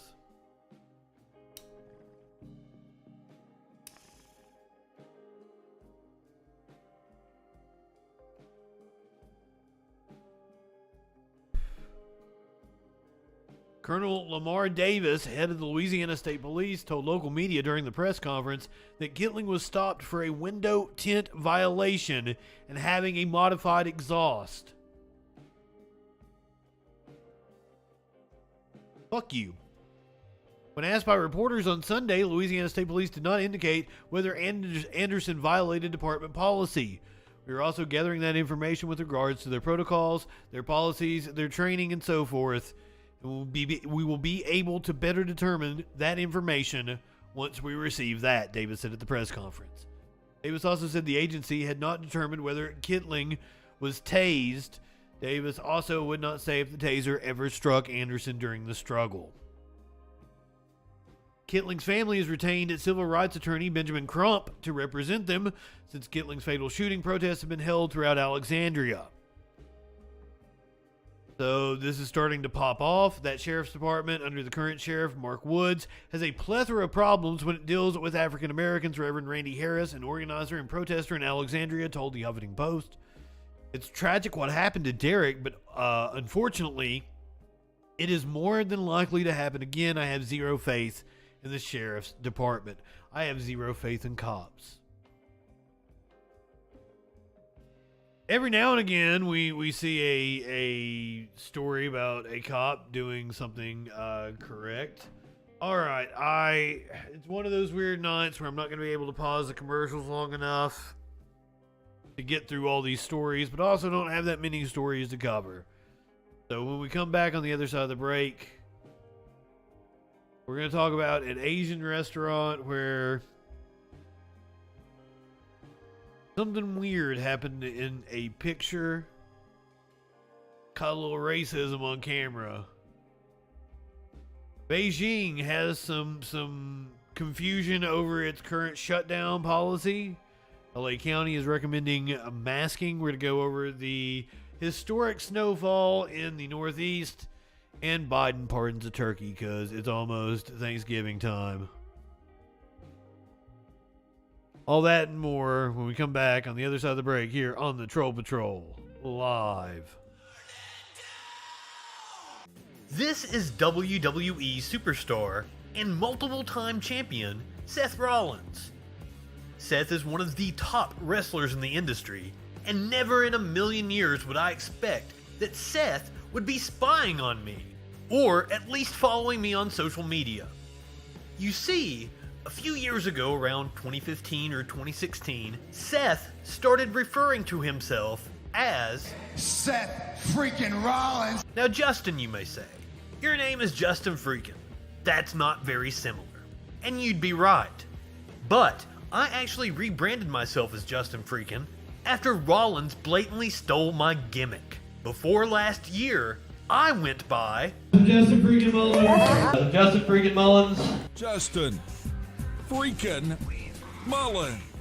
I am on film and audio, calling myself Justin freaking Mullins several years before Seth Rollins.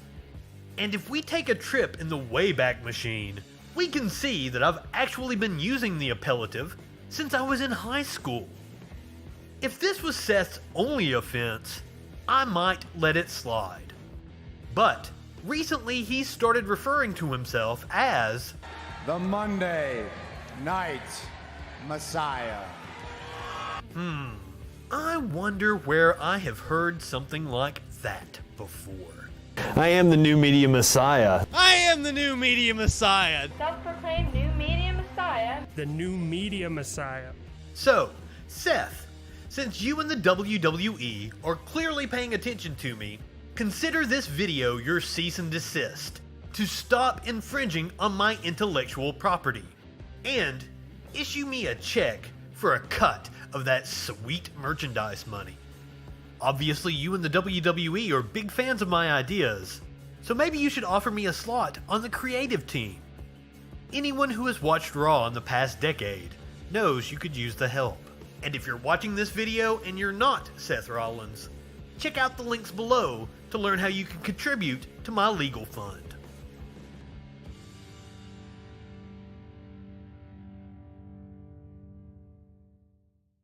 Now we turn to YouTuber Justin Freakin. The guy's, he's a formidable voice in the culture. Uncensored and unfiltered political talk and debate from a leftist perspective. The day's top news stories and videos with astute social commentary. Not high enough for this shit. All we're establishing is this guy's wicked, sick aesthetic. Right-wingers are morons. You brought back the wrong kind of fucking cake, you idiot.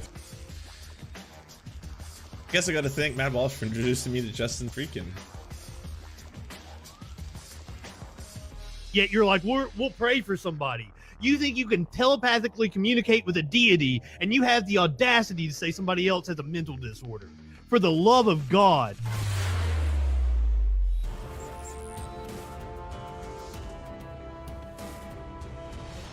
Have you heard the freaking news? YouTube, Facebook, and all of big tech are trying to do a cancel culture on Justin Freakin. Up yours, woke moralists. We'll see who cancels who. Help the channel stay alive and grow by subscribing or following, and be sure to turn on notifications so you don't miss any of the fun, even when one platform tries to shut us up. He's kicking authority in the balls. If you have it to spare and really want to show support, consider subbing on Twitch, becoming a patron, or a member on YouTube. You'll get access to extra delights and debauchery, and you'll have my eternal appreciation. Thank you for being a freaking follower, and have a great freaking day.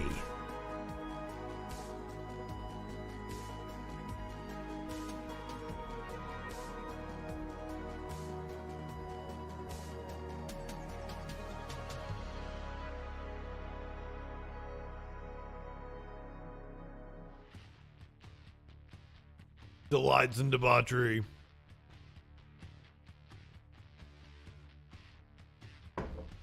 Oh, you meme. Hold on. I was trying to scarf down some food real fast. I was hungry.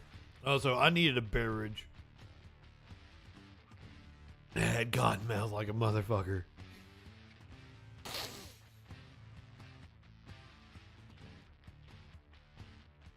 Reuse a meme.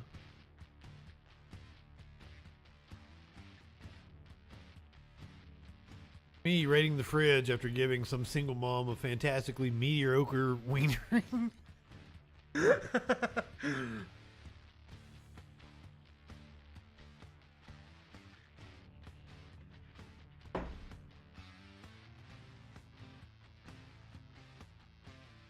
Enough of this shit.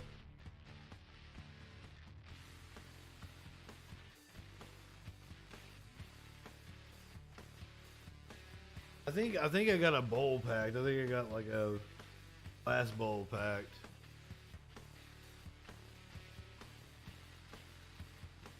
Bong is always the answer. Guess I'll have to update my YouTube trailer for one, because YouTube took the original version down. And two, because like we got an all new graphics package going on. The thing that, like, I really like these graphics, more streamlined and everything, but like I've got a much smaller canvas to play with when it comes to making holiday specific graphics. That's something I really like. I like making holiday specific graphics. Last night we had the border that was the Trans Day of Remembrance. I don't even remember if I pointed it out or not, but you know, most graphics for Trans Day of Remembrance are like candles, and I found this one that had the you know, leftist fist behind the trans flag, and that's what was the that was, you know, where the turkey is and the troll patrol for the zero for the O, the troll.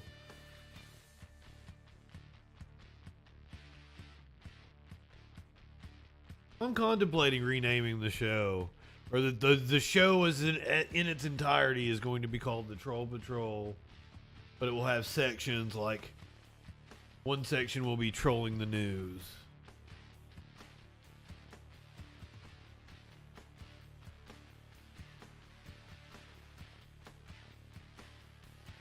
Maybe, possibly. I'm tinkering.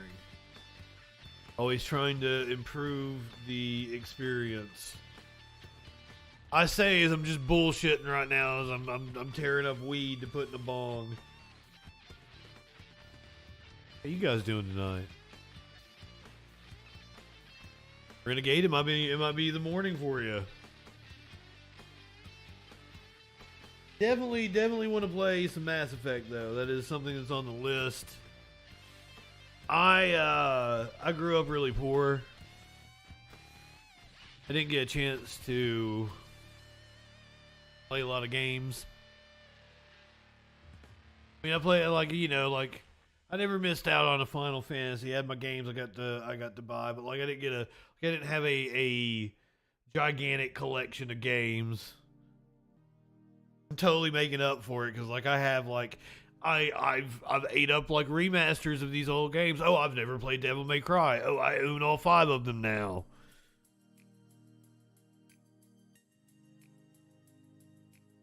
I haven't played that much of them, I'm gonna be honest, but I'm really looking forward to getting into the later ones. I've got like all the Mafia games and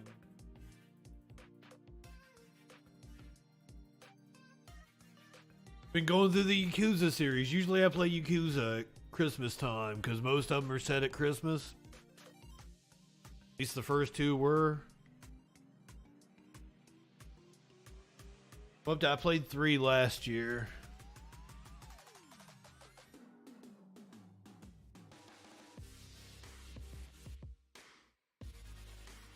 So it's just like a year. I've got this yearly tradition. I don't even know what I was talking about anymore. Trying to catch up on the old games I've never played.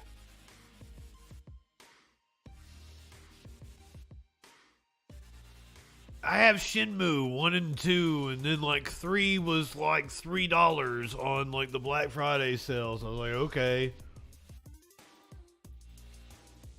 They're like the proto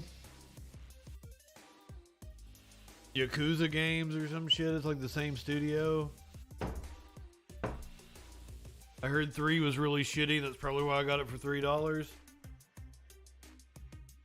Cult of the Lamb. I haven't heard of that one. Is that also like I'm a PlayStation gamer. There is a you can't see it. It's like it's a big motherfucker, so there's a PS5 back there. I've got a PS4 hooked up so I can play games on stream. It's over here, but the big TV has the PS5 hooked up to it. I'm a console gamer. I play action-adventure RPG games. Story-driven action-adventure RPG games. People look at my machine and they see my specs. And they're like, you don't use that to game? Well, I do kind of now because I've been streaming some shit, but I'm still streaming the PlayStation. I play action-adventure RPGs. Single-player action-adventure story-driven RPGs. See, if there's ever anything I really want to play on Xbox, I can get it on PC, and I think that's super fucking cool. But I've never exercised that right. I have a Steam account. I have bought games on Steam. I don't own that many games on Steam. I've yet to play one game on Steam because Steam won't let me put it on the big TV. I don't know why. Maybe I have to make it my primary monitor, and that's a fucking headache if I've got to do that every time.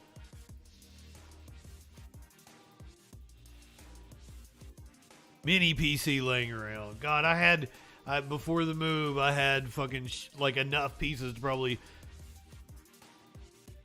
I couldn't build 2 whole PCs, but damn close to it.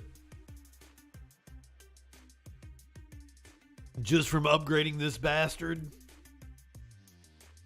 Man, I had so many sticks of RAM just laying around in that fucking drawer. Oh well.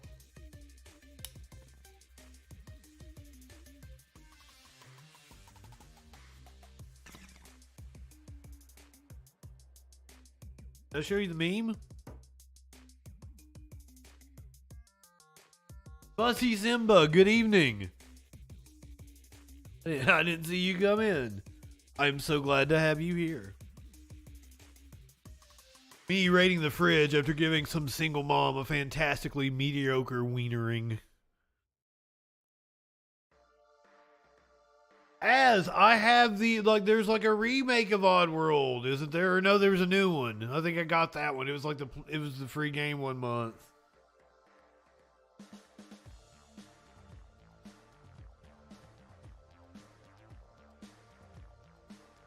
It's all good. Come in, lay low. Have me on in the background. That's why a lot of times, you'll see me pop up in chats, and if I don't say anything, possibly I've got the stream on in the background. Especially if I'm in Echoplex, you'll see me I'll say a bunch of shit, and then I'm probably in there, and I'm not I've got it on as I'm doing something else.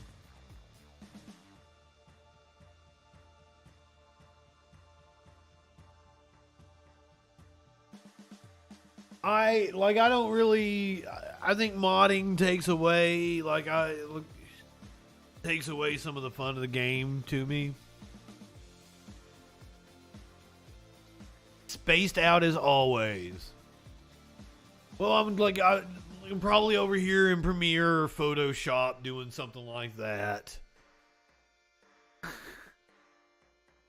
Constantly, I'm in Premiere, I'm in Photoshop, or I'm in Illustrator, or I'm in Audition, or I'm in Character Animator. I'm constantly fucking doing shit.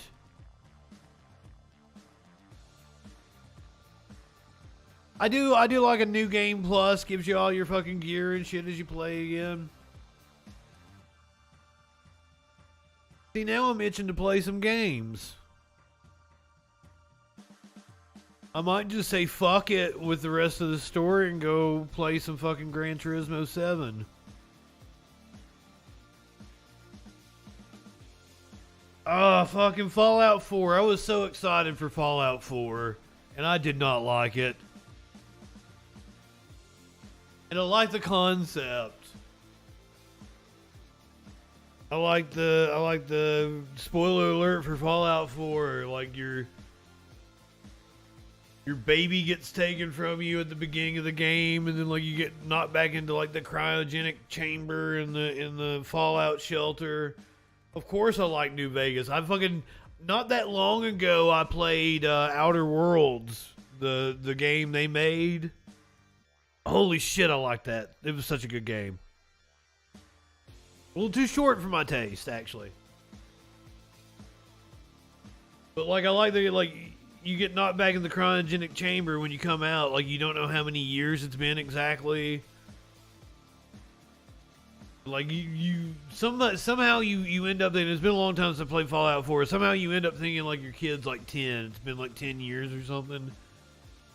Or your kid's actually 60 or 70. He's way older than you are. And he's running the I guess you could call them the villains. I mean, it's a little relative who the villain is, and that because that one faction, the Patriots or whatever the fuck, they were pretty fashy. Bethesda, I have a love-hate relationship with Bethesda, right? I like fucking that last Wolfenstein I played. New Order? Wolfenstein New Order? Fantastic. Fantastic game. Prey. Fantastic game. I like a lot of Bethesda games, but man, they're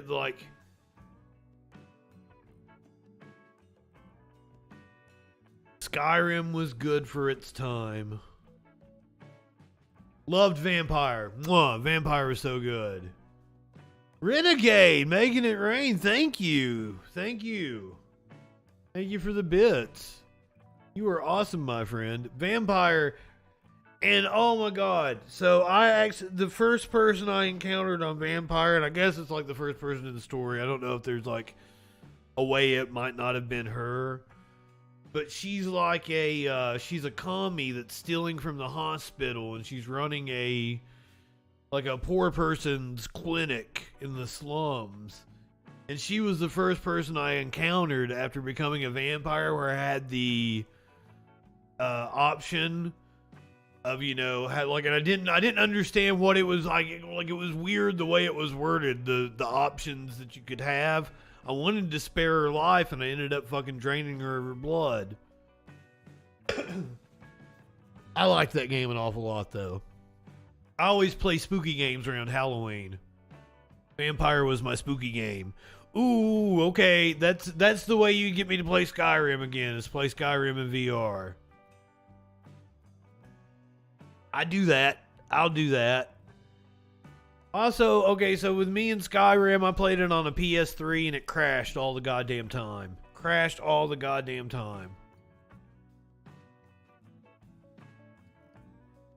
So that's one of the reasons why I might not be as fond of the experience. Was that the loading times were fucking insane.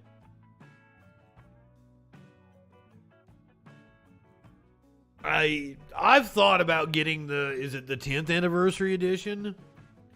Fuzzy Simba making it rain. Thank you guys. Oh, feeling in the holiday spirit.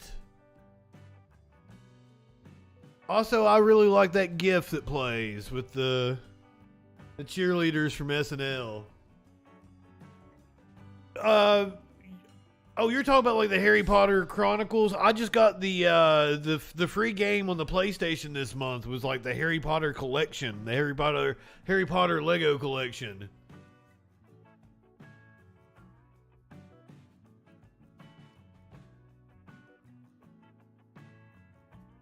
But yeah, that new Harry Potter game does look cool, but also I've never gotten into the Harry Potter universe.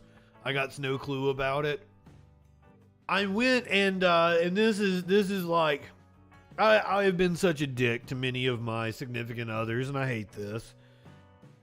Probably when I was 20 or 21, maybe younger, 19. My girlfriend and I went to, we got movie passes. Because her dad worked at the radio station, I worked at the radio station. We went to the Harry Potter, one of them. And I bitched about going, and she was excited for it. And then we're 5 or 10 minutes in. I was like, I don't like this. I want to leave. And it was a dick move. She was excited for the Harry Potter. I should have stayed and watched the Harry Potter.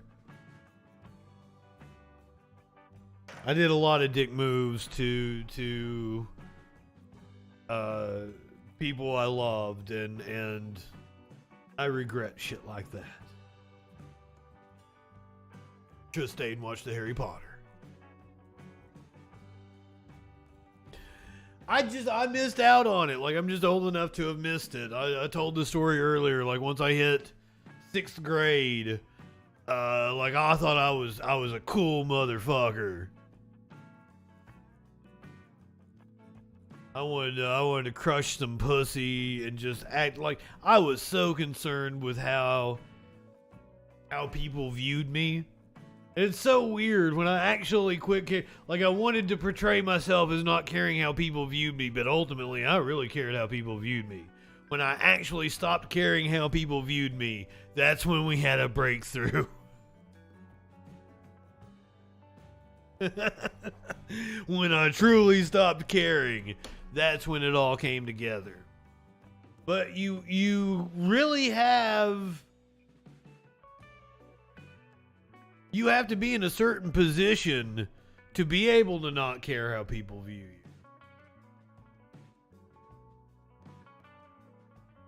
Ah, yes, there is. I've told the story about I was on mushrooms or LSD or something one time.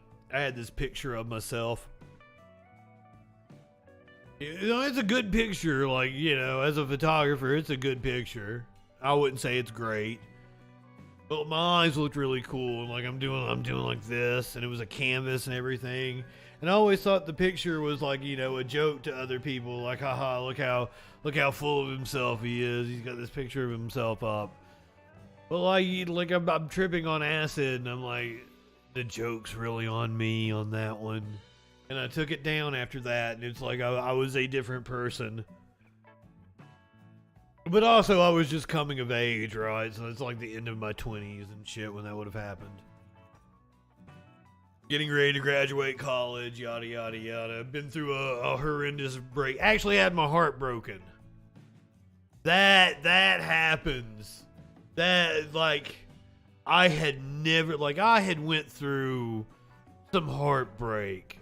But I had never truly had my heart broken until 2012, 2013. That'll do something that fucks you up for a little bit.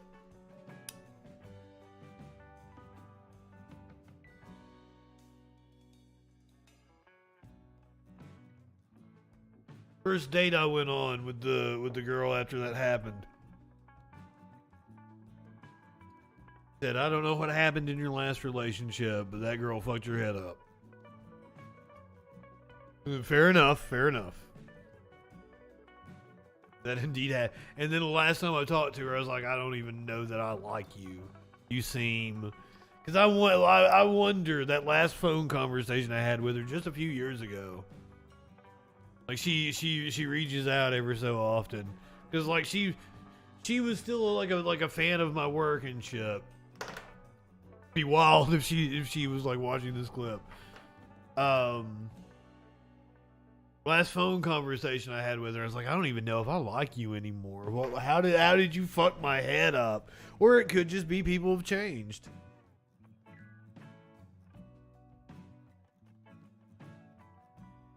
I would have thought that I am more of the guy that she would have wanted me to be, but it was like,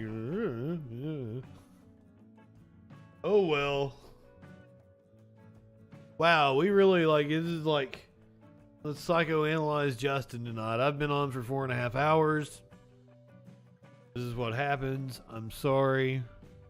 I hope you like the turkey. I hope you like the turkey in the background.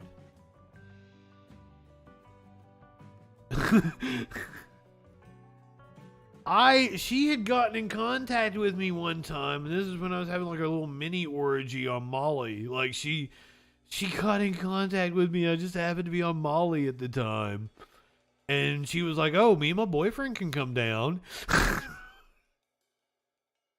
Because, we all lived in sexual anarchy. I was not in the place... You live in sexual anarchy? I was not in the place to let that happen at that time. Now, maybe. I don't know. Maybe I could get down with that. I was really jealous of the dude. Like, I think she went on to marry him. But, like, I had mutual friends with him, and everybody told me he's really cool, so. And, of course, he was. Like, she was cool. So, like, but, like, you still, like, there's some jealousy there. You just gotta be man enough to own up to it.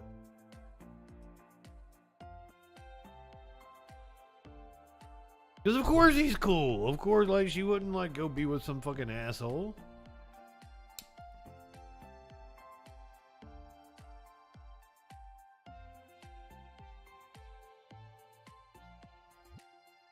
Oh, totally.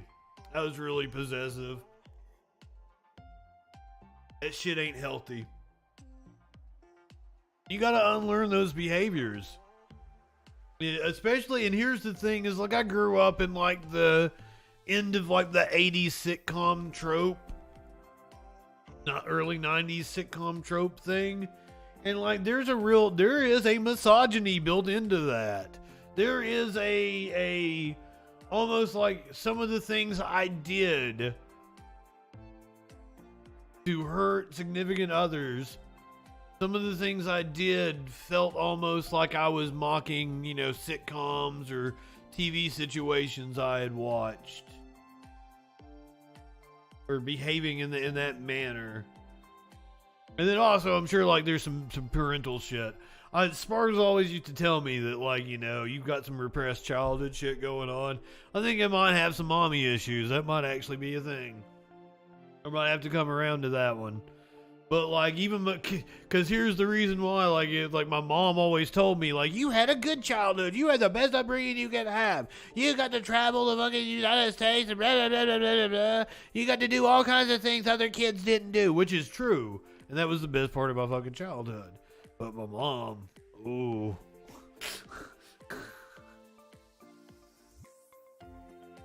It's insecurity.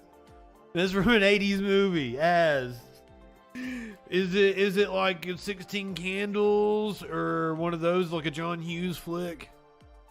But that's a great line. Jealousy isn't love, it's insecurity. It absolutely is.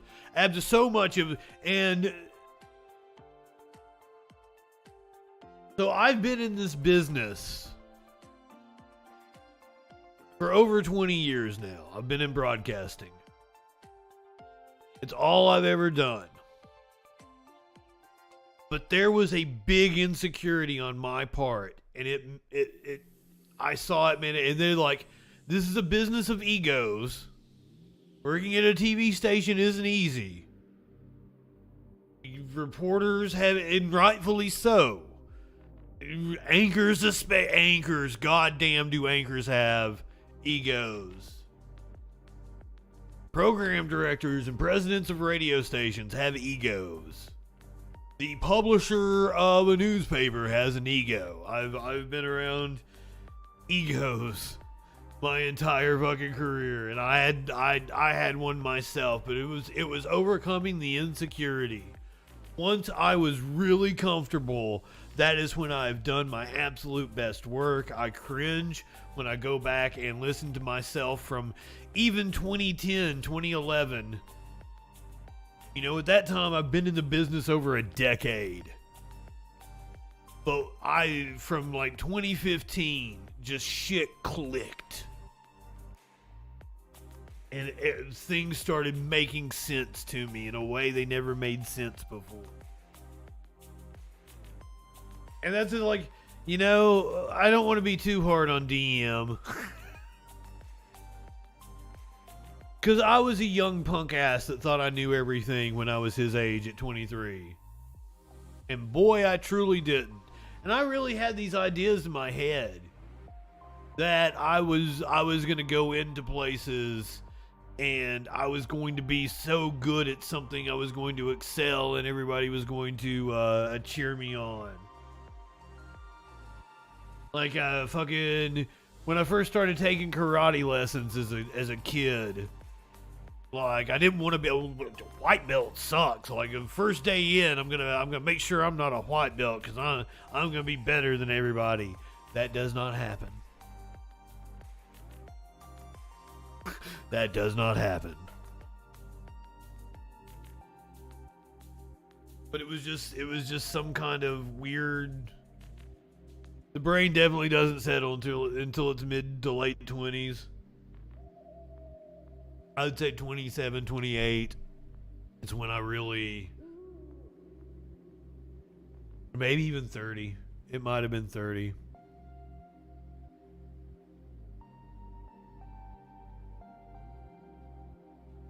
Yeah, poor DM over here. He's...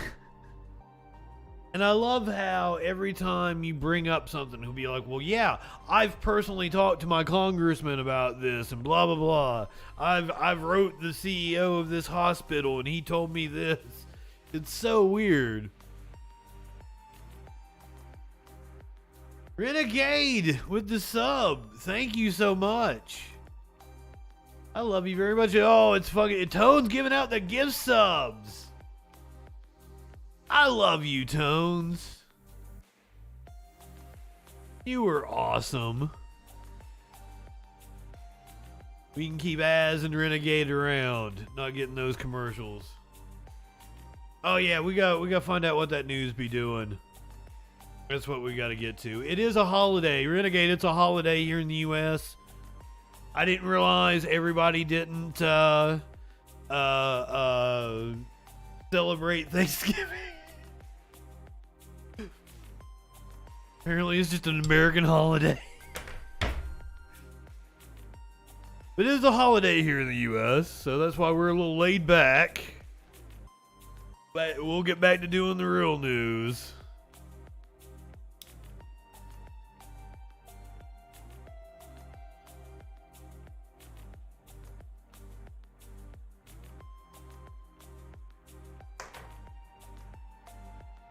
You know, I skipped it earlier. I was talking about how, like, sometimes I'll rearrange the stories. We did, yeah, I skipped that one too. I never came back to it after we watched the cop shoot a dude. Oh, we went to a break after that.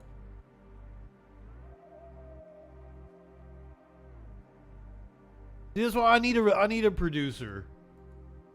Eventually we'll have a producer for this show.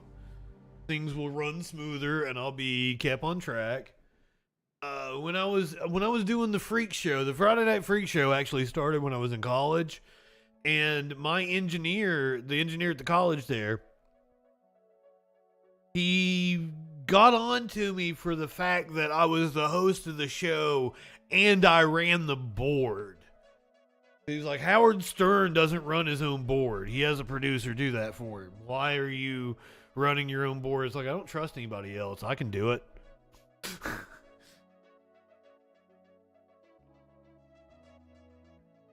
DJ Dub D? I love DJ Dub D. You are awesome. I love all of you.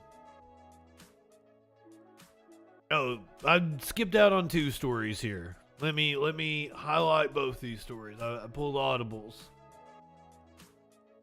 I feel like we need to talk about both of these. They don't go together. Nothing goes together anymore. This is just we're throwing shit at the wall now. Fucking, I have a entire collection of Thanksgiving sitcom specials, and yes, one of my favorites is the WKRP in Cincinnati turkey drop. God is my witness, I thought turkeys could fly. I guess spoiler alert for a 40-year-old fucking 35-year-old television show now.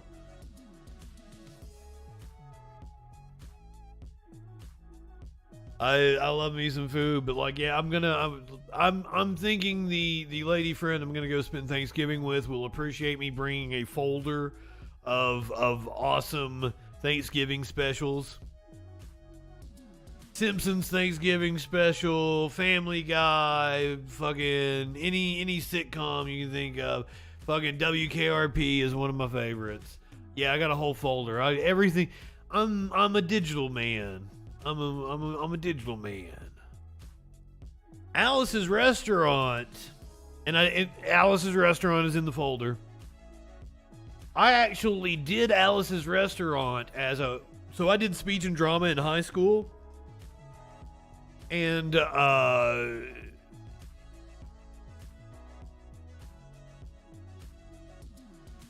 there was a, like, speech and drama was weird, right? And they kept having me do shit I wasn't good at. But then when they let me have freedom, when I got to do like improv and shit, like I always ended up saying something that crossed the line. I got in trouble an awful fucking lot. Imagine that. But one year they let me do storytelling was the name of the competition.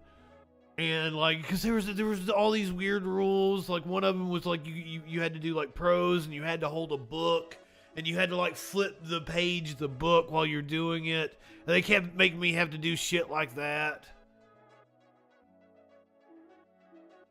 I am a cook from scratch kind of guy, but I fucking love U.S. fucking box stuffing.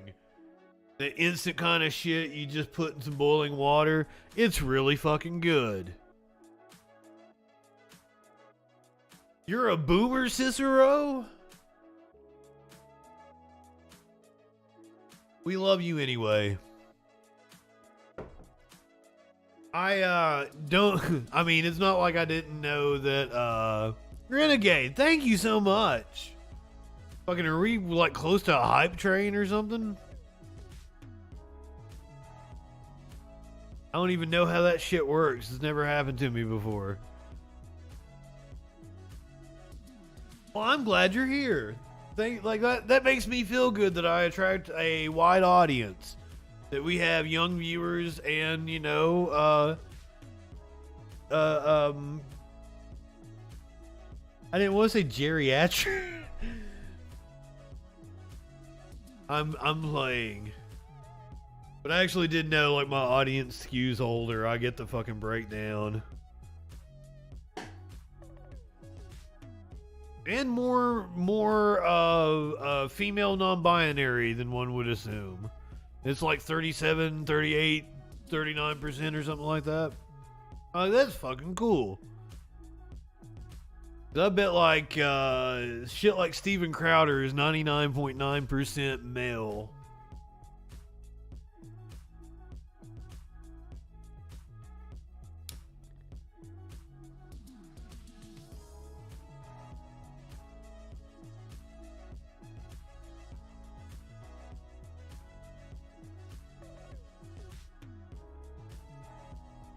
I feel old.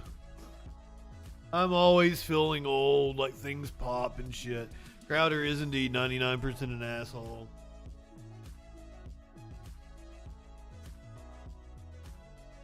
He ain't got no cool turkey graphics where the oh. No, I'm pointing the wrong way. It is just a number, Cicero. Like I don't want to rag on you. We're not ageist around here. We don't want to discriminate. We're glad to have you here. I mean, like, fucking news content resonates with everybody. We'll check in on Crowder every now and again here. Like, it's on the rotation. We're never gonna get too much Steven Crowder. I feel like we do a good job. We watch right-wing stuff enough. We get enough of a taste. Like, we'll get Laura Ingraham once every 4 weeks. Would you guys say? Like, we're not watching Laura Ingraham all the time. Or we get a Matt Walsh once a month. We get a Ben Shapiro once a month. Maybe even once every 2 months, to be honest with you. We don't overplay the right-wing idiots, but we also we keep an eye on them. Earlier, was it this week or last week, we had the Ali Alexander where he was talking about the Jews time traveling.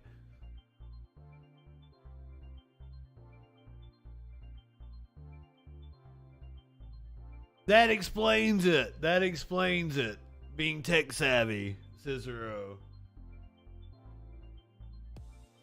And like, tech is fun. I like tech. That's why, like, I'm so thankful for my time as a AV tech at the company that built, like, the systems for federal courtrooms. Like, I'd never built a rack before. Now I built many of them now. That was an awesome experience, and now I know how to do a lot of fucking shit that I didn't know how to do before.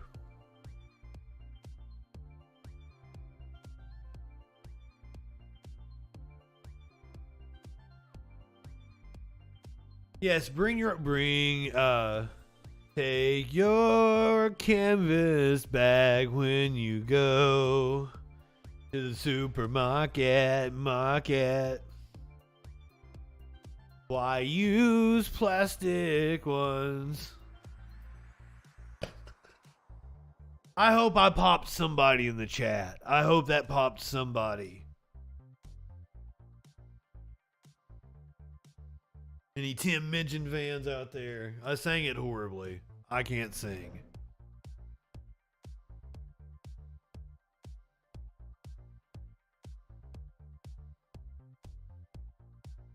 If you are interested in a musical comedian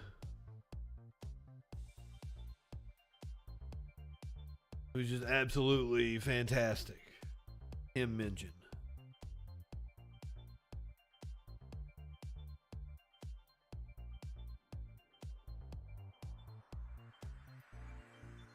My dad smoked it until he died. Not of weed.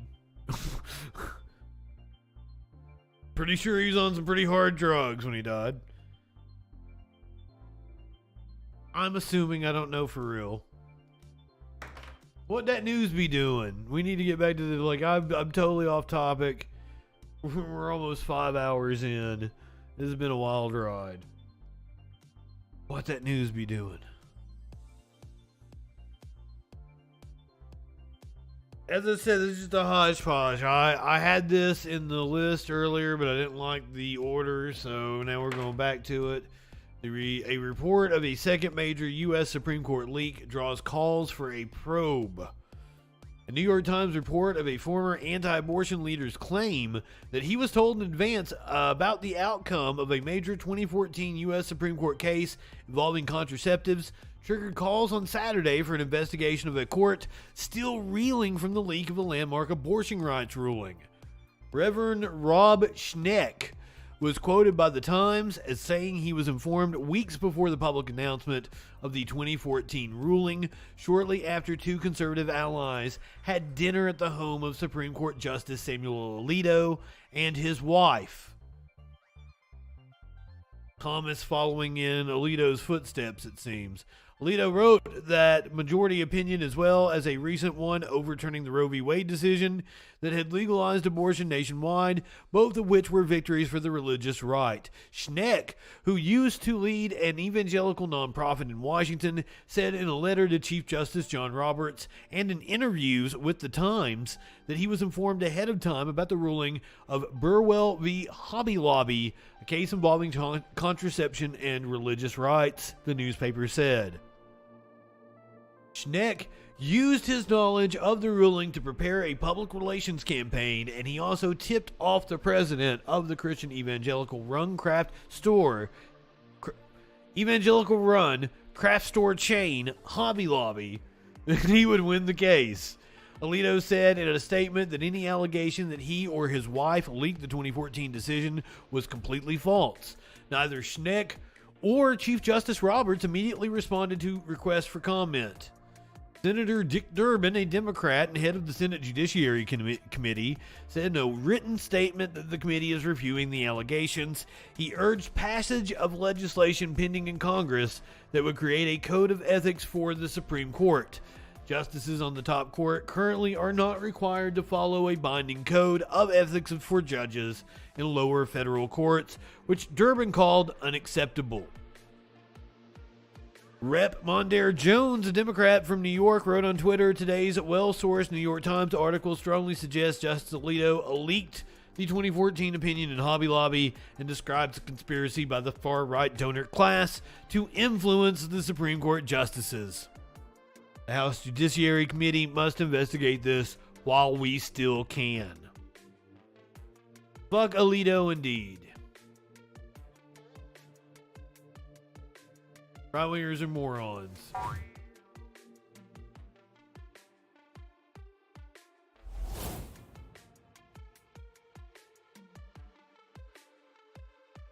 Right, here's the other story I skipped just because I figured we should do the blood and guts story before.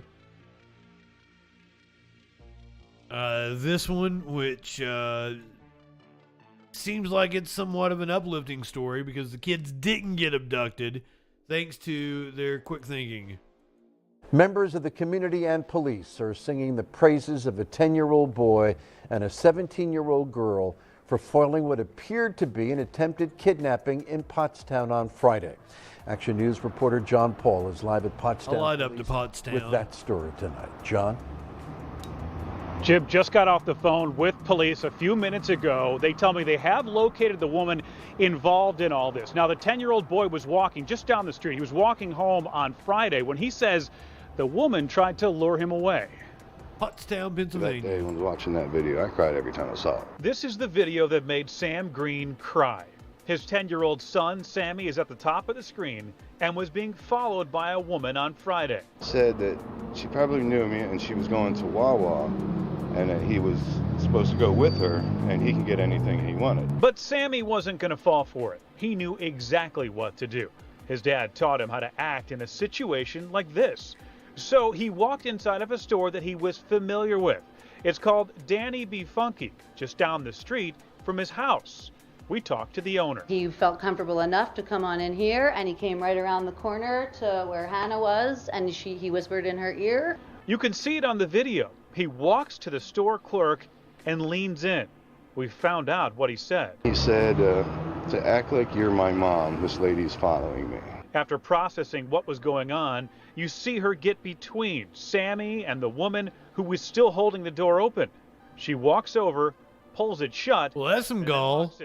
The woman runs off. Sammy is now safe.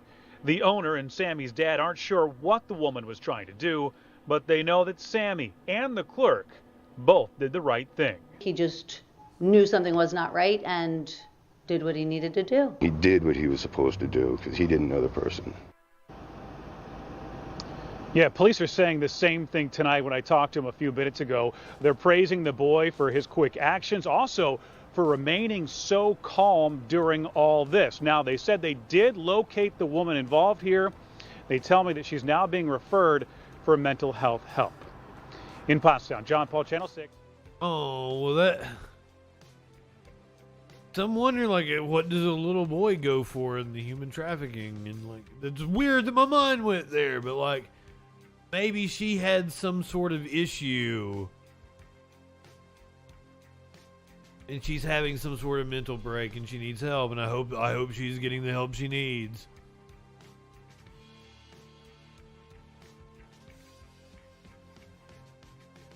She's had some sort of tragic event in her life, lost a kid or something. Oh, it's horrible of me to speculate, but I want to be charitable. I'll watch this too. We can keep just watching stories. Details are emerging of a violent and deadly shooting that has shaken content the warning. Delaware County community. 60 shots were fired just steps away from a police station, leaving 2 people dead. Authorities say 1 person is in custody and 3 others are still on the loose. Action News reporter Becca Hendrickson now joining us with details on this live at the district attorney's office in media with the very latest. Becca. Shari, investigators called this a cold-blooded execution where these suspects stood over the victims' bodies and kept shooting. Now the hunt is on for those 3 more suspects that police have 1 in custody. The hunt is on. Looking out the window, you can see that 50-some people were running. Neighbors on Gwenther Avenue in Yaden say they heard 60 shots ring out just before midnight on Saturday. Beautiful leaves on the Witnesses trees. say there had been a party at an event space Fall is around the beautiful. corner on Church Lane. Violence spilled out to this municipal parking lot where there's a police substation. They not only fired. I'm sorry. I got to. Has nothing to do with the story, but SS2?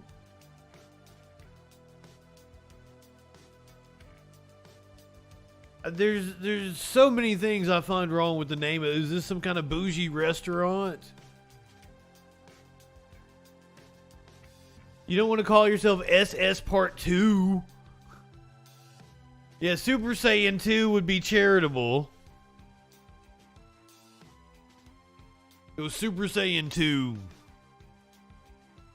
Maybe it's a clothing store. I dated a woman one time. And she worked at a Billy Reed, and I'd never heard of Billy Reed before. And the reason I'd never heard of Billy Reed before is I can't afford to shop at a Billy Reed. I go in the store and like everything is way too expensive. Yeah, Tone, stick it over here. Way too fucking expensive. Like $600 for a shirt. Build out to this municipal parking lot where there's a police substation. They not only fired 60 rounds, killing these 2 poor people, but they even shot into their prone bodies. They stood over them in the parking lot and shot into their prone bodies. Police say the victims were a man and woman, a couple who were 20 and 21 years old.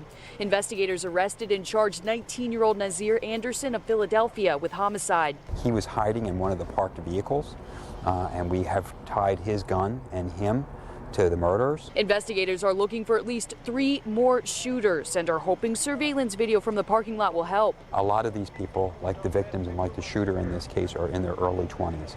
They are destroying their lives, each other's lives. They're destroying the communities they live in. It has got to stop. People in the community are rattled by the killings, saying they've always thought of Yaden as a safe place to call home. I never thought it would spill over here like that, you know, especially out here. This is one of the quietest places to live I've ever lived in. We're not immune to it. We do know that it's taking place throughout, but nevertheless, it hits home and it hits hard. Police are still looking into why this shooting happened. They have not revealed a motive, but they did add that these 2 victims were innocent and unarmed. Live at the courthouse, Becca Hendrickson, Channel 6 Action. Big story on Action News tonight is yet another violent home invasion terrorizing. Just doing local news hits. It happened Gonna after terrorize 6 o'clock you. this morning at a student apartment on North 18th Street. 4 students were jarred awake to the sight of guns drawn and the menacing sounds of bandits demanding money and valuables. Bandits! 10 days ago, 11 other Temple students had to endure Not ruffians? the same experience. Hooligans? Live God damn it! is Action News reporter Maggie Kent. Maggie, do police have any clues in this one? They do, Jim. Actually, they believe that these two suspects used some stolen cards from another incident at a convenience store, and now they have some surveillance video that they want people to take a look at. Surveillance video just released shows 2 masked men running from a home on North 15th Street November 11th. Minutes earlier, they say they robbed 11 Temple students at gunpoint. Cards stolen from those students were used by these men at a nearby convenience store. Investigators believe they may be responsible for 2 similar robberies, including one this morning. They woke them up and just had guns pointed at them. 2 male Temple students and 2 female guests were startled awake at 6:18 this morning as 2 masked men entered a home on the 1900 block of North 18th Street, guns drawn, demanding valuables. My roommates kept calm and everything and just gave them what they wanted. The man we spoke to lives here too, but wasn't home at the time. They just took phones and laptops, stole my roommate's car. That car was soon recovered. A legally owned handgun was also stolen. In a span of 12 days now, 3 off-campus homes occupied by Temple students have been hit. Apparently the cops said it did seem like they were connected. People looking for the same But thing. cops don't know fucking bullshit. I've now spoke to 2 sets of Cops don't know shit about fuck. These 2 individuals are really even keel. They're even jovial while this is going on, spending a fair amount of time with them inside the house, laughing and joking. Today, the roommate that we spoke to said that they even joked and said, "Oh, your house is a little messy," all while holding them up with an Uzi pointed at them. We're live at police headquarters. Channel 6 Action News. That's pretty funny. I mean, I guess it wouldn't be funny if it happened to you, but like, I'm laughing about it. I shouldn't laugh. I laugh at stuff I shouldn't laugh at. That's why we do a news show with a troll head. This show is totally inappropriate. There's a kitten under my desk. Kitten keeps fucking with my cords.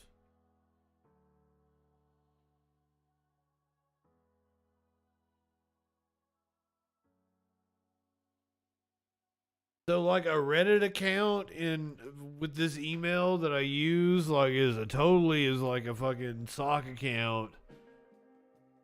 I already had a Reddit profile and some name I never would have thought of, I would have fucking thought of, so who knows? But there's a content warning. Apparently this is graphic as fuck. Oh, there was one built in. Ola Kala. Good evening. So glad to see you tonight. You're getting ready to watch some fucked up shit. Second, please. Because I asked you to. No. Okay. For what? What I do? Because I told you to. What I do? Well, you passed that counterfeit dollar bill back. Dispatch, I'm sliding 1 behind Ingram. Put your hands behind your back. Put your hands behind your back. Put your hands behind your back. Put your hands behind your back. Do it now. He's fucking down, dude. Your stomach. Oh, fuck.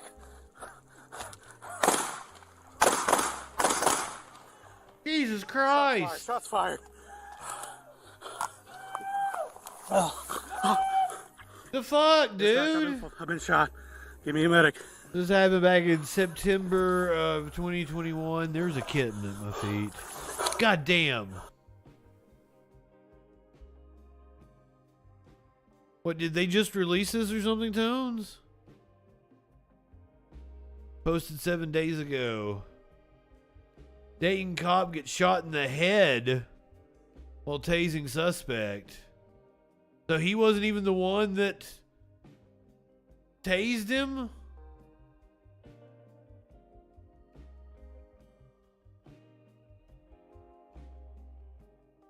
I mean, he wasn't the one that shot? Goddamn.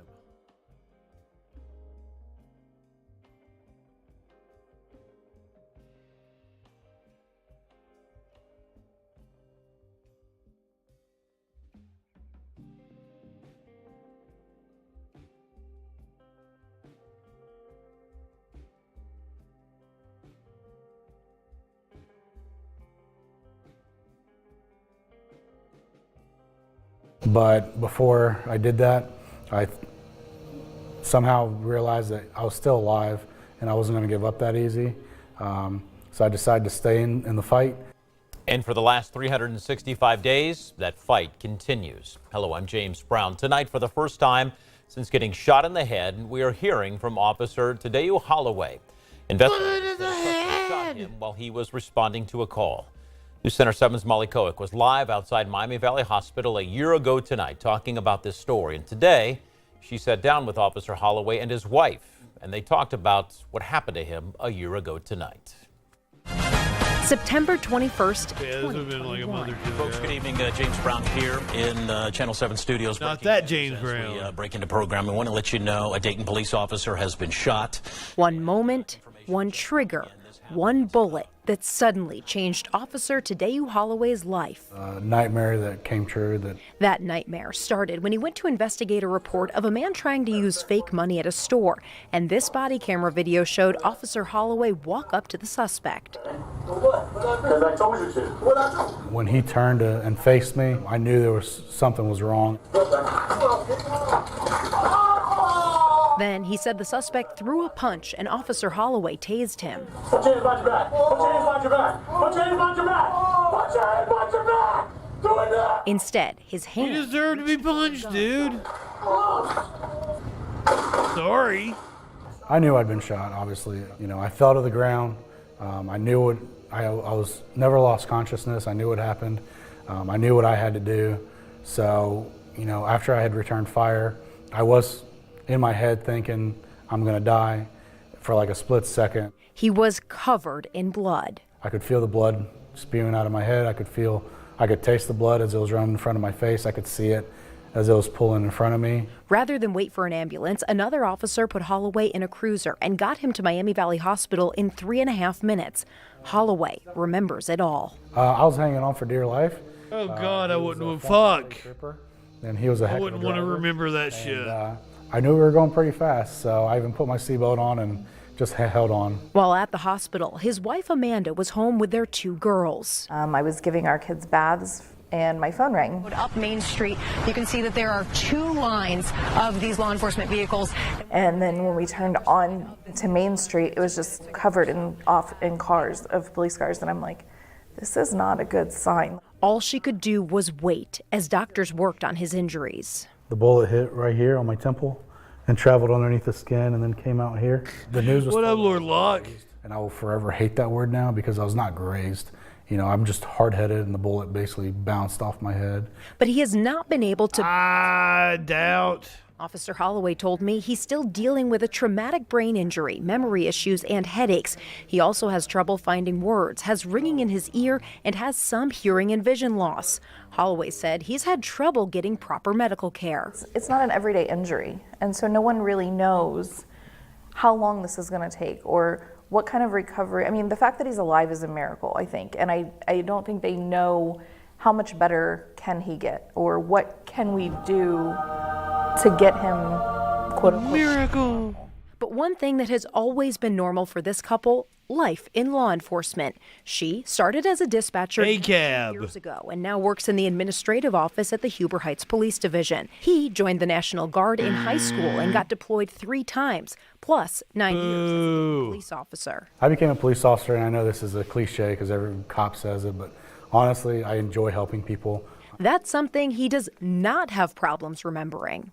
In January, I actually fought with my doctors to. FREAKIN, good evening. They wanted me to Chud's stay Day off Miracle. longer, and I just I couldn't Chud's stay Miss off any Day longer. Miracle. He's now on light duty, 20 hours a week. Fucked your joke up. I'd love to be back out on the streets. Yeah. What do your doctors say? They don't know. It's a wait and see game. In the meantime, his memories have brought him back to the night of the shooting. Every time an officer in our area has been shot on the job. July 12th, Clear Creek Township Officer Eric Ney. July 24th, Clark County Deputy Matthew Yates. August 10th, Richmond Police Officer Sear. Whatever that entails. You know, whether it's going back out to the streets or going a different avenue, I just want to make sure that I'm still here, still.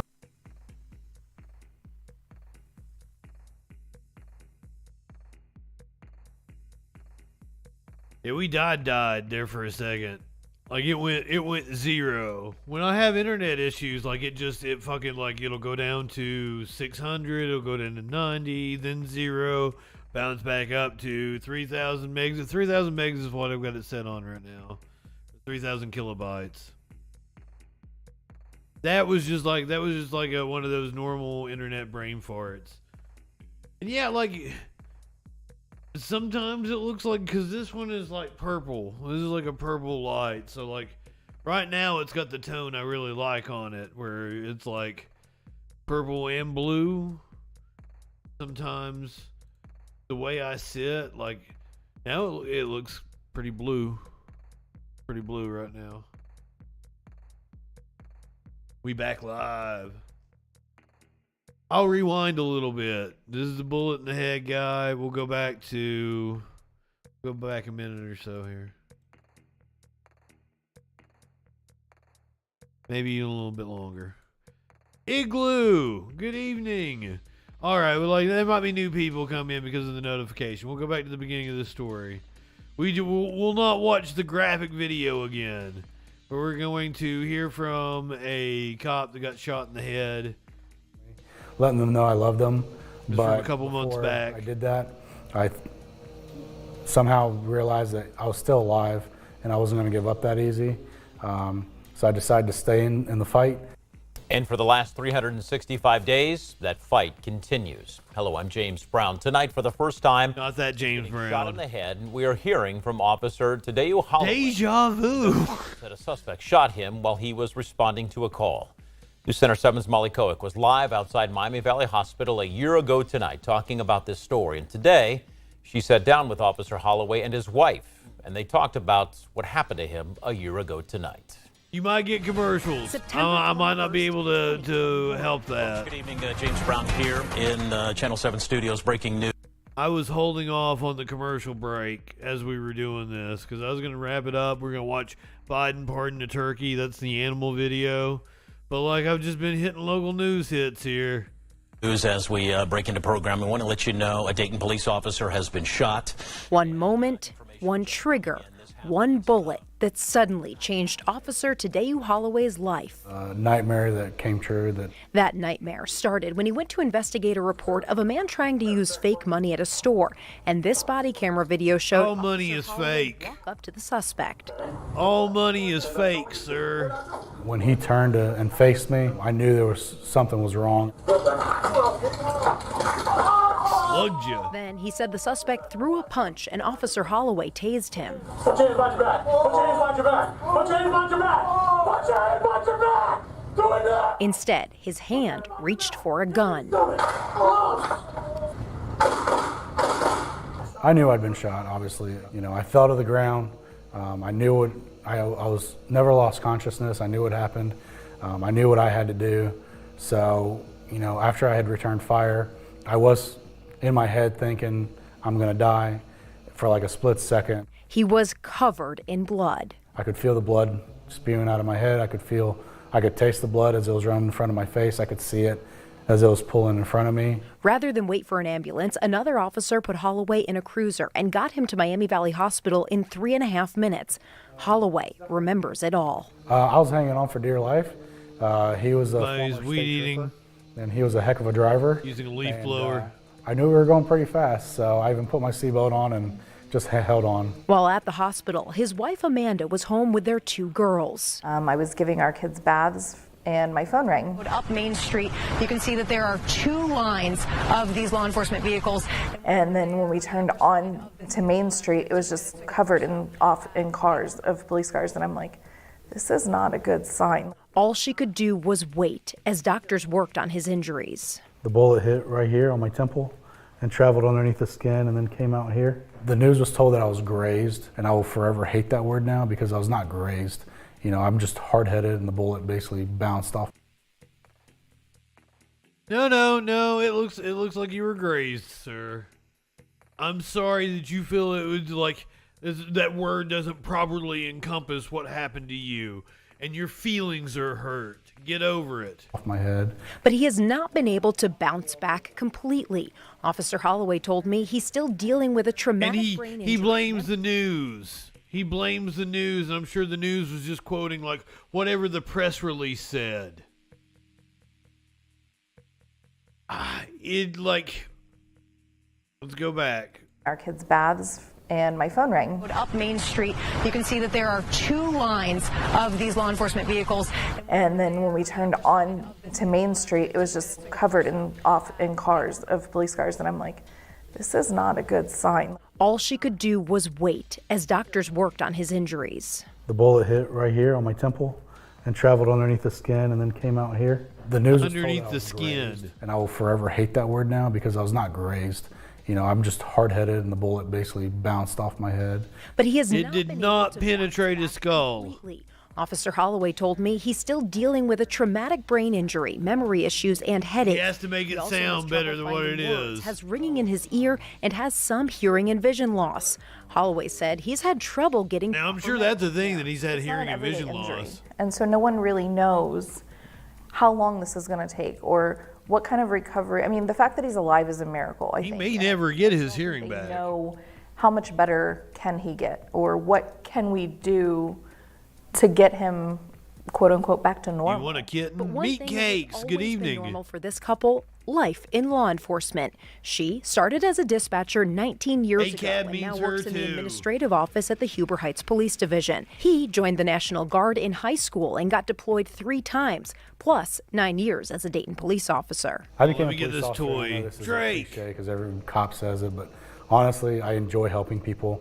That's something he does not have problems remembering. In January, I actually fought with my doctors to at least go back to work. They wanted me to stay off work a little longer, and I couldn't stay home any longer. He's now on light duty, 20 hours a week. Do you want to be back out on the streets? I'd love to be back out on the streets. Yeah. What do your doctors say? I found a kitten. They don't know. It's a wait and see game. In the meantime, his memories have brought him back to the night of the shooting every time an officer in our area has been shot on the job. July 12th, Clear Creek Township officer Look up the camera. May. Look up July the camera. 24th, Clark County Deputy Matthew Yates. August 10th, Richmond police officer Look up the camera, baby. Yates and Burton did not survive. camera. Nay is in rehab. It definitely brings back the night of my shooting. Makes me feel guilty that I survived and some of them didn't. But at the same time, and it just makes me realize that, you know, how dangerous being a police officer is, especially nowadays. It's not really. Let me tell you, that kitten is wild. That kitten is absolutely wild. That kitten has terrorized every other cat in this house. It's terrorized Socks, it's terrorized Smokey. Maynard hates this kitten.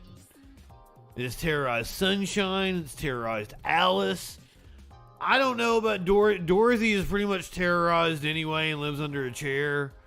So I don't know if Dorothy's been terrorized by the baby, but I'm going to assume that she has. So I think all the cats have been terrorized by the kitten because she is wild. And she's very bitey and she's very clawy. And this morning I got all 3 of mine. It's so rare. I got all 3 of mine to lay down in bed with me. And she was outside the door, the kitten, and was just meow, meow, meow, meow, meow, meow. And I'm like, please shut up. Because like Smokey kept wanting to like pop up and go look at the kitten, you know, like fucking. At first, I think Smokey was really not into it, but now I think Smokey and her are playing. I think Smokey's gotten used to her. They're kind of buds now. I don't know. You know the way cats are. They wild. ACAB means them too. And I believe grazed was the proper terminology for what happened to him.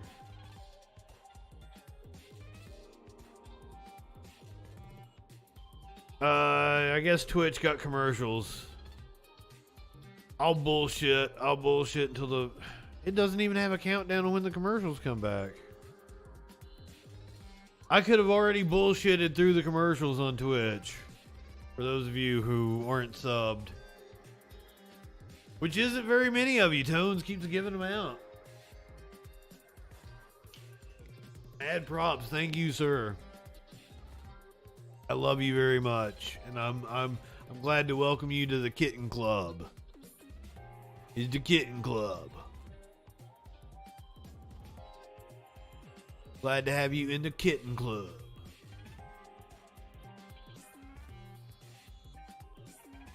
I'm still going. On Saturday night, as you may now have read, a 22-year-old man called Anderson Lee Aldrich walked into a gay nightclub in Colorado Springs. Oh God, this is 15 minutes long. We are not watching all of this.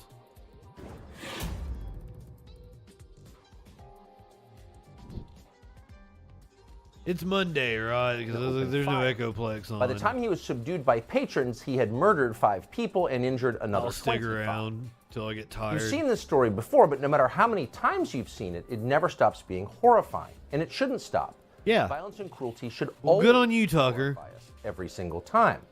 When we start to become cynical, there's going to be a butt in here somewhere, though. We have lost something essential to our humanity. Oh yeah, it is Tuesday now. So the most obvious question is, why did Anderson Lee Aldrich shoot 30 people? And the truth is, we don't know. We do know he was clearly a troubled person.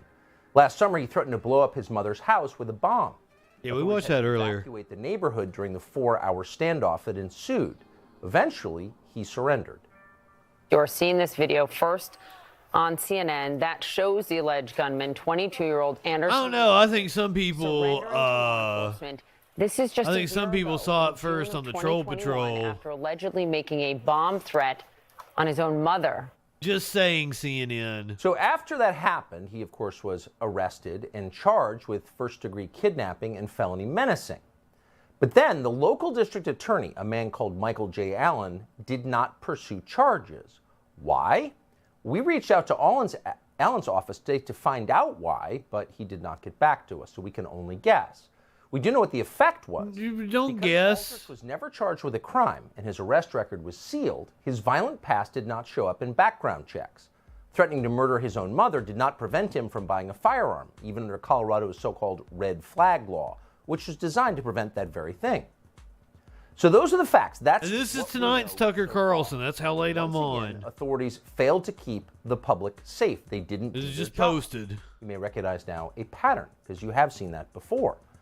As for Aldrich's motive in shooting strangers, we can only guess. And we're not going to guess, both because guessing would be dishonest and irresponsible. You can't last night's your pre-existing beliefs. But more to the point, we're not Tuesday going to guess now. because it would dishonor the memories of the 5 people who were just murdered in Colorado Springs. These were human beings. They were Americans. They were not props in a larger ideological war. And to reduce them to that is wrong. That's exactly what many politicians are doing right now. Within hours of the shootings, Joe Biden and his allies used this tragedy as a pretext for disarming the law-abiding population of What? We need more gun control, Joe Biden said predictably, notwithstanding the fact that Colorado's existing gun control laws, which are extensive, did not prevent this attack. So it was a contemptible and heartless and deeply cynical display of political opportunism. But it didn't stop with shit clown. Because in fact, the Second Tucker is a shit clown. People in charge the most. No, that would be Wait, the First what? Amendment, Free speech. Your right to say what you sincerely believe. What? That is the right, the first in our Bill of Rights that terrifies them the most. Your words are a greater threat than any firearm. They must censor you, or else they. What's he talking about? That's simple. So these horrifying murders in Colorado over the weekend quickly became a pretext for yet more censorship of your speech.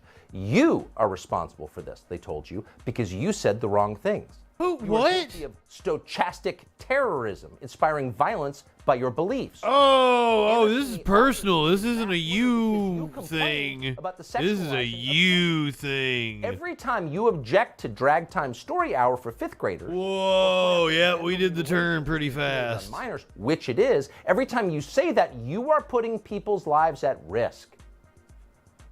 Now that seems implausible, and yet many are making this claim. Many have made it over the past 24 hours. Watch, for example, Brandy Zadrozny of NBC. Online, including this Libs of TikTok account, which feeds larger media like Fox News stories, what has happened is a demonization of LGBTQ people, calling them groomers and pedophiles. Yep. This type of thing, whether we can say it's motive or not, what we know is that it's just another reason why LGBTQ people are scared. Hold on. Let me grab this. I'm going to show you an example of the right-wing rhetoric. So there it is, right there. When you point out the truth, indisputably, and the truth is that some adults in this country, apparently a growing number, have a deeply unhealthy fixation on the sexuality of children. When you say that out loud, you get people killed. That is what Brandy Zadrozny is saying. And by saying that, Brandy Zadrozny and the many people like her are effectively defending that same deeply unhealthy fixation on the sexuality of children. By the way, it's absolutely real. You're not imagining that. It's happening. The evidence is everywhere, and it comes to light on the internet. And Brandy Zadrozny and people like her hate that you are seeing that. Notice that Zadrozny is not Libs of TikTok is making this up. She never even suggests that. She is threatening them, and what she's doing is threatening them, you should know. And I'm going to show you exactly what we're talking about when we talk about the rhetoric being slung at the LGBTQ community. This was my video published a month ago. Far-right activist Kimberly Rex throws fit over after-school drag show at Iowa school board meeting. That's what you may remember us doing this story. OMG, good evening. Yes, this was earlier tonight. So allow me to show you, we're gonna go all comments here. Report this, everyone, repulsive content and child abuse.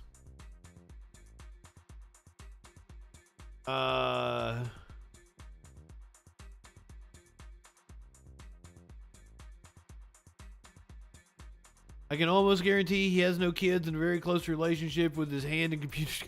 No, that's not what I'm looking at. I guess Justin is part of the pervert gang that wasn't to sexualize children.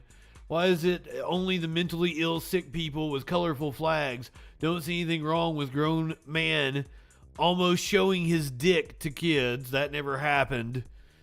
This might be one of the worst videos I've seen on YouTube. How out of touch with reality are you? In what world is it acceptable for any gender to wear an outfit like that and dance in front of 12-year-olds? Leggings and a leotard. Like fucking... I was in a show choir that the young ladies dance in outfits like that. Why are adults signing up to dancing provocatively while dressed in drag for minors? Like, this is on my video.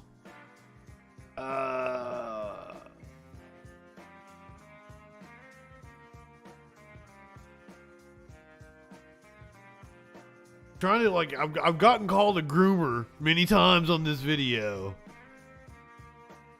This dude called me a sicko that just outed himself. You know, you just about fit the look of a potential groomer yourself. There's nothing far right about protecting children. This video title is a confession. This lowdown calls me groomer.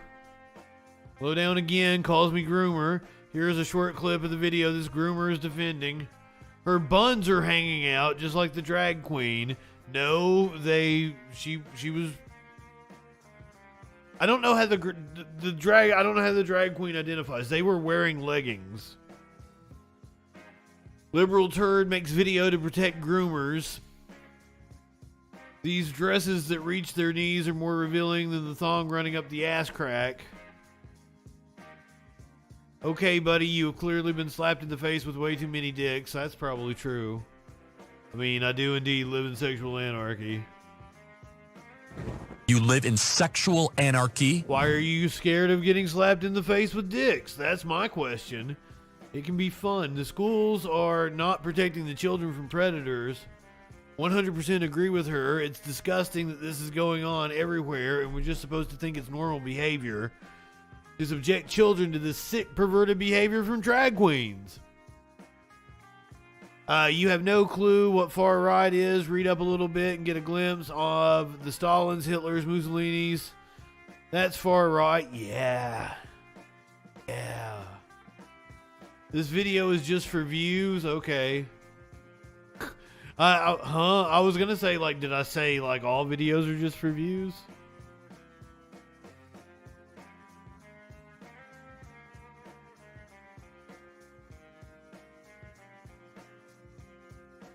These people are just insane. This channel advocates gay men sexually abusing children. This was said about me.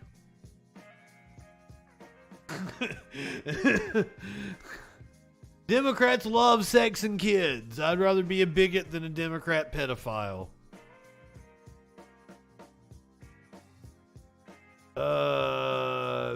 With your way of thinking, you are clearly doomed for a long life of loneliness and an afterlife of torture. An afterlife of torture.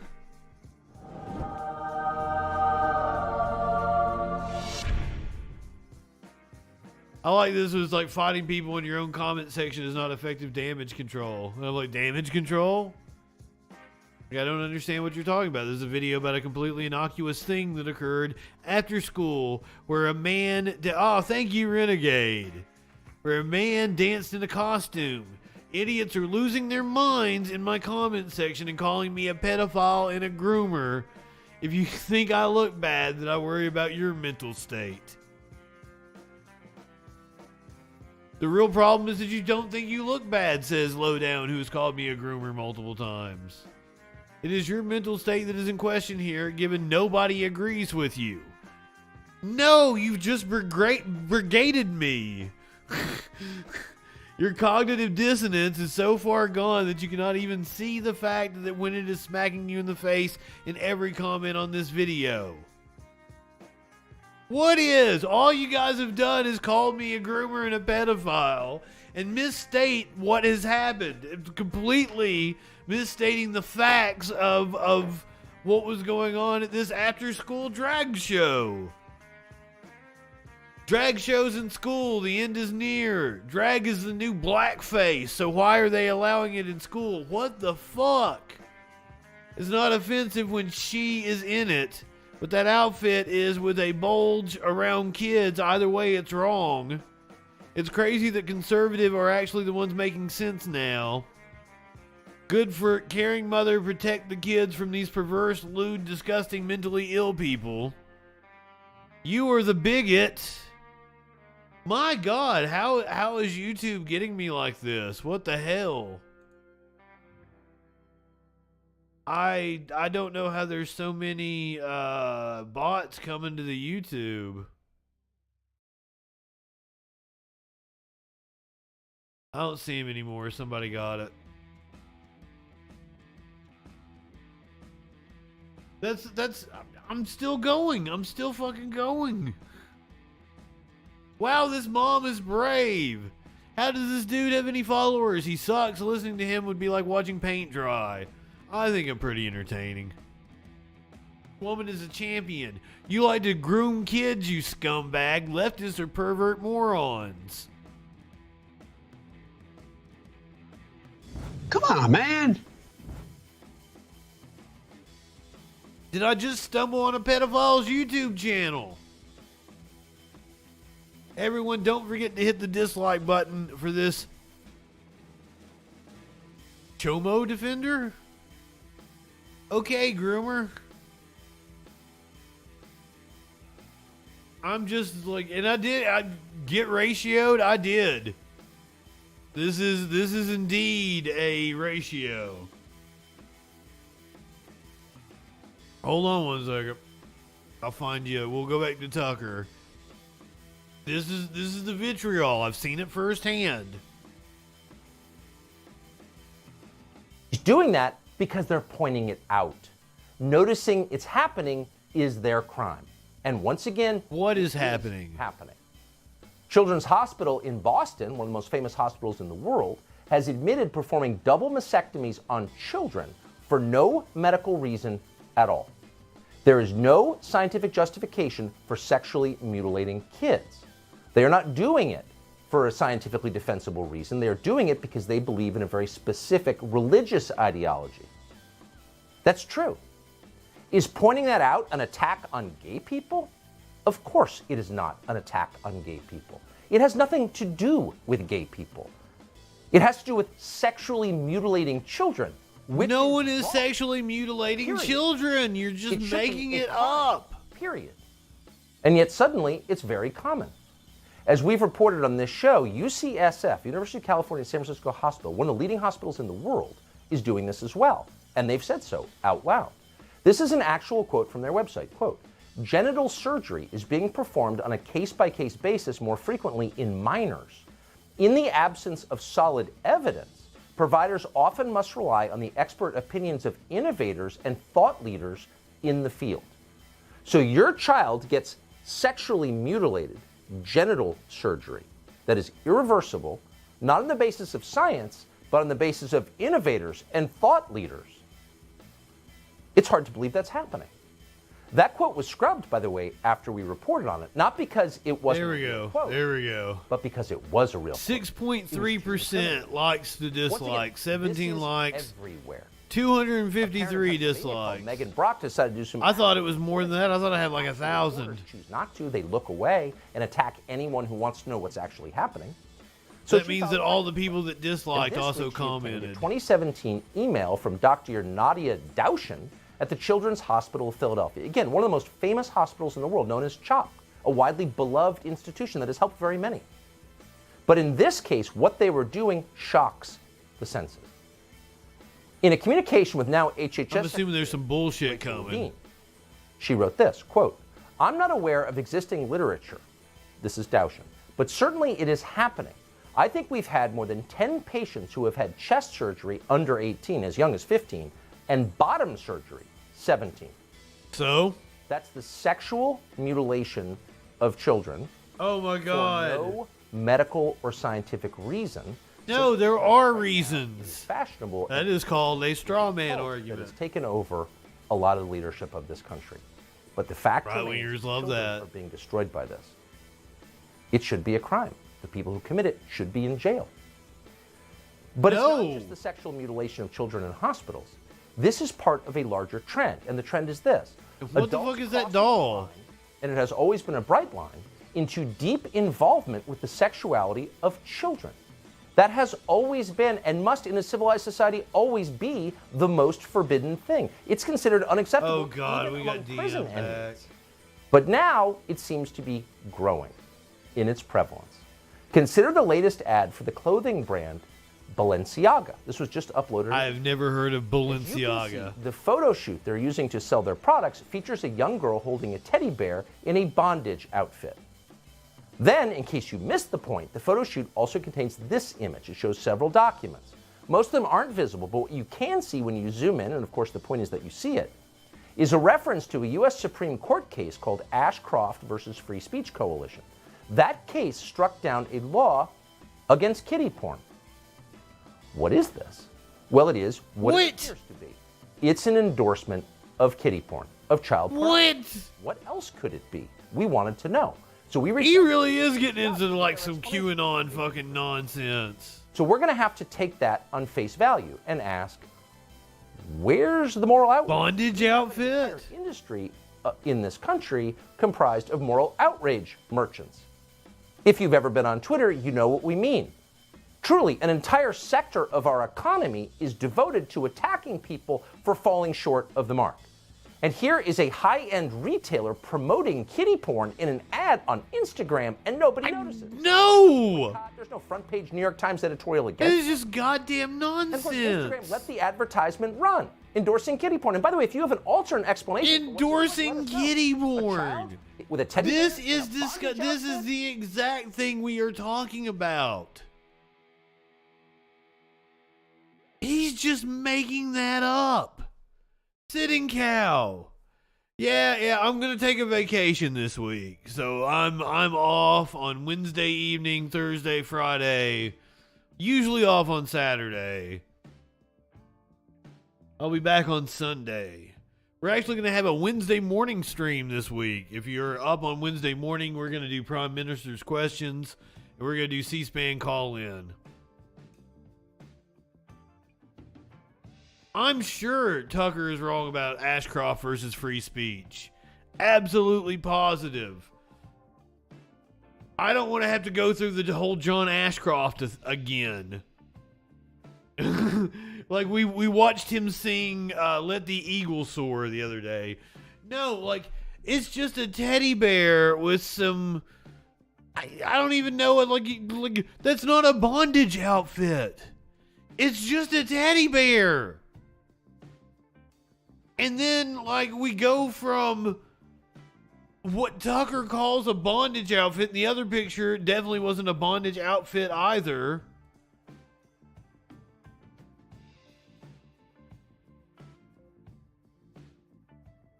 You can barely even see it. Of course Tucker is wrong, you dumb shit. He's wrong about everything. This is just a kid holding a teddy bear, and then this dumbass does a straw man just like all you dumbass right-wingers do. And then you're like, well, this is endorsing kiddie porn. Because you're idiots, and idiots buy this nonsense. And then it gets people killed. It gets people fucking in my comment section calling me a groomer and a pedophile over the dumbest fucking shit. To sell their products features a young girl holding a teddy bear in a bondage outfit. Then, in case you missed the point, the photo shoot also contains this image. It shows several documents. Most of them aren't visible, but what you can see when you zoom in, and of course the point is that you see it, is a reference to a U.S. Supreme Court case called Ashcroft versus Free Speech Coalition. That case struck down a law against kiddie porn. What is this? Well, it is what it appears to be. There's no bondage outfit. Of kiddie porn, of child pornography. What else could it be? We wanted to know. So we reached out today to Balenciaga to know. And they didn't respond. So we're going to have to take that on face value and ask, where's the moral outrage? We have an entire industry in this country comprised of moral outrage merchants. If you've ever been on Twitter, you know what we mean. Truly, an entire sector of our economy is devoted to attacking people for falling short of the mark. It's literally what you do for a living. That's you. Kiddie porn in an ad on Instagram, and nobody notices. There's no boycott. There's no front-page New York Times editorial against it. Yes, simp. Exactly. Let the advertisement run, endorsing kiddie porn. And by the way, if you have an alternate explanation for what this was, let us know. A child with a teddy bear in a bondage outfit? It's not a bondage outfit. Decision striking down a kiddie porn law displayed on the table? What is that? Are we jumping to conclusions? Don't think so. It is what it appears to be. It's right in your face and no one's saying anything. Again, Instagram had no problem with this. Until Elon Musk took over Twitter, Twitter allowed hashtags that explicitly linked to child pornography. Nobody said anything because crimes against children are no big deal. It's thought crimes. Explicitly linked to child pornography. Hey, Tucker, you should report that. Wait a second. This seems to be abetting child molestation, which, of course, that's what it's doing. You were instantly booted off Twitter. But the links to kiddie porn, they're still there. Well, now they've been deleted. What? Thank God. That's one improvement. So all of this has been happening out in the open, but NBC News hasn't bothered to report on any of it. Where was their report tonight on Balenciaga pushing kiddie porn in an instant? That is like not a bondage outfit. It's just like a button and some straps around the teddy bear. Like, that's not a bondage outfit. But I guess your audience doesn't know what a bondage outfit looks like. You're all fucking stupid. Driving all their energy to attack you for noticing. You're a stochastic terrorist if you point it out. And you need to be censored. Watch. Content moderation is a hard task. What we know is that Twitter and where the bulk of this information is right now, because that's where the biggest accounts like Matt Walsh and Libs of TikTok again, where they sort of post this stuff. What's being done? Well, 2 days ago, we know that Elon Musk, who owns Twitter now, he just reversed the policy that Twitter did have. I mean, if you see like a daddy or something LGBTQ people wearing that, yeah, that's a bondage outfit. So here you have people mutilating the genitals of children. No. Ads on Instagram promoting kiddie porn. No. And there's Brandy Zadrozny on NBC News. She's not attacking them. She's attacking anyone who notices and accusing them of attacking gay people. Once again, this is not gay people.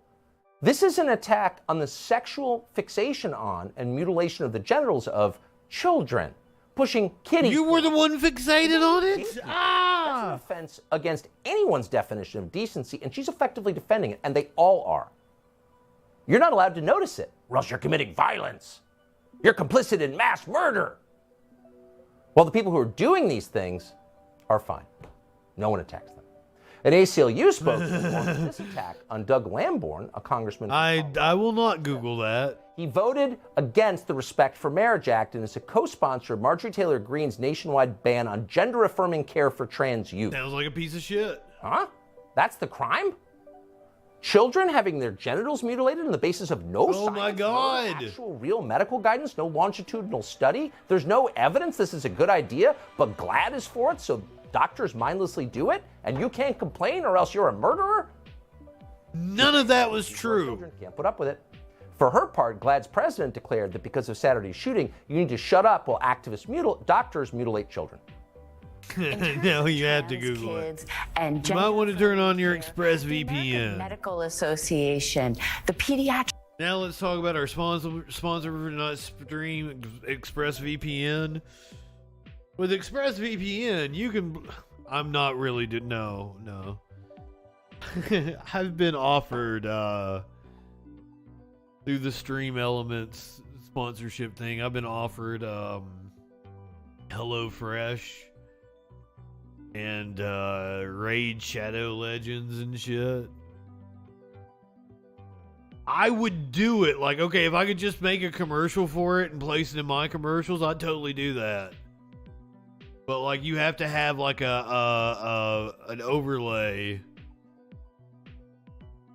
And turn off your work VPN indeed. But you have to have like the HelloFresh logo on your overlay, and like, no, I'm not doing that. Fuck you. Jeremy, let's go. What's going on, my friend? How are you this evening? I'm done with Tucker. That was just insane. Once again, not outraged about the killings, not wanting to. The problem is the people saying they're too mean. That's the problem here in the United States. Saying that people like Libs of TikTok and Matt Walsh are too mean.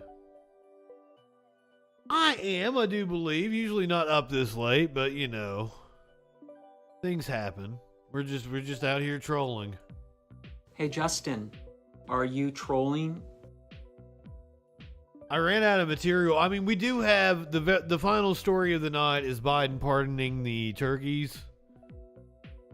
We're gonna watch that whenever we wrap up, but we might watch some other shit here. I didn't get to really do a show last night, so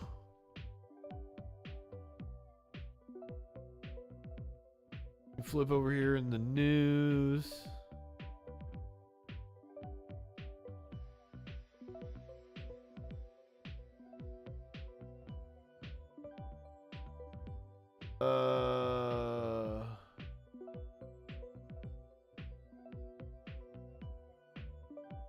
Oh shit, 19 people injured. Man crashed through an Apple store. The car hit the building.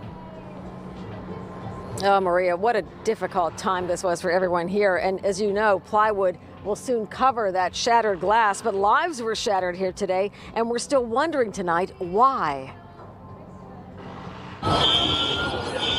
The first moments after the crash, we had somebody drive into like a parade in North Carolina. Stunned and bleeding. All of a sudden, I don't think it was as bad as the Waukesha. A huge bang. There were a lot of Waukesha. people that were on the There we ground. go. And there were a lot of people running out of the store. It was 10:45 a.m. when the driver of this SUV slammed through the glass storefront, striking down Apple shoppers and employees. Patients injured out in front of the store and in the store, including a few patients that were pinned against the wall by the vehicle. A worker nearby took this video. They shouldn't have been in an Apple store anyway. Too graphic for broadcast. Okay, that's mean of me. A lot of people blooding and one guy on the floor. That man down turned out to be a construction worker from New Jersey, 65-year-old Kevin Bradley.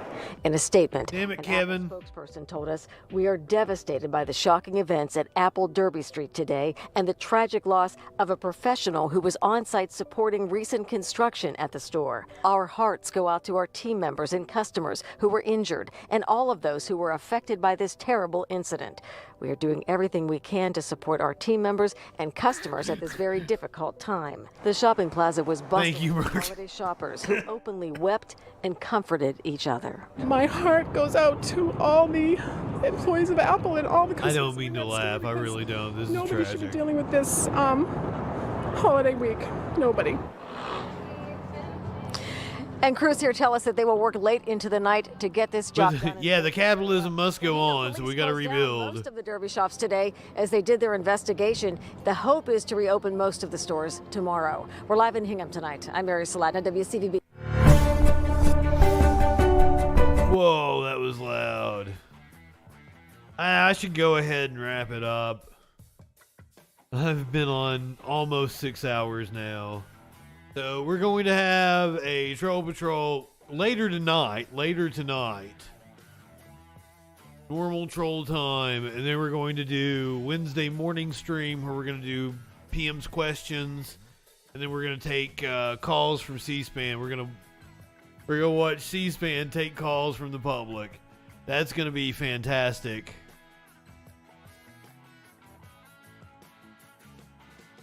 Yeah, I didn't do COVID cases or the snow, but I'm tapping out. Here's you some turkeys. From becoming part of a Thanksgiving meal this year. President Biden. I'm an Android user. Turkeys today. Hannah Brandt has the. They want to talk turkey with you. Presidential pardon from D.C. Chocolate and chip won't be on the menu this Thanksgiving. Chocolate and chip. I hereby pardon chocolate and chip. The two North Carolina turkeys will live to gobble another day, thanks to a pardon. Do you guys know what Joe Biden's favorite ice cream is? Double chocolate. Come on, man. I'm sure he enjoyed the names of chocolate and chip. From President Biden. Chocolate and chip are going to head to one of the nation's great basketball schools and research universities, North Carolina State. Historians say Abraham Lincoln was the first president to spare a turkey, but the Thanksgiving presidential pardon didn't become an official annual tradition until 1989 with the first President Bush. It really becomes a tradition when Rick shows up to fight the president. This is a special time, and they got an ongoing feud. Nation on earth, so let's be grateful. President Biden baked some political jokes into this year's ceremony. The votes are in. They've been counted and verified. There's no ballot stuffing. There's no foul play. And referenced his party's better than expected midterm elections performance. Get it? Foul play. Red wave this season is going to be a German Shepherd commander knocks over that tie's nice on our table.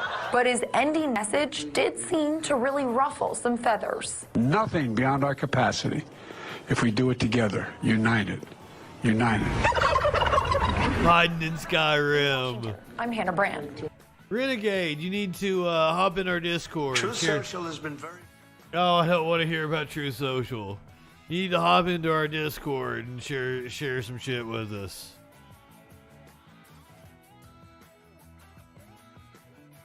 Oh shit. So Troll Patrol later tonight I mean, if you're on the East Coast, it'll still be tomorrow if you're on the West Coast. We're going to do a Wednesday morning stream, 7 a.m. Eastern. We're going to watch Prime Minister's Questions.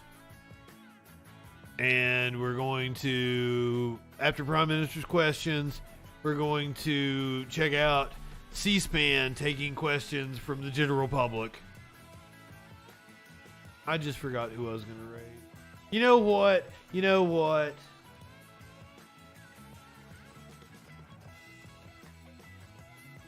We're not gonna. Usually I go. Oh well, he's not singing tonight. I was gonna send you to Goat versus Fish. Usually he's fucking around. We're gonna go time for tinfoil. If you are watching on Twitch, you're heading over to time for tinfoil. Go ahead, light one up, tip one back. It's alright to have a little fun before you hit the sack. I'm Justin Freakin. We will see you later today, tonight, Tuesday night on the Troll Patrol live.